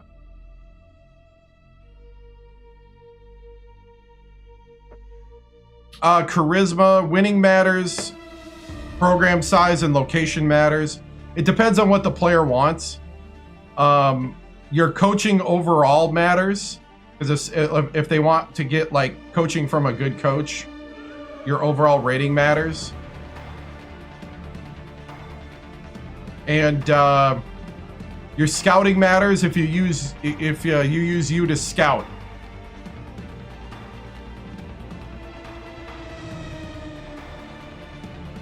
All right. Polls have ended with 7 votes. YouTube says defense. So that's like 5 out of 7, I think. 4 out of 7 say defense. Twitch with 8 of the 13 votes going to defense. And TikTok with 12 of its 17 going to defense. Defense it is. That makes Coach Hector Victoriano. Yeah, there's stuff that they like. Yep. Yep. And you can't change their mind on it, unlike the like I think NCAA 14 they introduced, either that or 12. They introduced where you could try to convince them to change their mind on their priorities a little bit. You cannot do that here. That's locked in. All right.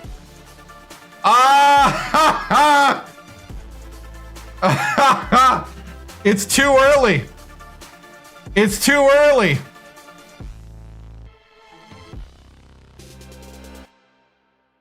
We can't go. It's too early.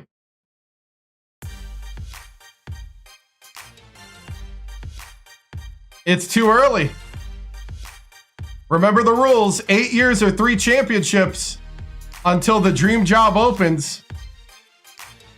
Syracuse is offered a 2-year deal, and we got to reject it. It's not even a rebuild.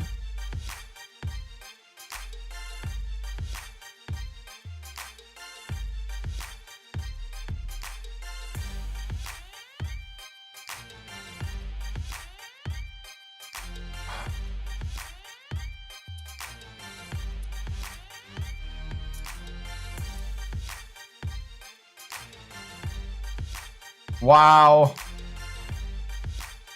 As fate would have it, right? Oh, man. We gotta wait. That's good enough. 2 is enough. Nope. Nope. We set the rules before the legacy. The rules were 8 years or 3 championships, whatever it was first. We will follow the rules. We are not bending the rules just because of what happened. We're only in year 6, and we only have 2 championships. But it does hurt that they're going to hire somebody else, and they're not even a rebuild. Look at that. Syracuse, Wisconsin, Ole Miss, Oregon State. Then it's Air Force. Loyola Marymount. That's where Giles went. Giles went to Loyola Marymount. Oh, would he be ticked? He sits out a year, then we go coach for Loyola Marymount. He thought he got away from me and transferred away, and then I show up. That'd be funny.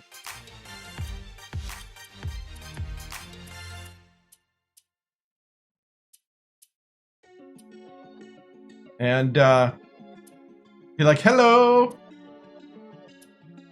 4 years, 4 years, 4 years. Yeah, the rest is all 4 years. No, I'm not.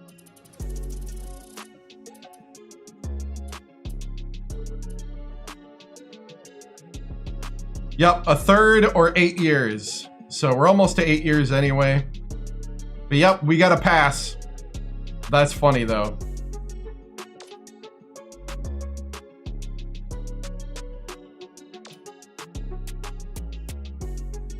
So Boeheim retired, Bo Ryan retired. The Akron head coach is now the Syracuse coach. The Bucknell head coach is now the Wisconsin coach. Ole Miss fired their coach. Drexel becomes the coach of Ole Miss. Oregon State fired the Nevada coach that was its coach. So Western Kentucky coach is now there. The Air Force coach was fired. So the coach of ORU, who was the SHS, I don't know what that is.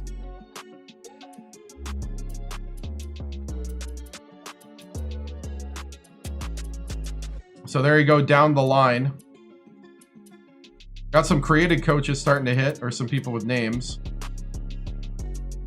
Sam Houston State. Okay, Sam Houston State.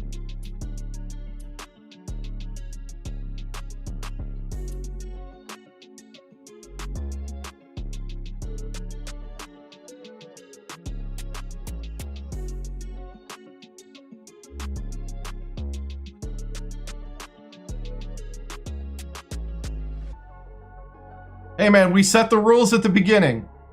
We're gonna stick with them.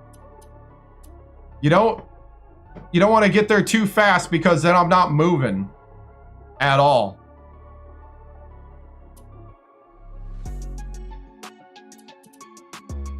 The Nevada coach fell all the way to New Orleans. Oh yeah, look at that.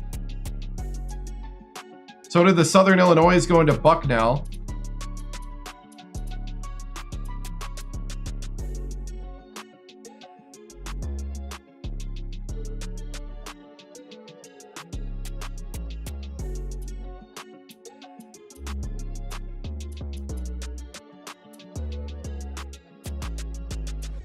Oh, the Ole Miss coach is at Oral Roberts now.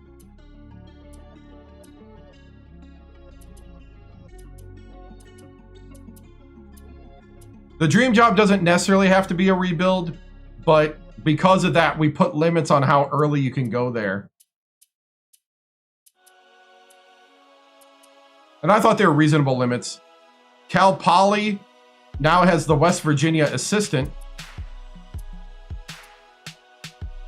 Ooh, did one of our assistants get a job?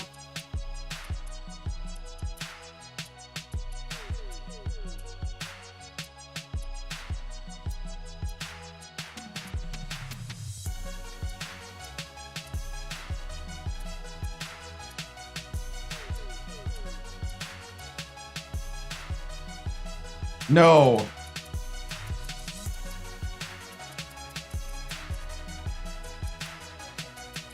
Nope, our assistants did not get a job.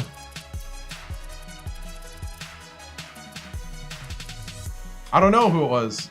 Let's see.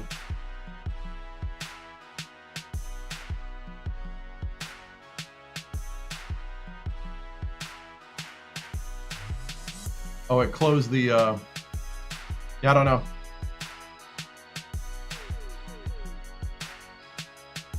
All right.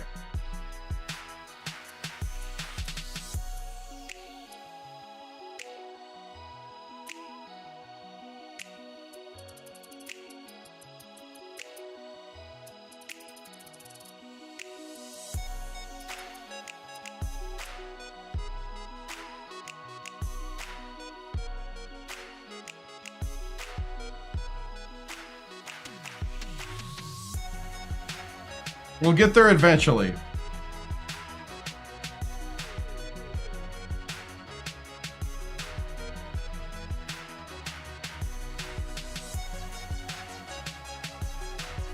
Horton could replace Ackendale.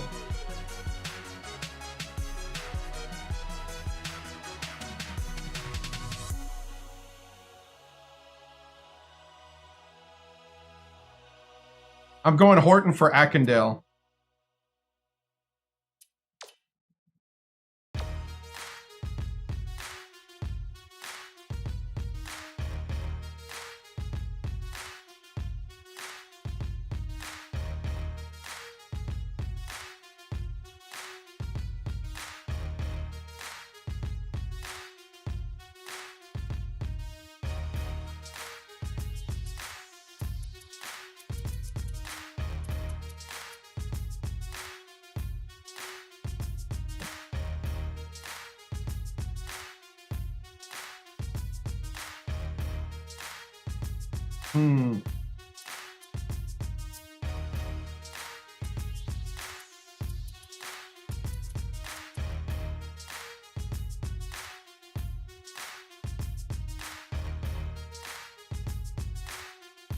You know, I actually like Kirkland.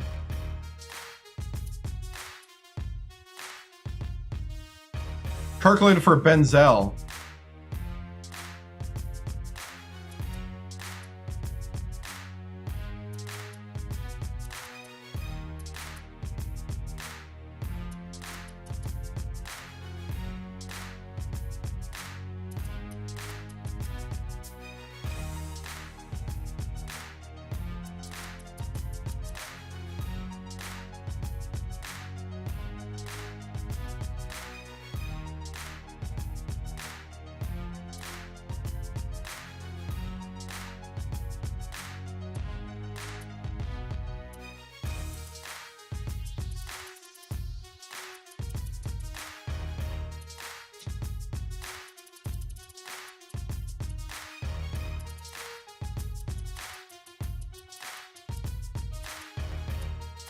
Now, I want the teaching because that's what gets the development. So I'm going to lose a notch of teaching and I gain a notch of defense, offense. I gain 3 notches in scouting. I gain 2 notches in charisma and I lose 2 notches in discipline. Discipline is the factor that I don't know if I want to lose that much in.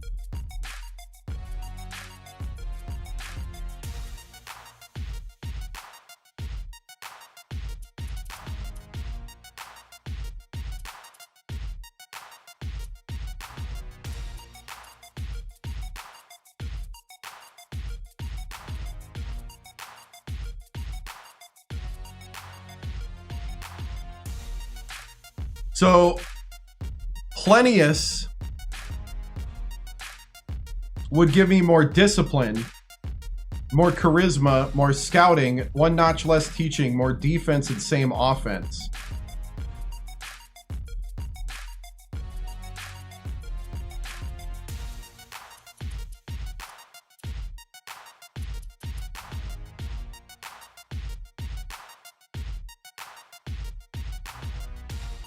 I guess the question is do I need discipline?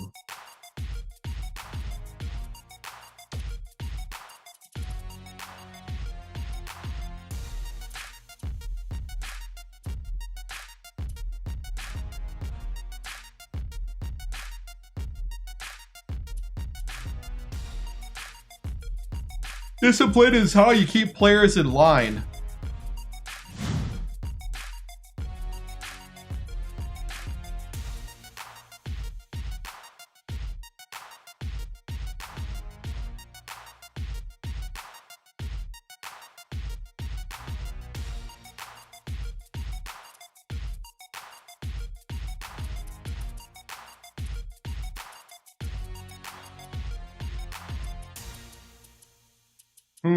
I'm thinking, I'm leaning towards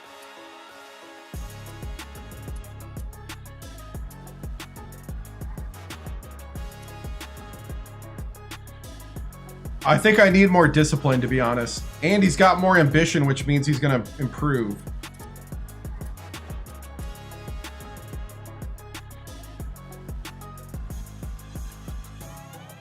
I already have a defensive coach.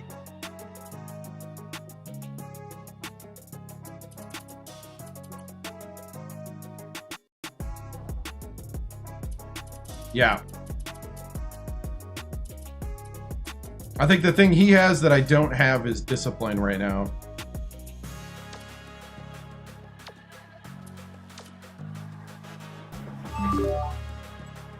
Hey, thank you. Okay, I really do gotta stop once we get through these, I gotta kind of speed up the process here.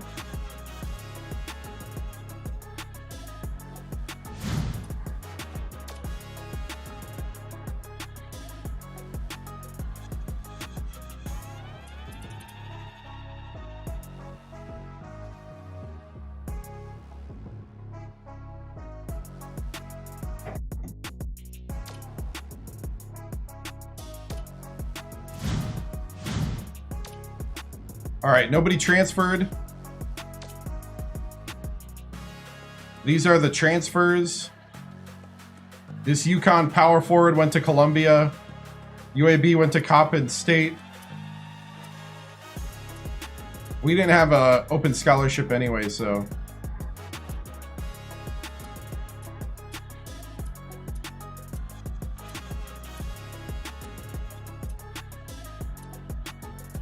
And these guys just left basketball.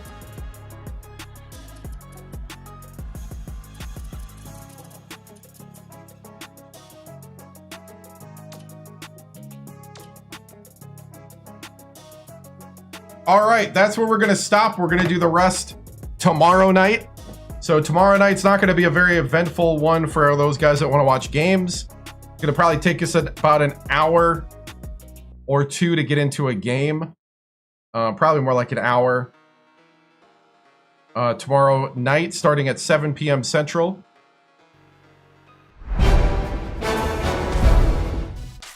So that's it for tonight. Repeat champions, Sacramento State Hornets. We're going to do one more year. Is there gameplay? This was really fun. Like I said, did not expect to have this type of success this early, but we're here. So, guys, thank you so much for watching. Remember, I'm on YouTube, TikTok, Twitch, and Kick.com. See you guys later. Yep, turn down Syracuse. It's too early to go to the dream job, according to our rules. And it's not a rebuild. Bayham just retired. So our rules was 8 years or 3 championships, and we got 2 championships in 5 years. So rules are meant to be broken. Yep. And also that means that I would never go to another team ever again. So I think it would. The reason why I also put in the rule is because part of what makes it fun is jumping the other teams. And I don't think I want to be locked into one team in year 6. Because once we make it to the dream job, that's it. We're not moving anywhere. Ever. Again. So, was hoping to kind of go to a mid-major next. I am leaving. Because I have other things to do. And I've been streaming for 4.5 hours.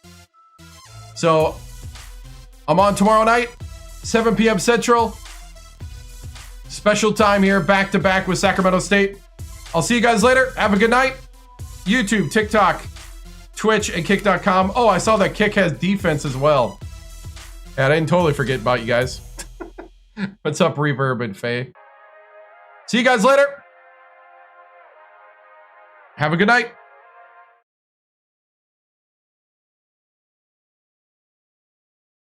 The flag is symbolic of a living country and a government of, by, and for the people.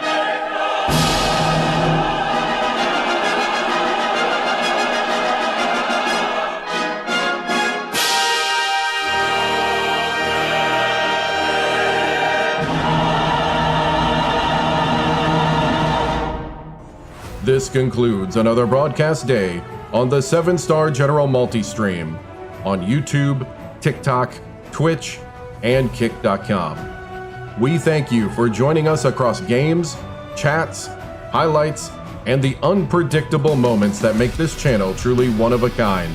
Whether you dropped in for the grind, stayed for the laughs, or simply vibed with the community, your presence means everything.